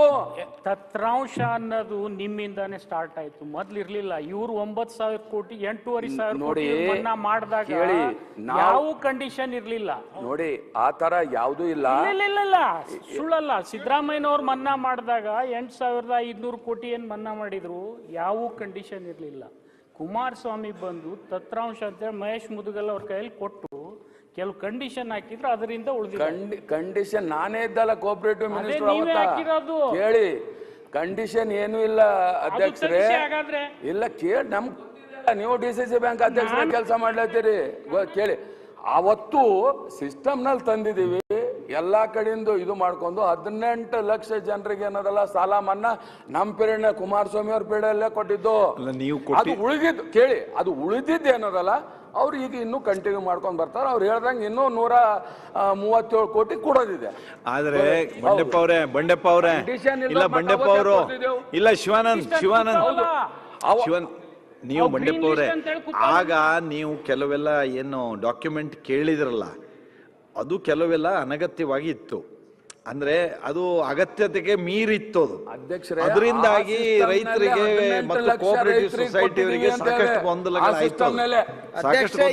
ಗ್ರೀನ್ ಲಿಸ್ಟ್ ಅಲ್ಲಿ ಇರೋದು ಕೊಡಿ ಸಾಕು, ನಾವು ಗ್ರೀನ್ ಲಿಸ್ಟ್ ಅಲ್ಲಿ ಇರೋದು ಕೊಡಿ ಅಂತ ಉಸ್ತುವಾರಿ ಮಂತ್ರಿಗಳು ಕೇಳ್ತಾ 157 ಕೋಟಿ ಕೊಡೋದಿದೆ ಅಂತ ಹೇಳಿದ್ರು. ಇಲ್ಲ ಅನ್ನಿ, ಯಾವಾಗ ಕೊಡ್ತೇವೆ? ನಾನು ಹೇಳ್ತಾ ಇರೋದು 18 ಲಕ್ಷ ಕೊಟ್ಟಿದ್ದೀವಿ ಅಂತ ಹೇಳ್ತಾರಲ್ಲ, 18 ಲಕ್ಷ ರೈತರು ಇವ್ರು ಕೇಳ್ದಂತ ದಾಖಲಾತಿಯನ್ನ ಇನ್ ಟೈಮ್ ಕೊಟ್ಟಿದ್ದಾರೆ. ಹೌದು, ಇನ್ 31,000 ಕೊಡ್ಲಿಲ್ಲ, ಅವ್ರು ನೋಟಿಸ್ ಕೊಟ್ಟು ಪದೇ ಕೊಟ್ಟು ಕರ್ಸಿದೀವಿ. ಹೇಳ್ತಾ ಇರ್ತಕ್ಕಂಥದ್ದು ಈಗ ಯಡಿಯೂರಪ್ಪನವ್ರು ಇದ್ದಾಗ 5,700 ಕೋಟಿ ಕೊಟ್ಟಿದ್ದೀವಿ ಸನ್ಮಾನ್ಯ ಅಧ್ಯಕ್ಷರೇ. ಇನ್ ಮಿಕ್ಕದು ಸ್ವಲ್ಪ ಇದೆ. ಈ ಗ್ರೀನ್ ಲಿಸ್ಟ್ ಕ್ಲಿಯರ್ ಆಗಿದೆ. ಈಗ ಕೊಡ್ತೀವಿ ಅಂತ ಹೇಳ್ಬಿಡಿ ಅಷ್ಟೇ. ಆ ಗ್ರೀನ್ ಲಿಸ್ಟ್ ಅಲ್ಲಿ ಇರೋದ ಕೊಡ್ತೀವಿ ಅಂತ ಹೇಳ್ಬಿಡಿ. ಗ್ರೀನ್ ಲಿಸ್ಟ್ ಫೈನಾನ್ಸ್ ಕಳ್ಸಿದೀವಿ, ಅವ್ರು ಯಾವಾಗ ಕ್ಲಿಯರ್ ಮಾಡ್ತಾರೆ ನಿಮ್ಗೆ ಕೊಡ್ತೀವಿ. ನೀವು ಕೊಡಕ್ ರೆಡಿ ಇದ್ದೀರಿ, ಮುಖ್ಯಮಂತ್ರಿ ಕೊಡ್ಬೇಕಲ್ಲ, ಕೊಡ್ತಾ ಇಲ್ಲ. ಅವರು ಡಿಫಾಲ್ಟ್ ಬಿಟ್ಟಾರೆ, ಗ್ರೀನ್ ಲಿಸ್ಟ್ ನಲ್ಲಿ ಇದಾರಲ್ಲ, ಅವ್ರಿಗೆ 100% ರೇಟ್ ಆಫ್ ಇಂಟ್ರೆಸ್ಟ್ ವಸೂಲ್ ಮಾಡಬೇಕು, ಶೂನ್ಯ ಬಡ್ಡಿ ದರದಲ್ಲಿ ಕೊಡಬೇಕು. ಒನ್ ಡೇ ಡಿಲೇ ಆದ್ರೂ ಈಗ 1 ಲಕ್ಷ ಸಾಲ ಮನ್ನಾ ಮಾಡಿದ ಇಯರ್ ಯಾವುದು? ಅದು ಕಂಡೀಷನ್ ಕಂಡೀಷನ್ ಅಂತಲ್ಲ. ಈಗ 18 ಲಕ್ಷ ರೈತರಿಗೆ ಏನೇನು ಇವ್ರ ಫಾರ್ಮಾಲಿಟೀಸ್ ಹೇಳಿದ್ರು ಅದೆಲ್ಲ ಕಂಪ್ಲೀಟ್ ಕೊಟ್ಟಿದ್ದಾರೆ. ಕೆಲವು ರೈತರು ಕೊಡ್ಲಿಲ್ಲ, ನಾವು ನೋಟಿಸ್ ಕೊಡ್ಬೇಕು, ಪದೇ ಪೇಪರ್ ನೋಟಿಫಿಕೇಶನ್ ಮಾಡಬೇಕು, ಅವ್ರದ್ದು ಡಿಲೇ ಅಲ್ಲ. ಅವ್ರು ಇನ್ ಟೈಮ್ ಕೊಟ್ಟಿ ಫೈನಾನ್ಸ್ನವ್ರದ್ದು ಏನಂದ್ರೆ ಇನ್ ಟೈಮ್ ನ ಕೊಟ್ಟಿದ್ರೆ ಇದು ಸಾಲ ಮನ್ನಾಕ್ ಅಪ್ ಟು ಡೇಟ್ ಆಗ್ತಿತ್ತು. ಅದು ಟೈಮ್ ಲಿಮಿಟ್ ಇರ್ತಾರೆ. ಇವ್ರು 3 ವರ್ಷ 4 ವರ್ಷ ಆದ್ಮೇಲೂ ರೈತರು ಕೊಡ್ಲಿಲ್ಲ ಅಂತಂದ್ರೆ ನೀವ್ಯಾಗ ಸಾಲ ಮನ್ನಾ ಮಾಡ್ತೀರಿ ಅಂತ ಅವ್ರ ಕ್ವಶನ್ ಅಷ್ಟೇ. ಈಗ ಹೆಗಡೆ ಅವ್ರು ಇದ್ದಾಗಿನಿಂದ ಇಲ್ಲಿವರೆಗೆ ಯಾರ್ಯಾರು ಸಾಲ ಮನ್ನಾ ಮಾಡಿದ್ದಾರೆ, ಯಾರು ತತ್ರಾಂಶಕ್ಕೆ ಸೇರಿಸಿರ್ಲಿಲ್ಲ. ಈವನ್ ಸಿದ್ದರಾಮಯ್ಯನವ್ರ ಸರ್ಕಾರವರೆಗೂ ಸೇರಿಸಿಲ್ಲ. ಇವ್ರು ಏನ್ ಸೇರಿಸಿದ್ರು ಅಲ್ಲಿಂದ ಈಗ ರೈತರು ಏನಿದ್ದಾರೆ ಅಲ್ಲೇ ಮರು ಸಾಲನೂ ಸಿಗ್ತಾ ಇಲ್ಲ ಅವ್ರಿಗೆ ರೇಟ್ ಆಫ್ ಇಂಟ್ರೆಸ್ಟ್ ನೀವು ಅದಕ್ಕೆ ನೀವೇ ಅಧ್ಯಕ್ಷರಿದ್ರಿ. ನಿಮ್ ಬ್ಯಾಂಕಿನಾಗ ಎಷ್ಟು ಮನ್ನಾ ಆಗಿದೆ, ಎಷ್ಟು ಮಂದಿ ಉಳಿದಿದೆ ಇಷ್ಟೇ ಹೇಳಿ. ನನ್ನಲ್ಲೇ ಎಷ್ಟು ಜನ ಮನ್ನಾ, ಎಷ್ಟು ಜನರಿಗೆ ಆಗಿದೆ? 7,000 ಜನ ಉಳಿದಿದ್ದಾರೆ. ಟೋಟಲ್ ಆಗಿದೆ ಎಷ್ಟು? ಟೋಟಲ್ ಆಗಿದ್ದು ಲಕ್ಷಾಂತರ ಜನರಿಗಾಗಿದೆ, ಅದ್ರಲ್ಲಿ 7,000 ಉಳಿದಿದೆ. ನನ್ನ ಬ್ಯಾಂಕ್ ಅಲ್ಲಿ ನಿಮ್ ಬ್ಯಾಂಕ್ ಇದೆ ಮಾತಾಡ್ತಾ ಇದ್ದೀನಿ, ಬೇರೆದಲ್ಲ. 70,000 ಜನ ಇದ್ದಾರೆ. ಅದಕ್ಕೆ ಅವ್ರು ಹೇಳ್ದಂಗೆ ಡಾಕ್ಯುಮೆಂಟ್ ಕೊಟ್ಟಿಲ್ಲ, ಅದಕ್ಕಿದೆ ಗೊತ್ತಾ. ಲಕ್ಷಾಂತರ ಜನರಿಗಾಗಿದೆ, ಅದು ಹೇಳಲ್ರಿ ನೀವು. 70,000 ಜನರದು ನಿಮ್ಮ ಬ್ಯಾಂಕ್ ನಿಂದೇ ಹೇಳ್ತಾ ಇದ್ದೀನಿ. 7,000 ಯಾಕಡಿ, ಲಕ್ಷ ಯಾಕಡಿ, ಗೊತ್ತಾಯ್ತಾ? ಲೀಡರ್ ಆಯ್ತಾ? ನಾನು ಸಾಲ ನೀವು ಮನ್ನಾ ಮಾಡಿದ್ದು ನೀವು ಹೇಳಿರ್ತಕ್ಕಂಥ ಕಾರ್ಯಕ್ರಮ ಅಲ್ಲ, ಅದು ಸಮ್ಮಿಶ್ರ ಸರ್ಕಾರ ಹೇಳಿದಂಥ ಕಾರ್ಯಕ್ರಮ. ಕುಮಾರಸ್ವಾಮಿ ಇದ್ದಾಗ ಸಾಲ ಮನ್ನಾ ಮಾಡ್ತೀವಿ ಅಂತ ಹೇಳಿದ್ದು. ಏನ್ ಅಭಿಯಂತ ಸಮ್ಮಿಶ್ರ ನಾವು ಸಪೋರ್ಟ್ ಮಾಡಿದವ್ರೆ, ನೀವ್ ಹೆಂಗ್ ಬರ್ತಿದ್ರಿ ಅಧಿಕಾರಕ್ಕೆ? ನೀವು ಹೇಳಿದ್ಕೆ ಖುಷಿ ಪಟ್ಟೆ, ನೀವು ಹೇಳಿದ್ರಲ್ಲ ಅದಕ್ಕೆ ಸಪೋರ್ಟ್ ಮಾಡಿದ್ರೆ ಕುಮಾರಸ್ವಾಮಿ ಅವರು ಹೇಳಿದ್ರಲ್ಲ ಅಂತ ಖುಷಿ ಬೆಂತಟ್ಟು ಅದಕ್ಕೂ ಬೇಜಾರು ಮಾಡ್ಕೋತಿರಲ್ಲ. ಇರ್ಲಿ, ಸಮ್ಮಿಶ್ರ ಸರ್ಕಾರದಲ್ಲಿ ಮಾಡಿದ್ದದ್ದು of course it is a fact. Kumaraswamy ಇದ್ದಾಗ ಮಾಡಿದ್ದದು, ಅದೇನ್ ಅದಕ್ಕೆ ತಟ್ಟದೆ ಅಂತದಯ್ಯ. ಖುಷಿ ಪಟ್ಟ ಸರ್ ಹೇಳಿದ್ರಲ್ಲ ನಮ್ ಸರ್ಕಾರ ಅಂತ ಹೇಳಿದ್ರಲ್ಲ ಅಂತ ನಾನು ಧಿಕ್ಕಾರಕ್ಕೆ ಹೋಗಿದ್ರೆ ಬೇಜಾರು ಮಾಡ್ಕೊ ಖುಷಿ ಪಡಿ. ಸತ್ಯನ ಮರ್ಮಾಚಕ್ಕಾಗುತ್ತಾ? ಸಮ್ಮಿಶ್ರ ಸರ್ಕಾರ ಮಾಡಿದ್ದದ್ದು ಅದನ್ನ ಇವರು ಎಷ್ಟು ಇನ್ನೂ ಉಳ್ಕೊಂಡಿತ್ತಲ್ಲ, ಡಾಕ್ಯುಮೆಂಟ್ಸ್ ಕೊಟ್ಟಿಲ್ಲ ಅಂತ ಹೇಳಿ ಉಳ್ಕೊಂಡಿತ್ತಲ್ಲ, ಅದನ್ನ ಇವರು ಕೊಟ್ಟಿದ್ದಾರೆ. ಆದ್ರೆ ಇವರು ಮೊದಲನೇ ಸಂಪುಟದಲ್ಲಿ 1 ಲಕ್ಷದವರೆಗಿನ ಸೊಸೈಟಿ ಸಾಲ ಮತ್ತು ಬ್ಯಾಂಕ್ ಸಾಲ ಎರಡು ಮನ್ನಾ ಮಾಡ್ತೀವಿ ಅಂತ ಹೇಳಿದ್ರಲ್ಲ, ಅದು ಮಾಡಿಲ್ಲ. ಅದನ್ನ ಮಾಡಿಲ್ಲ. ತಂತ್ರಾಂಶಗಳನ್ನ ತೆಗೆದು ಹೊರತುಪಡಿಸಿ ಮಾಡಿ ಪಾಪಿಗಳಿಗೆ ಅನ್ಯಾಯ ಮಾಡ್ತಾ ಇದ್ದೀರಿ. ಎಲ್ಲಾ ಸಾಲ ಮನ್ನಾ ಮಾಡಿಸ್ಕೊಂಡಾರೆ, ಕೆಲವು ಜನ ಉಳ್ಕೊಂಡು. ಈಗ ರೈತರು ಏನ್ ಕೇಳ್ತಾರೆ ಗೊತ್ತಾ ಸೋಮಶೇಖರ್, ಇವರೇ ಕೋಆಪರೇಟಿವ್ ಮಿನಿಸ್ಟರ್, ಏನ್ ಕೇಳ್ತಾರೆ? ನಮ್ ಸಾಲದ ಹೊರೆ ಕಡಿಮೆ ಮಾಡ್ರಪ್ಪ, ನಾವು ಬೆಳೆದಂತ ಬೆಳೆಗಳಿಗೆ ನ್ಯಾಯಯುತವಾದಂತ ಬೆಲೆ ಕೊಡಿಸಿ ಅಂತ. ಇಷ್ಟೇ ತಾನೇ ಕೇಳೋದು. ನೀವು 2 ಪಟ್ಟು ಜಾಸ್ತಿ ಮಾಡ್ತೀವಿ ಅಂತ ಹೇಳದ್ ಯಾವಾಗ? ನರೇಂದ್ರ ಮೋದಿ ಅವರು 2 ಪಟ್ಟು ರೈತರ ಆದಾಯ ಜಾಸ್ತಿ ಮಾಡ್ತೀವಿ ಅಂತ ಹೇಳಿದ್ ಯಾವಾಗ? 2017. 5 ವರ್ಷದಲ್ಲಿ ಮಾಡ್ತೀವಿ ಅಂತ ಹೇಳಿದ್ರು. 2022 ಮಾಡ್ಬೇಕಾಗಿತ್ತಲ್ಲ, ಆಯ್ತಾ? ಸಾಲ 2 ಪಟ್ಟು ಆಯ್ತು ರೈತರದು, ಆದಾಯ 2 ಪಟ್ಟು ಆಗ್ಲಿಲ್ಲ. ನಿಮಗೆ ಇವತ್ತು ನೋಡಿದ್ರ ಬಜೆಟ್ ನೋಡಿದ್ರ ಈ ಸಾರಿ ಇದು ಬಜೆಟ್ ರಸಗೊಬ್ಬರಗಳಿಗೆ ಸಬ್ಸಿಡಿ ಎಷ್ಟು ಕಡಿಮೆ ಮಾಡಿದ್ದಾರೆ ಗೊತ್ತಾ? ಈ ವರ್ಷ ಎಷ್ಟು ಹೇಳಿ? 50,000 ಕೋಟಿ. ಕಳೆದ ವರ್ಷಕ್ಕೂ ಈ ವರ್ಷಕ್ಕೂ ರಸಗೊಬ್ಬರದ ಮೇಲೆ ಸಬ್ಸಿಡಿ ಕಡಿಮೆ ಮಾಡಿರ್ತಕ್ಕಂಥದ್ದು 50,000 ಕೋಟಿ. ನರೇಗಾದಲ್ಲಿ ಎಷ್ಟು ಕಡಿಮೆ ಮಾಡಿದ್ದಾರೆ ಗೊತ್ತಾ? ಕಳೆದ ವರ್ಷಕ್ಕೂ ಈ ವರ್ಷಕ್ಕೂ ಕೇಂದ್ರ ಸರ್ಕಾರದಲ್ಲೂ ನರೇಗಾ ಮಾಡಿದವರು ಯಾರು? ಮನಮೋಹನ್ ಸಿಂಗ್ ಅವರು. ಅದಕ್ಕೆ ಕಾರ್ಮಿಕರ ಧ್ವನಿಯಾಗಿ ಕೆಲಸ ಮಾಡ್ತೀವಿ ಅಂತ ಹೇಳಿದ್ರು. ಗ್ರಾಮೀಣ ಪ್ರದೇಶದಲ್ಲಿ ಕೆಲಸ ಕೊಡೋದು. ಒಂದು ವೇಳೆ ಕೊರೋನಾ ರೋಗ ಬಂದಿದ್ದಾಗ ನರೇಗಾ ಇಲ್ಲದೆ ಹೋಗಿದ್ರ ಗತಿ ಏನು? ನಾವು 7 kg ಅಕ್ಕಿ ಫ್ರೀ ಆಗಿ ಕೊಡೋದು ಇಲ್ಲದೆ ಹೋಗಿದ್ರ ಗತಿ ಏನು? ಬಡವರು ಭಾರಿ ಕಷ್ಟದಲ್ಲಿ ಸಿಕ್ಕಾಕಬಿಡೋರು, ಕಾರ್ಮಿಕರು ಭಾರಿ ಕಷ್ಟದಲ್ಲಿ ಸಿಕ್ಕಾಕಬಿಡೋರು.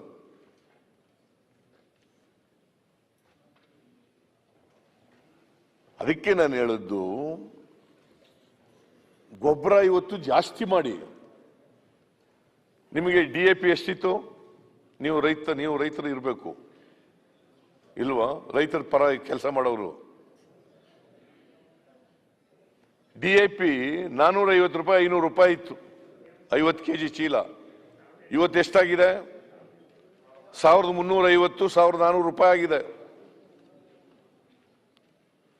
ಮತ್ತೆ ದುಪ್ಪಟ್ಟು ಆದಾಯ ದುಪ್ಪಟ್ಟು ಮಾಡ್ತೀವಿ ಅಂತಂದ್ರೆ ಹೆಂಗೆ? ರೈತರು ಏನ್ ಖರ್ಚು ಮಾಡಿರ್ತಾರೆ ಬೆಳೆ ತೆಗಿಯಕ್ಕೆ, ಅದರ 1.5 ಪಟ್ಟು ಕೊಡ್ತೀವಿ ನಾವು. MSP ರೇಟ್ನಲ್ಲಿ ಕೊಡ್ತೀವಿ ಅಂತ ಹೇಳಿದಿರಿ. ಅವ್ರ ಆದಾಯ ಇಷ್ಟು ಮಾಡ್ತೀವಿ ಅಂತ ಹೇಳಿದಿರಿ. ಎಲ್ಲಿ ಮಾಡಿದಿರಿ? You not done anything. ಅದಕ್ಕೆ ಸುಳ್ಳು ಹೇಳ್ತಾ ಇದ್ದೀರಿ, ಸುಳ್ಳು ಹೇಳಿದಿರಿ ಅಂತ ಹೇಳಿದ್ದು.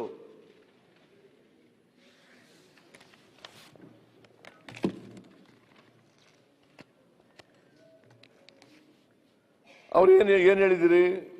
ರೈತರ ಮಕ್ಕಳಿಗೆ ವಿದ್ಯಾರ್ಥಿ ವೇತನ ಕೊಟ್ಟಿದ್ದೀವಿ, ಡೀಸೆಲ್ ಸಹಾಯಧನ ಕೊಟ್ಟಿದ್ದೀವಿ, ಸಸಿ ವಿತರಣೆ ಮಾಡಿದ್ದೀವಿ, ಗೋಹತ್ಯೆ ನಿಷೇಧ ಕಾಯ್ದೆ ತಗೊಬಂದಿದ್ದೀವಿ, ಗೋಶಾಲೆಗಳನ್ನು ತೆಗೆದಿದ್ದೀವಿ, ಈ ತರದವು ಹೇಳಿದ್ದೀರಿ. ಬಟ್ ಇವಕ್ಕೆಲ್ಲ ಬರ್ತೀನಿ ನಾನು, ಆಮೇಲೆ ಇದ್ರ ಪರಿಣಾಮ ಏನಾಗಿದೆ ಅಂತ ಬರ್ತೀನಿ ನಾನು.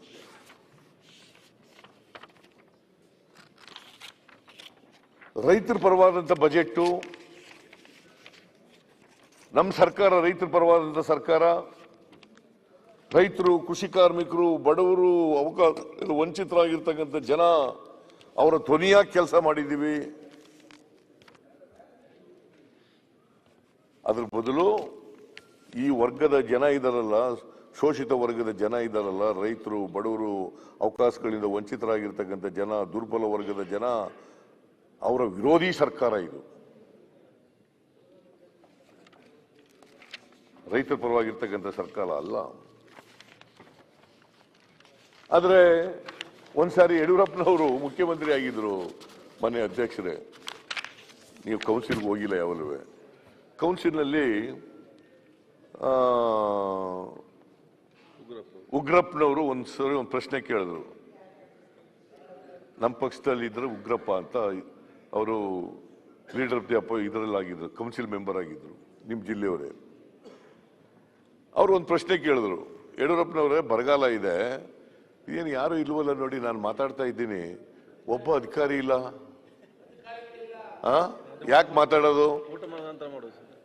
ಇದು ತೌಡುಕೂಟ ಕೆಲಸನ ನಮ್ದುವೆ? ನೋಡಿ, ಒಬ್ಬ ಅಧಿಕಾರಿ ಇಲ್ಲ.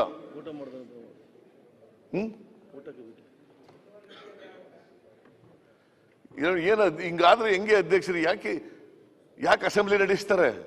ಈ ಕಟಾಚಾರಕ್ಕೆ ಯಾಕೆ ನಡೆಸಬೇಕು ಅಧಿಕಾರಿಗಳು ಇಲ್ಲದ ಮೇಲೆ? ಅಧಿಕಾರಿಗಳಿಗೆ ಬರಲ್ಲ ಅಂತಂದ್ರೆ ವೇರ್ ಗೋ? ಅಸೆಂಬ್ಲಿ ನಡೆಯುವಾಗ ಎಲ್ಲೂ ಹೋಗ್ಬಾರ್ದು ಅಂತ ಇರೋದು ಸರ್ಕ್ಯುಲರ್ಸು. ಎಲ್ಲ ಅಧಿಕಾರಿಗಳು ಇಲ್ಲೇ ಇರ್ಬೇಕು, ಹೆಡ್ ಕ್ವಾರ್ಟರ್ಸ್ ನಲ್ಲೇ ಇರ್ಬೇಕು, ಅಸೆಂಬ್ಲಿಗೆ ಅಟೆಂಡ್ ಮಾಡ್ಬೇಕು ಎವ್ರಿ ಡೇ ಅಂತ ಇರೋದು. ಒಬ್ಬ ಅಧಿಕಾರಿಗಳು ಅಟೆಂಡ್ ಮಾಡಲ್ಲ.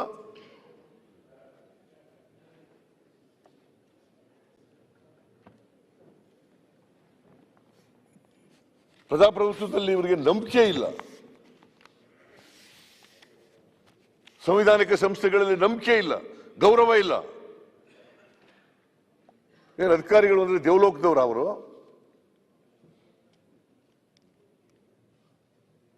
The secretaries are government secretaries, secretary to the government, head of the department, ಅವರೆಲ್ಲ ಇರಬೇಕು. ಮತ್ತೆ ನಾವೆಲ್ಲ ಇಲ್ಲಿ ಭಾಷಣ ಮಾಡೋದು ಯಾತಕ್ಕೆ? ಮತ್ತೆ ಸುಮ್ಮನೆ ಇಲ್ಲಿ ರೆಕಾರ್ಡ್ಗೆ ಹೋಗ್ಲಿ ಅಂತ ಭಾಷಣ ಮಾಡೋದು? ನೋಡಿ ಯಾರಿದ್ದಾರೆ ನೋಡ್ಬಿಟ್ಟು ಬರಕ್ಕೆ ಹೇಳಿ, ಕನ್ಸರ್ನ್ ಇನ್ಕ್ಲೂಡಿಂಗ್ ಚೀಫ್ ಸೆಕ್ರೆಟರಿ ಇಲ್ಲಿ ಇರಬೇಕು. ಎಲ್ಲರಿಗೂ ಕೂಡ ಬರಕ್ಕೆ ಹೇಳಿ.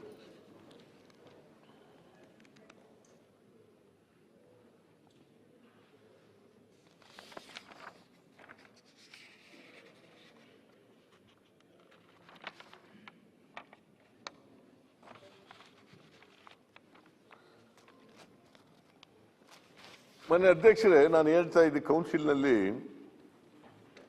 ಒಂದ್ಸಾರಿ ಉಗ್ರಪ್ಪನವರು ಒಂದು ಪ್ರಶ್ನೆ ಕೇಳಿದ್ರು. ಯಡಿಯೂರಪ್ಪನವರು ಮುಖ್ಯಮಂತ್ರಿ.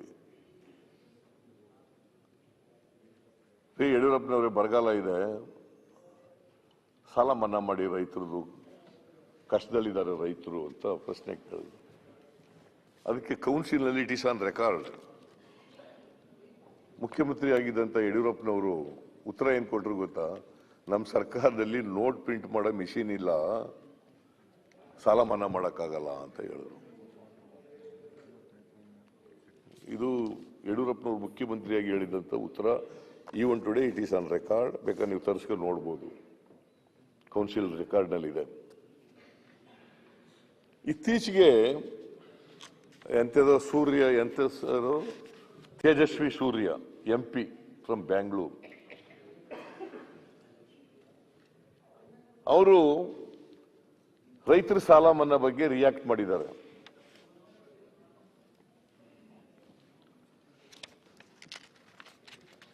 ಏನಂತ ಹೇಳಿದ್ದಾರೆ ಅಂದ್ರೆ, ರೈತರ ಸಾಲ ಮನ್ನಾ ಮಾಡುವುದರಿಂದ ದೇಶಕ್ಕೆ ಉಪಯೋಗ ಇಲ್ಲ.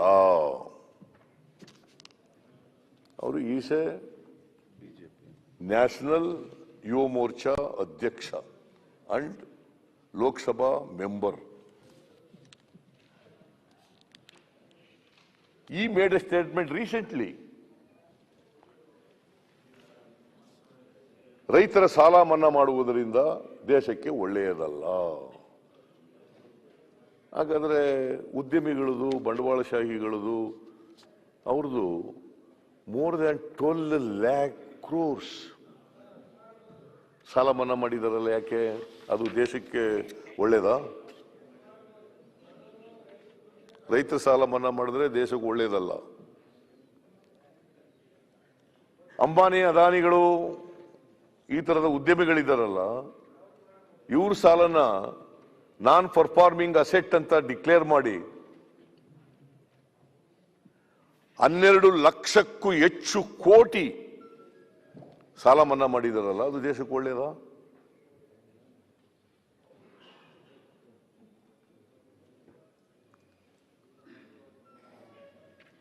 This is the mindset of the BJP people towards farmers.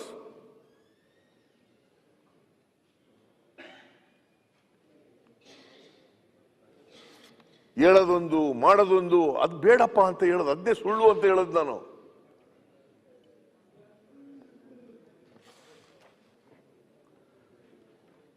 ಇವತ್ತು ನರೇಗಾ ಉದ್ಯೋಗ ಕೊಡ್ತಕ್ಕಂಥ ಒಂದು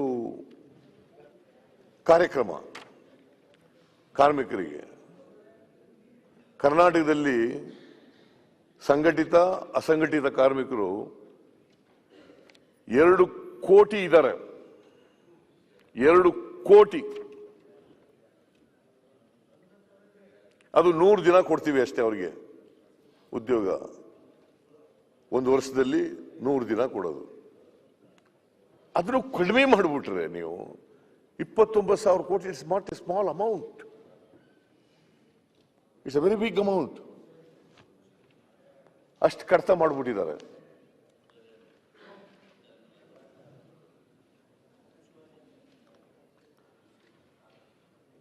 ಗೊಬ್ಬರ ಸಬ್ಸಿಡಿ ಕಡಿಮೆ ಮಾಡಿಬಿಟ್ಟಿದ್ದಾರೆ.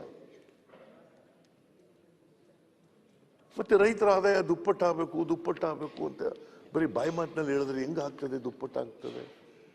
ನಾವು ರೈತರು ಧ್ವನಿಯಾಗಿರ್ತೀವಿ ಅಂತ ಹೇಳಿದ್ರೆ ಹೆಂಗೆ ಧ್ವನಿಯಾಗಿರ್ತಾರೆ?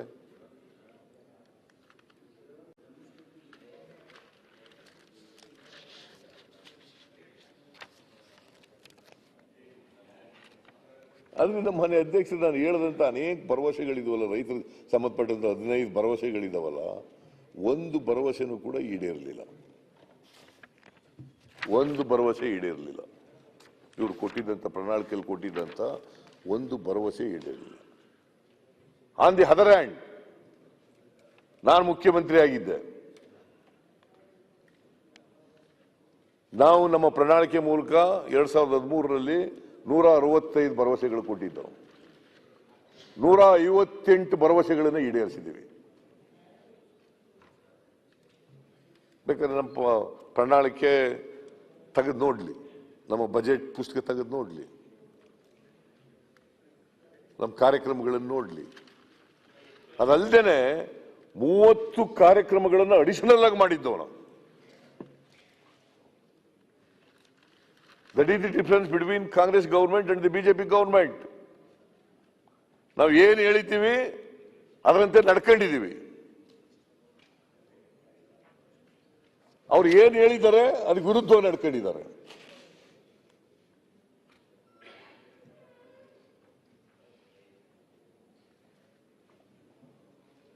ಅದರಿಂದ ಬರೀ ಸುಳ್ಳು ಹಾಕಪ್ಪ ಹೇಳಿದ್ದೀರಿ ಜನಗಳ ಮುಂದೆ.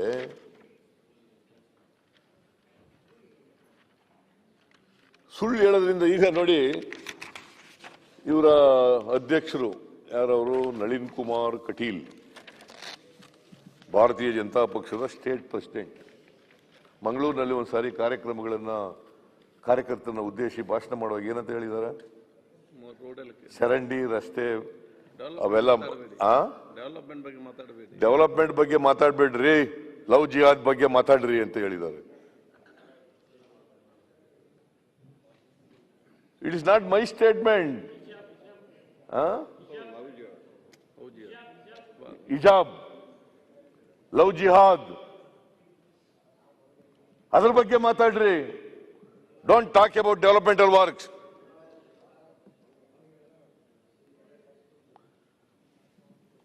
ನಾನು ನಳಿನ್ ಕುಮಾರ್ ಕಟೀಲ್ ಸಾಮಾನ್ಯವಾಗಿ ಉತ್ತರ ಕೊಡಕ್ಕೆ ಹೋಗಲ್ಲ. But is A president of the ruling party. Is A president of the ruling party, state president, not A taluka president.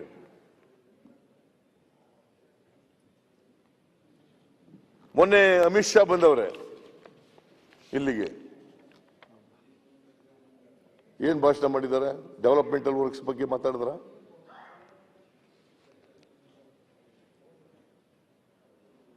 Abbakka versus Tippu, Tippu versus Abbakka. ಅದು ಚುನಾವಣಾ ವಿಚಾರನ? ಅಮಿತ್ ಶಾ ಅವರು ಹೇಳಿರೋದು. ಈ ದೇಶದ ಪಾಪ ಯಾರೋ ಕೆಲವರೆಲ್ಲ ಮುಖ್ಯಮಂತ್ರಿಯವರೇ ಇರಬೇಕು ಅಂತ ಹೋಲಿಕೆ ಮಾಡಿದ್ದಾರೆ. ಇವರಿಗೆ ವಲ್ಲಭಾಯ್ ಪಟೇಲ್ರಿಗೆ ಹೋಲಿಕೆ ಮಾಡಿಬಿಟ್ಟಿದ್ದಾರೆ. ಅಮಿತ್ ಶಾ ಅವರು ಹೇಳಿರೋದು ಅಬ್ಬಕ್ಕ ವರ್ಸಸ್ ಟಿಪ್ಪು. ಮುಂದಿನ ಚುನಾವಣೆಯಲ್ಲಿ ಚರ್ಚಾ ವಿಷಯ ಅಬ್ಬಕ್ಕ ವರ್ಸಸ್ ಟಿಪ್ಪು. ಇನ್ ಕೆಲವರು ಹೇಳ್ತಾರೆ Mahatma Gandhiji versus Savarkar, Mahatma Gandhiji versus Godse. Is it a subject matter of the election? Is it relevant to the development of the people?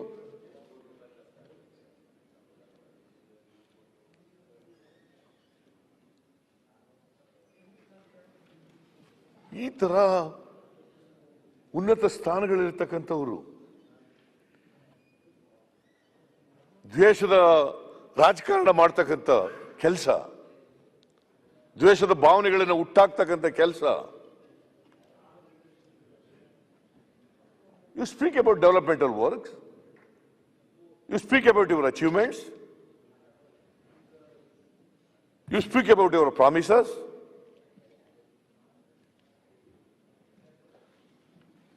These are not the issues to be discussed before the people.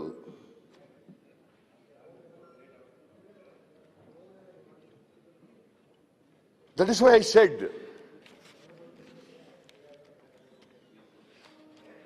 ಬರೀ ಸುಳ್ಳುಗಳನ್ನು ಹೇಳಿಸಿದ್ದಾರೆ ರಾಜ್ಯಪಾಲರ ಬಾಯಿಯಿಂದ.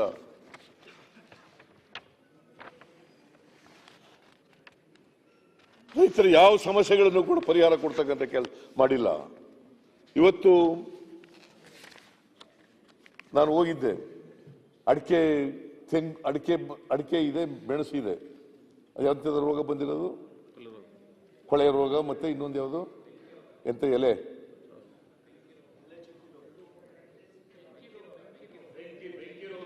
ಬೆಂಕಿ ರೋಗ ಅಲ್ಲ, ಎಂತ ಎಲೆ ರೋಗ ಏನೆಯ ನಿಮ್ ಕಡೆನೆ ಬಂದಿರೋದು?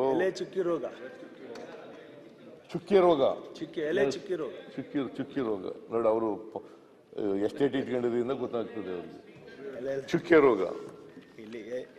ನಿಮಗ್ ಗೊತ್ತಿಲ್ಲ? ಚುಕ್ಕಿ ರೋಗ ಅಂತ ಹೇಳಿ ಚುಕ್ಕಿ ಎಲೆ ಚುಕ್ಕಿ ರೋಗ ಬಂದಿದೆಯಲ್ಲ, ಅದನ್ನ ಹೋಗ್ಲಾಡ್ಸಿದ್ರ ಓಲಿ? ತೊಗರಿಗೆ ನೆಟೆ ರೋಗ ಅಂತ ಬಂದ್ಬಿಟ್ಟದೆ. ನಾನು ಗುಲ್ಬರ್ಗ ಇದರಲ್ಲಿ ಹೋಗಿದ್ದೆ, ಗುಲ್ಬರ್ಗ, ಬೀದರ್, ಯಾದಗಿರ್ ಆ ಭಾಗಕ್ಕೆ ಹೋಗಿದ್ದೆ. ಸುಮಾರು 70% ಆಫ್ ದಿ ಕ್ರಾಪ್ ಲಾಸ್ ಆಗಿದೆ. 70% ಆಫ್ ದಿ ಕ್ರಾಪ್ ಲಾಸ್ ಆಗಿದೆ. ಒಬ್ಬ ನನ್ನ ಭೇಟಿ ಮಾಡಿದ ಮಣಿಕಂಠ ಅಂತ ಹೇಳಿ, ಅವರು ಹತ್ತಿ ಗಿರಣಿ ಇಟ್ಕೊಂಡಿರ್ತಕ್ಕಂಥ ವ್ಯಕ್ತಿ, ನನಗೆ ಎಲ್ಲಿ ಶಾಪುರದಲ್ಲಿ ಭೇಟಿಯಾಗಿದ್ದ. ಅವನು ಹೇಳ್ದ ಹತ್ತಿ 12,000 ರೂಪಾಯಿ ಇತ್ತು ಒಂದು ಕ್ವಿಂಟಾಲು, 7,500 ರೂಪಾಯಿ ಬಂದ್ಬಿಟ್ಟದೆ. ಈಗ MSP 6,380 ರೂಪಾಯಿ ಮಾಡಿದ್ದಾರೆ. ಮಾರುಕಟ್ಟೆ ಬೆಲೆಗಿಂತ ಕಡಿಮೆ ಇದೆ. ಇದು ಏನ್ ಮಾಡ್ಬೇಕು ಹೇಳಿ? ನಮಗೆ ಈ ತರ ರೈತರಿಗೆ ಅನ್ಯಾಯ ಆಗ್ತಾ ಇದೆ. ಕನಿಷ್ಠ ಪಕ್ಷ 10,000 ರೂಪಾಯಿ ಇಲ್ಲದೆ ಹೋದರೆ ರೈತರು ಉಳಿಯಕ್ಕೆ ಸಾಧ್ಯ ಇಲ್ಲ, ಹತ್ತಿ ಗಿರಣಿಗಳು ಉಳಿಯಕ್ಕೆ ಸಾಧ್ಯ ಇಲ್ಲ ಅಂತ ಹೇಳಿದ್ರು. 70% ತೊಗರಿ ಬೆಳೆ ಹಾಳಾಗಿದೆ. 1.5 ಲಕ್ಷ ಹೆಕ್ಟೇರ್ ಪ್ರದೇಶದಲ್ಲಿ ತೊಗರಿ ನಾಶ ಆಗಿದೆ. ಇಲ್ಲಿ BC ಪಾಟೀಲ್ ಇಲ್ಲ, ಕೃಷಿ ಮಂತ್ರಿಗಳು. ನಾನು ಕಳೆದ ಅಧಿವೇಶನದಲ್ಲಿ ಬೆಳಗಾಂನಲ್ಲಿ ಕೇಳಿದ್ದೆ. ಸ್ಪೆಷಲ್ ಪ್ಯಾಕೇಜ್ ಅಂತ ಕೇಳಿದ್ವಿ ನಾವು ಮೊನ್ನೆ ಲಾಸ್ಟ್ ಅಧಿವೇಶನದಲ್ಲಿ. ತೊಗರಿಗೋಸ್ಕರ ಅಟ್ಲೀಸ್ಟ್ ಕನಿಷ್ಠ 500 ಕೋಟಿ ಸ್ಪೆಷಲ್ ಪ್ಯಾಕೇಜ್ ಕೊಡ್ಬೇಕಂತ ಕೇಳಿದ್ವಿ.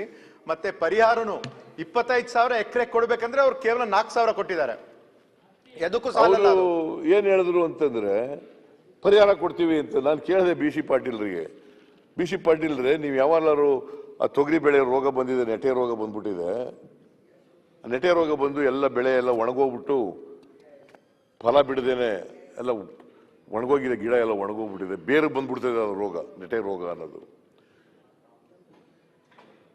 ಅದೆಲ್ಲ ಬಂದು ಹೋಗ್ಬಿಟ್ಟದೆ, ಹಾಳಾಗ್ಬಿಟ್ಟದೆ. ಹತ್ತಿ ಬೆಲೆ ಎಲ್ಲ ಬಿದ್ದೋಗ್ಬಿಟ್ಟದೆ. ನೀವು ಹೋಗಿದ್ದೀರೇನ್ರಿ ಅಲ್ಲಿಗೆ? ಬೀದರ್ಗೆ, ಗುಲ್ಬರ್ಗಕ್ಕೆ, ಯಾದಗಿರಿಗೆ ಹೋಗಕ್ ನೋಡಿ. ಇಲ್ಲ, ನನಗೆ ಹುಷಾರಿರ್ಲಿಲ್ಲ, ಹೋಗಕ್ಕಾಗ್ಲಿಲ್ಲ ಅಂತ ಹೇಳಿದ್ರು. ಓಕೆ, ಹುಷಾರಿರ್ಲಿಲ್ಲ, ಹೋಗಕ್ಕಾಗ್ಲಿಲ್ಲ. ಡಿಸ್ಟ್ರಿಕ್ಟ್ ಇನ್ಚಾರ್ಜ್ ಮಿನಿಸ್ಟರ್ ಹೋಗ್ಬೇಕಲ್ಲ, ಚೀಫ್ ಮಿನಿಸ್ಟರ್ ಹೋಗ್ಬೇಕಲ್ಲ.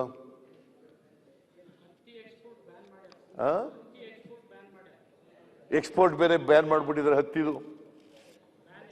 ಹತ್ತಿ ಎಕ್ಸ್ಪೋರ್ಟ್ ಬ್ಯಾನ್ ಮಾಡ್ಬಿಟ್ಟಿದ್ದಾರೆ.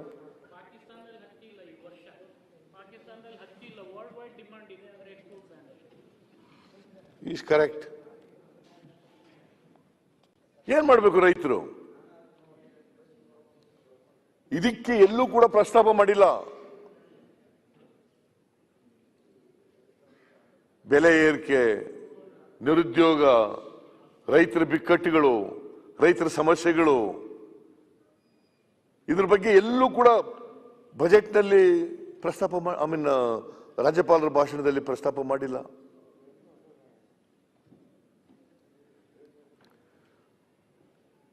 ಬಹಳ ಏನ್ ಹೇಳ್ಕೊಂಡಿದ್ದಾರೆ ಅಂತಂದ್ರೆ ಪರಿಹಾರನೂ ಕೂಡ ಇವತ್ತಿನವರೆಗೆ ಕೊಟ್ಟಿಲ್ಲ. ತೊಗರಿ ಬೆಳೆ ಪರಿಹಾರ ಕೊಟ್ಟಿಲ್ಲ ಇವತ್ತಿನವರೆಗೆ. ಅಡಿಕೆಗೆ ಬಂದಿರತಕ್ಕಂಥ ರೋಗ ವಾಸಿಯಾಗಿಲ್ಲ. ಅಡಿಕೆನ ಬೇಡಪ್ಪ ಅಂತಂದ್ರು ಕೂಡ ಹೊರದೇಶದಿಂದ ಆಮದು ಮಾಡ್ತಾ ಇದ್ದಾರೆ.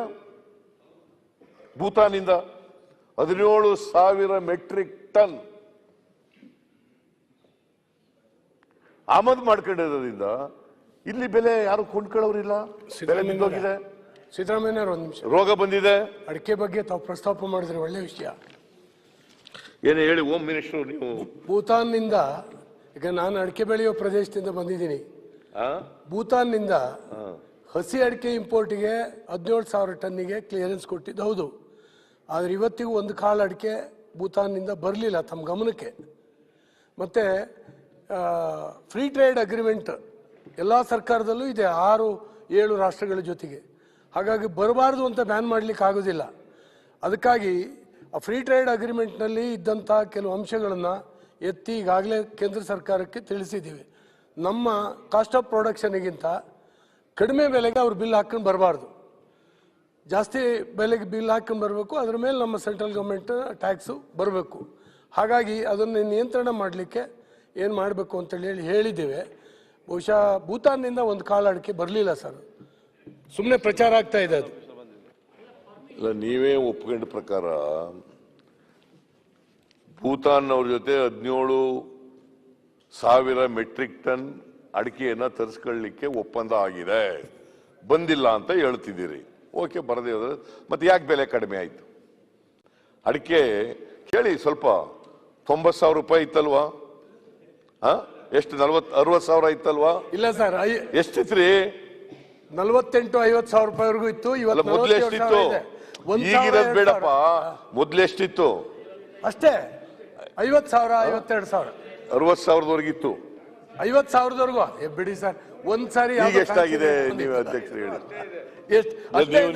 ನೀವು ಏನು ವ್ಯತ್ಯಾಸ ಆಗಲಿಲ್ಲ. ನೀವು ಹೇಳೋದು ಒಪ್ಕೋತೀನಿ. ಇವ್ರು ಕೇಳ್ತಿರ್ತಾಳೆ ಸ್ವಲ್ಪ. ನಾನು ಟಾಸ್ಕ್ ಫೋರ್ಸ್ ಇವರು ಅಡಿಕೆ ಬೆಳೆಯ ಏರಿಯಾದಿಂದ ಬರೋದು. ಇಲ್ಲ ಇವತ್ತಿನ ಮಾರ್ಕೆಟ್ ಪ್ರಕಾರ 43,000 44,000ದಲ್ಲಿ ನಾವು ಇದ್ದೀವಿ. 46,000 ಟೆಂಡರ್ ನಡೀತಾ ಇದೆ. ಈಗ are you happy with the current prices? ರೈತರು are you happy with are farmers are happy with the current price? 41-42,000 ಮೇಲೆ ಇದ್ರೆ ರೈತರು ಅದರಲ್ಲಿ. ನನಗೆ ಫಾರ್ಮರ್ಸ್ ಹೇಳಿರೋ ಪ್ರಕಾರ ಫಾರ್ಮರ್ಸ್ ನನಗೆ ಫಾರ್ಮರ್ಸ್ ಹೇಳಿರೋ ಪ್ರಕಾರ ಬರಲಿಲ್ಲ. ಅಡಿಕೆ ಬೆಲೆ ಬಹಳ ಕುಸಿದೋಗ್ಬಿಟ್ಟಿದೆ. ಕುಸಿದೋಗ್ಬಿಟ್ಟು ನಾವು ಕಷ್ಟದಲ್ಲಿ ಸಿಕ್ಕಾಕೊಂಡಿದ್ದೀವಿ ಅಂತ ನನಗೆ ರೈತರು ಶಿವಮೊಗ್ಗಕ್ಕೆ ಹೋದಾಗ, ಆಮೇಲೆ ಮಂಗಳೂರಿಗೆ ಹೋದಾಗ, ಉಡುಪಿಗೆ ಹೋದಾಗ ಹೇಳದಂತ ಜನ. ಈಗ ಈ ಚುಕ್ಕೆ ಎಲೆ ರೋಗ ಬಂದಿರೋದು ನಿಜ ತಾನೆ?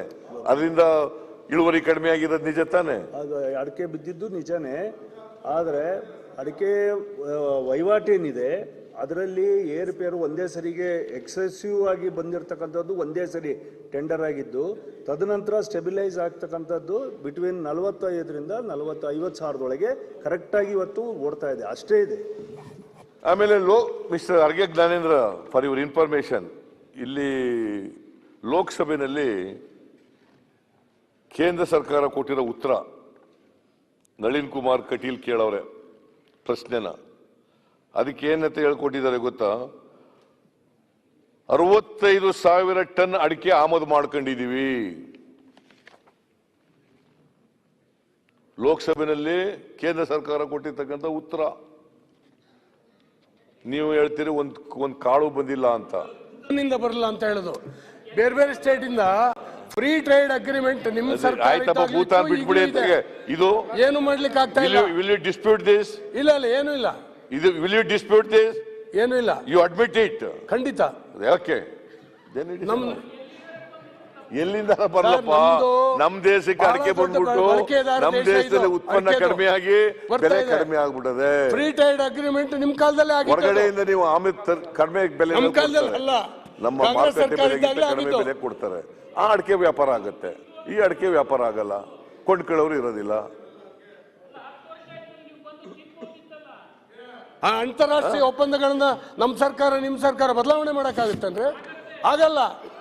ಅದ್ರ ಮೇಲೆ ಟ್ಯಾಕ್ಸ್ ಹಾಕೋದು ನಾನು ಚೀಫ್ ಮಿನಿಸ್ಟರ್ ಆಗಿದ್ದೆ. ನಮ್ಮ ರಾಜ್ಯದಲ್ಲಿ ನಾವು ಕೇಂದ್ರ ಸರ್ಕಾರ ಕಾಮರ್ಸ್ ಡಿಪಾರ್ಟ್ಮೆಂಟ್ ನಮಗೆ ಬೇಕಾಗಿಲ್ಲ, ನಾವೇ ಬೆಳ್ಕೊಂಡಿದೀವಿ ಅಂತ ಹೇಳ್ಬೋದು. ಏನ್ ಹಂಗೇನಿಲ್ಲ, ತಗೊಳ್ಳೇಬೇಕು ಅಂತೇನಿಲ್ಲ. ಸರ್, ಇಲ್ಲಿಯ ಟ್ರೇಡರ್ಸು ಅಲ್ಲಿಂದ ತರಿಸ್ತಾರೆ, ಅದನ್ನ ಬ್ಯಾನ್ ಮಾಡ್ಲಿಕ್ಕೆ ಆಗೋದಿಲ್ಲ ಅಂತಾರಾಷ್ಟ್ರೀಯ ಒಪ್ಪಂದ ಪ್ರಕಾರ.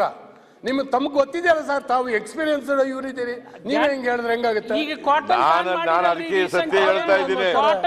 ನಮ್ಮ ದೇಶದಲ್ಲಿ ಬೆಳೆದಿದ್ದು ಅಲ್ಲಿ ಹೋಗುತ್ತೆ, ಅಲ್ಲಿ your understanding is not correct.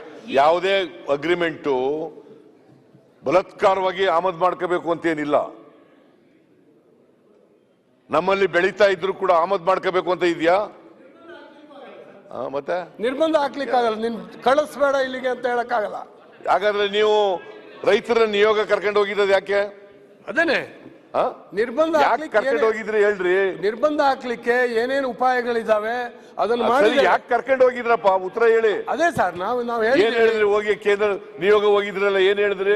ನಾನೀಗ ಹೇಳಿದ್ನಲ್ಲ ತಮ್ಗೆ, ಈಗ ನಮ್ಮ ಉತ್ಪಾದನಾ ವೆಚ್ಚಕ್ಕಿಂತ ಕಡಿಮೆಗೆ ಅವರು ಬಿಲ್ ಹಾಕೊಂಡು ಬರೋಂಗಿಲ್ಲ. ಅದು ಕೆಟ್ಟ ಅಡಿಕೆ, ಕಡಿಮೆಗೆ ಬಿಲ್ ಹಾಕೊಂಡು ಬರ್ತಾ ಇದ್ರು. ಡ್ರೈ ಫ್ರೂಟ್ಸ್ ಅಂತ ಅಲ್ಲಿ ಬರ್ತಾ ಇತ್ತು. ಈಗ ಗುಣಮಟ್ಟವನ್ನ ನಿರ್ಧಾರ ಮಾಡಿ ಕೊಟ್ಟಿದ್ದೇವೆ. ನಮ್ಮ ಇಡೀ ದೇಶದ ಅಡಿಕೆಯ ಗುಣಮಟ್ಟನೇ ಇನ್ನೂವರೆಗೂ ನಿರ್ಧಾರ ಆಗಿರ್ಲಿಲ್ಲ. ಅಡಿಕೆ ಅಂದ್ರೆ ಏನು ಅಂತ ಹೇಳಿ ಇಂಟರ್ಪ್ರಿಟೇಷನ್ ಇರ್ಲಿಲ್ಲ. ಫಸ್ಟ್ ಟೈಮ್ ನಾವು ಮಾಡಿಸಿದ್ವಿ ಅದನ್ನ ಕೇಂದ್ರ ಸರ್ಕಾರದಲ್ಲಿ. ಬರ್ತಾ ಇದ್ದಾರೆ ಅಡಿಕೆ ರೈತರು 8 ಜನ ಸತ್ತೋದ್ರಲ್ಲ, ಯಾಕೆ ಸತ್ತೋದ್ರು? ಆತ್ಮಹತ್ಯೆ ಮಾಡ್ಕೊಂಡ್ರು. ಬೇರೆ ಬೇರೆ ಕಾರಣಕ್ಕಾಗಿ. ಏನ್ ಬೇರೆ ಬೇರೆ ಕಾರಣ ಅಂದ್ರೆ ಯಾವ ಕಾರಣ ಹೇಳಿ ನೋಡೋಣ. ನೋಡಿ, ನೀವು 30,000 ರೂಪಾಯಿ ಇತ್ತು, 25,000 ರೂಪಾಯಿ ಇತ್ತು ರೇಟು. ಇವತ್ತು 45,000 ರೂಪಾಯಿ ಆವರೇಜ್ ಇದೆ. ಅದೆಲ್ಲ ಆಯ್ತು ಅರ್ಗೆ ಜ್ಞಾನೇಂದ್ರ. 8 ಜನ ಆತ್ಮಹತ್ಯೆ ಮಾಡ್ಕೊಂಡಿದ್ದಾರೆ ಅಡಿಕೆ ಬೆಳೆಗಾರರು. Why? They are committed suicide. ಬೇರೆ ಬೇರೆ ಏನ್ ಬೇರೆ ಬೇರೆ ಕಾರಣ ಏನು ಹೇಳಿ ನೋಡೋಣ. ಗೊತ್ತಿಲ್ಲ, ಹೇಳ್ತೀನಿ. ಗೊತ್ತಿಲ್ಲ, ಸುಮ್ಮನೆ ಏನೋ ಹೇಳ್ತಿರಲ್ಲ. ಬೆಲೆ ಬಿದ್ದೋದ್ರಿಂದ ರೈತರು ಆತ್ಮಹತ್ಯೆ ಮಾಡ್ಕೊಂಡದ್ದು. ಈಗ ಅವರೆಲ್ಲ ಮಿನಿಸ್ಟ್ರು ಹೊರಟೋದ್ರು, ಹೋಮ್ ಎಲ್ಲ ಅನಿಮಲ್ ಹಸ್ಬೆಂಡ್ರಿ ಮಿನಿಸ್ಟ್ರು. ನನಗೆ 2019 ಉತ್ತರ ಕೊಟ್ಟಿದ್ರು ಅವರು. ಏನಂತ ಅಂತಂದ್ರೆ 1,29,00,000 ಜಾನುವಾರುಗಳಿದಾವೆ ಅಂತ. The director of animal husbandry has given A answer. 1,29,00,000 ಜಾನುವಾರುಗಳಿದಾವೆ ಅಂತ. 22ಕ್ಕೆ 1,14,00,000 ಇದಾವೆ ಅಂತ ಉತ್ತರ ಕೊಟ್ಟರು. 1,14,00,000 ಅಂದ್ರೆ 15 lakh missing in 3 years. Is it practically possible?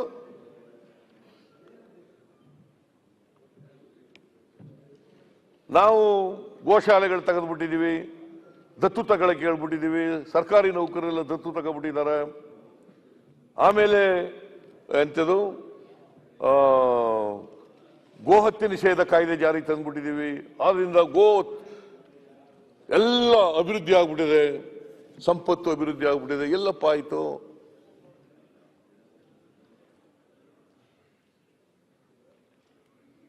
ಎಲ್ಲಾಗಿದೆ? ಗೋಶಾಲೆಗಳಿರೋದು 123 ಸರ್ಕಾರದ್ದು, ಖಾಸಗಿಯವ್ರದ್ದು 200. ನೀವು 17,000 ರೂಪಾಯಿ ಕೊಡ್ತೀರಿ. ಒಂದು ಹಸು ಸಾಕ್ಬೇಕಾದ್ರೆ 60 ರೂಪಾಯಿ ಬೇಕು ಕನಿಷ್ಠ, ದಿನಕ್ಕೆ 60 ರೂಪಾಯಿ ಬೇಕು. ಕೊಡೋದು 17,000 ರೂಪಾಯಿ. ಎಲ್ಲಿಂದ ಮೇವು ಹಾಕ್ತಾರೆ? ಎಲ್ಲಿಂದ ಮೇವು ಹಾಕ್ತೀರಿ? ಸಾಕಕ್ಕಾಗತ್ತಾ? ಗೋಶಾಲೆಗಳ ಸಾಕಕ್ಕಾಗತ್ತಾ? ಪಾಪ ರೈತರು ಉಪಯುಕ್ತ ಇಲ್ಲೇ ಇರ್ತಕ್ಕಂಥ ರಾಸುಗಳನ್ನ ಮಾರ್ಕತ್ತಿದ್ರು, ಸಂತೆಗೆ ತಗೊಂಡ್ಕೊಂಡೋಗಿ. ಈಗ ಅದು ಮಾಡಾಗಿಲ್ಲ. ಮಾರಾಟ ಮಾಡಬಹುದು, ಮಾರಾಟ ಮಾಡಬಹುದು. ಎಲ್ಲಿದೆ? ಮಾಡಾಗಿಲ್ರಿ, ಮಾಡಾಗಿಲ್ಲ. ಇಲ್ಲಿ ಸಂತೆಯಲ್ಲಿ ಮಾರಾಟ ಮಾಡಾಗಿಲ್ಲ, ಕೇಸ್ ಹಾಕ್ತಾರೆ. ಇಲ್ಲ ಇಲ್ಲ, ಮಾರಾಟಕ್ಕೆ ಕೇಸ್ ಹಾಕಲ್ಲ, ಕಡಿಲಿಕ್ಕೆ ಪರ್ಮಿಷನ್ ಬೇಕು, ಕಡಿಲಿಕ್ಕೆ ಕೇಸ್ ಹಾಕ್ತಾರೆ. ಸಂತೆಯಲ್ಲಿ ಕೇಸ್ ಹಾಕ್ತಾರೆ. I know. ಎಲ್ಲೂ ಮಾರಾಟ ಮಾಡಾಗಿಲ್ಲ, ರೈತರು ಯಾವುದು ಮಾರಾಟ ಮಾಡಾಗಿಲ್ಲ. ಮಾಡ್ಲಿಕ್ಕೆ ಅಂತಂದ್ರು ಏನಪ್ಪ ಮಾಧುಸ್ವಾಮಿ, ನೀನಾರು ಹೇಳ್ಕೊಡಪ್ಪ. ಸಂತೆಯಲ್ಲಿ ಮಾರ್ಬೋದು, ಸಂತೆಯಲ್ಲಿ ಮಾರಾಟ ಮಾಡಬಹುದು ಸರ್. ಸಂತೆಯಲ್ಲಿ ಮಾರಾಟ ಮಾಡ್ಲಿಕ್ಕೆ ಸಂತೆಯಲ್ಲಿ ಮಾರಾಟ ಮಾಡಬಹುದು. ಇಲ್ಲ ಇಲ್ಲ, ಮಾರಾಟಕ್ಕೆ ನಿರ್ಬಂಧ ಇಲ್ಲ. ನೆನ್ನೆ ರಾತ್ರಿನೂ ನಮ್ಮ KR ನಗರದಲ್ಲಿ ಯಾರೋ ಒಬ್ಬ ರೈತ ತಗೊಂಡೋಗುವಂತ ಸಂದರ್ಭದಲ್ಲಿ 2 ಹಿಡ್ಕೊಂಡಿದ್ದಾರೆ. ಆಟೋಗೂ ಕೇಸ್ ಹಾಕವ್ರೆ. ಆದ್ರೆ ಅವರು ನಿಜವಾಗಿ ರೈತ ಕೊಡೋ ತಗೊಳ್ಳೋ ವ್ಯವಹಾರ ಮಾಡಿದ್ದು ದಾಖಲಾತಿಗಳು ಸಿಕ್ಕಿದ್ರೆ ಅದನ್ನ ಬಿಟ್ಕೊಡ್ತಾರೆ. ಇಲ್ಲದೆ ಇದ್ರೆ ಏನ್ ಮಾಡ್ತಾವ್ರೆ ಅಂದ್ರೆ ಅಲ್ಲಿ ಸ್ವಲ್ಪ ಇಂಟರ್ನಲ್ ವ್ಯವಹಾರ ನಡೀತದೆ. ನಿಜವಾಗಿ ರೈತ ಎಲ್ಲ ಸಂದರ್ಭದಲ್ಲೂ ಬರ್ಸ್ಕೊಂಡು ರಸೀದಿ ತಗೊಂಡು ಯಾರು ಹೋಯ್ತಾನೆ? ಸಂತೆಯಲ್ಲಿ ಮಾರಕ್ಕೆ ಅವಕಾಶ ಇದೆ, ಆದ್ರೆ ಬಹುತೇಕ ನೀವು ತಗೊಂಡು ಹೋಗುವಂತ ಸಂದರ್ಭದಲ್ಲಿ ಇದು ಜನಕ್ಕೆ ರೈತರಿಗೆ ಬಹಳ ಅನಾನುಕೂಲ. ಸಾರಾ ಸಂತೆಯಲ್ಲಿ ಮಾರಾಟಕ್ಕೆ ಅವಕಾಶ ಇದ್ರು ಕೂಡ ಯಾರು ತಕತಾರ್ರಿ? ತಗೊಳ್ಳೋರಿಲ್ಲ. ಈಗ ಅಲ್ಲಿ ಹೋದ್ರು ತಗೊಂಡೋಗಿ ಅವು ಕಟ್ಕೊಂಡು ಏನ್ ಮಾಡ್ತೀರಾ? ಸಂತೆಯಲ್ಲಿ ಅನುಪಯುಕ್ತ ರಾಸುಗಳನ್ನ ಇನ್ನೀ ಯಾಕೆ ತಗತಿಯಪ್ಪ? ಅದನ್ನ ಯಾಕೆ ತಗೋತಾರೆ? ಯಾರು ತಗತಾರೆ? ಮೊನ್ನೆ ಉಪಯೋಗಕ್ಕೆ ಬರದೇ ಇರತಕ್ಕಂಥ ರಾಸುಗಳನ್ನ ನಾನು ಅಂಡರ್ಲೈನ್ಡ್ ಅನುಪಯುಕ್ತ. ಅದ ನೀವಾರು ತಗೋಬಿಡಿ. ನೀವು ಪರ್ಚೇಸ್ ಮಾಡ್ತೀರಾ? ನೀವು ಸರ್ಕಾರ ಪರ್ಚೇಸ್ ಮಾಡ್ತೀರಾ? ಒಂದು ಪರ್ಚೇಸ್ ಮಾಡಿದ್ದೀರಾ? ಹೇಳಿ, ರಸೀದಿ ತೋರಿಸಿ ಪರ್ಚೇಸ್ ಮಾಡಿದ್ರೆ ಉಲ್ನೆ ಹಾಕಲ್ಲ. ಗೋಶಾಲೆಯಲ್ಲಿ ಉಲ್ನೆ ಹಾಕಲ್ಲ ಸರ್. ದೊಡ್ಡಗೌಡ್ರೆ, ನೀವು ರೈತರು ಹೆಂಗೆಲ್ಲ ಈಗೆಲ್ಲ ಯಾಕೆ ಹೇಳ್ತೀರಿ? ನೀವು ಉಪಯೋಗಕ್ಕೆ ಇಲ್ಲದೆ ಇರ್ತಕ್ಕಂಥ ರಾಸುಗಳನ್ನ ತಗತ್ತೀರಾ? ಒಳ ಉಳಕ್ಕಾಗದೆ ಇದ್ದವನ್ನ, ಹಾಲು ಕರೆಯಕ್ಕಾಗದೆ ಇದ್ದವನ್ನ, ಮುದಿಯಾಗಿರೋವನ್ನ, ರೋಗ ಬಂದಿರೋವನ್ನ ತಗತ್ತೀರಾ? ಏನ್ ಮಾಡ್ಬೇಕು ಅಂತ ಹೇಳ್ಬಿಡಿ ನೀವು. ಆಗ್ತಾ ಇದೆ ಸರ್. ಪ್ರತಿ ವಾರ ಸರ್ ಏನ್ ಮಾಡ್ಬೇಕು? ರೈತರು ಬರ್ತಾರೆ, ರೈತರು ಮಾರಾಟ ಮಾಡ್ತಾರೆ. ಏನಿಲ್ಲ, ಕಾನೂನು ತಗದಾಕಿರಿ. ಏನ್ ಮಾಡ್ಬೇಕು? ಗೋಹತ್ಯೆ ನಿಷೇಧ ಕಾಯ್ದೆ ಮಾಡಿದಿರಲ್ಲ, ತಗದಾಕಿ ಮೊದ್ಲಿದ್ದಾಗಿರ್ಲಿ. ಮಾನ್ಯ ವಿರೋಧ ಪಕ್ಷದ ನಾಯಕರು, ಮಾನ್ಯ ವಿರೋಧ ಪಕ್ಷದ ನಾಯಕರು ಕೆಲಸ ಪ್ರಾಕ್ಟಿಕಲ್ ಇವ್ರು ಬಂದಿರೋದು ಯಾವುದು ಗೊತ್ತಾ? ಇದು ಇಡನ್ ಅಜೆಂಡಾ, ಕೋಮುವಾದಿ ಅಜೆಂಡಾ.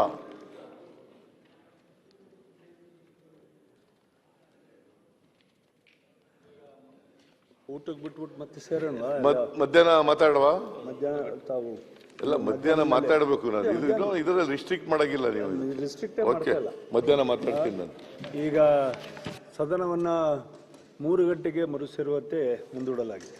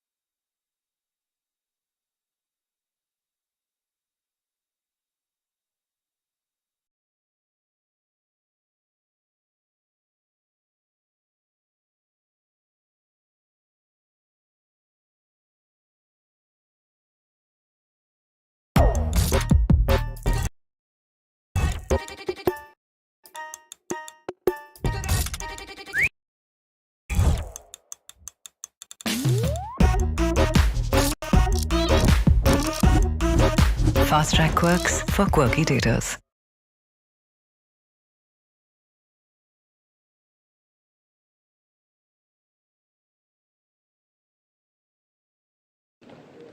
ಬೆಲೆ ವ್ಯತ್ಯಯದ ಸಂದರ್ಭದಲ್ಲಿ ರೈತರ ಬೆಂಬಲಕ್ಕಾಗಿ 5,000 ಕೋಟಿ ರೈತ ಬಂಧು ಆವರ್ತ ನಿಧಿಯನ್ನ ಸ್ಥಾಪನೆ ಮಾಡಲಾಗುವುದು. It is not been implemented.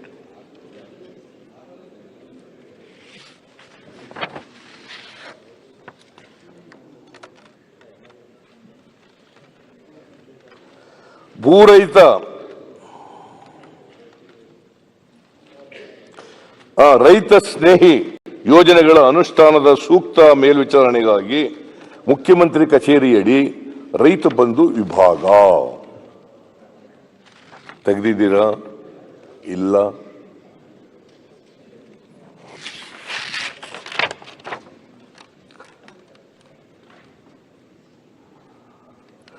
ಭೂರಹಿತ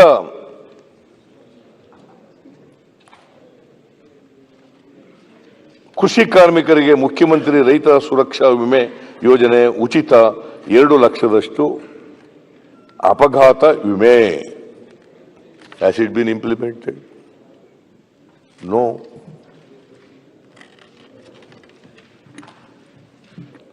ರಾಜ್ಯದಲ್ಲಿ ಎಲ್ಲಾ ನೀರಾವರಿ ಯೋಜನೆಗಳನ್ನು 2023 ಒಳಗೆ ಪೂರ್ಣಗೊಳಿಸಲು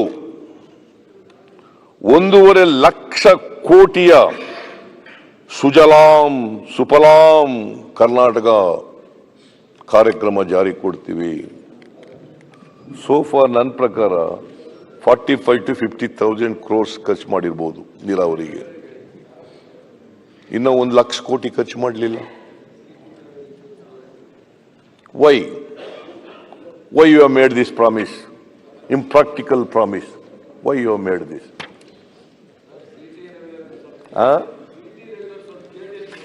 ಕುರ್ಚಿಗಳಿಲ್ವಾ?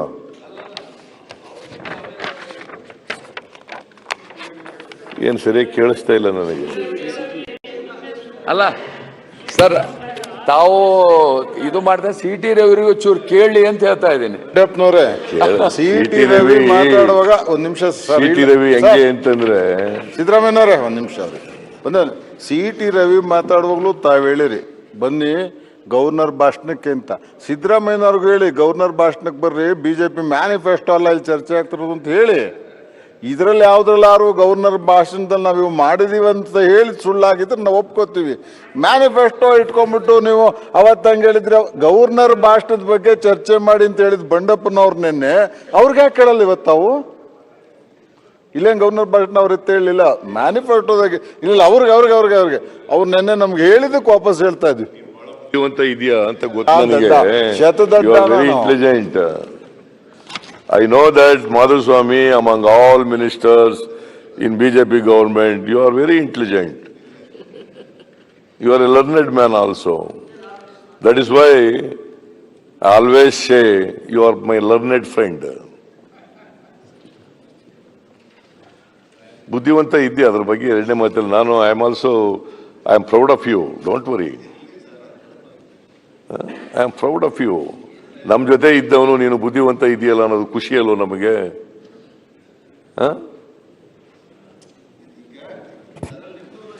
ಇರುತ್ತಲ್ಲ ಜೊತೆಲಿ ಇದ್ವಲ್ಲ, ನಿಮ್ದು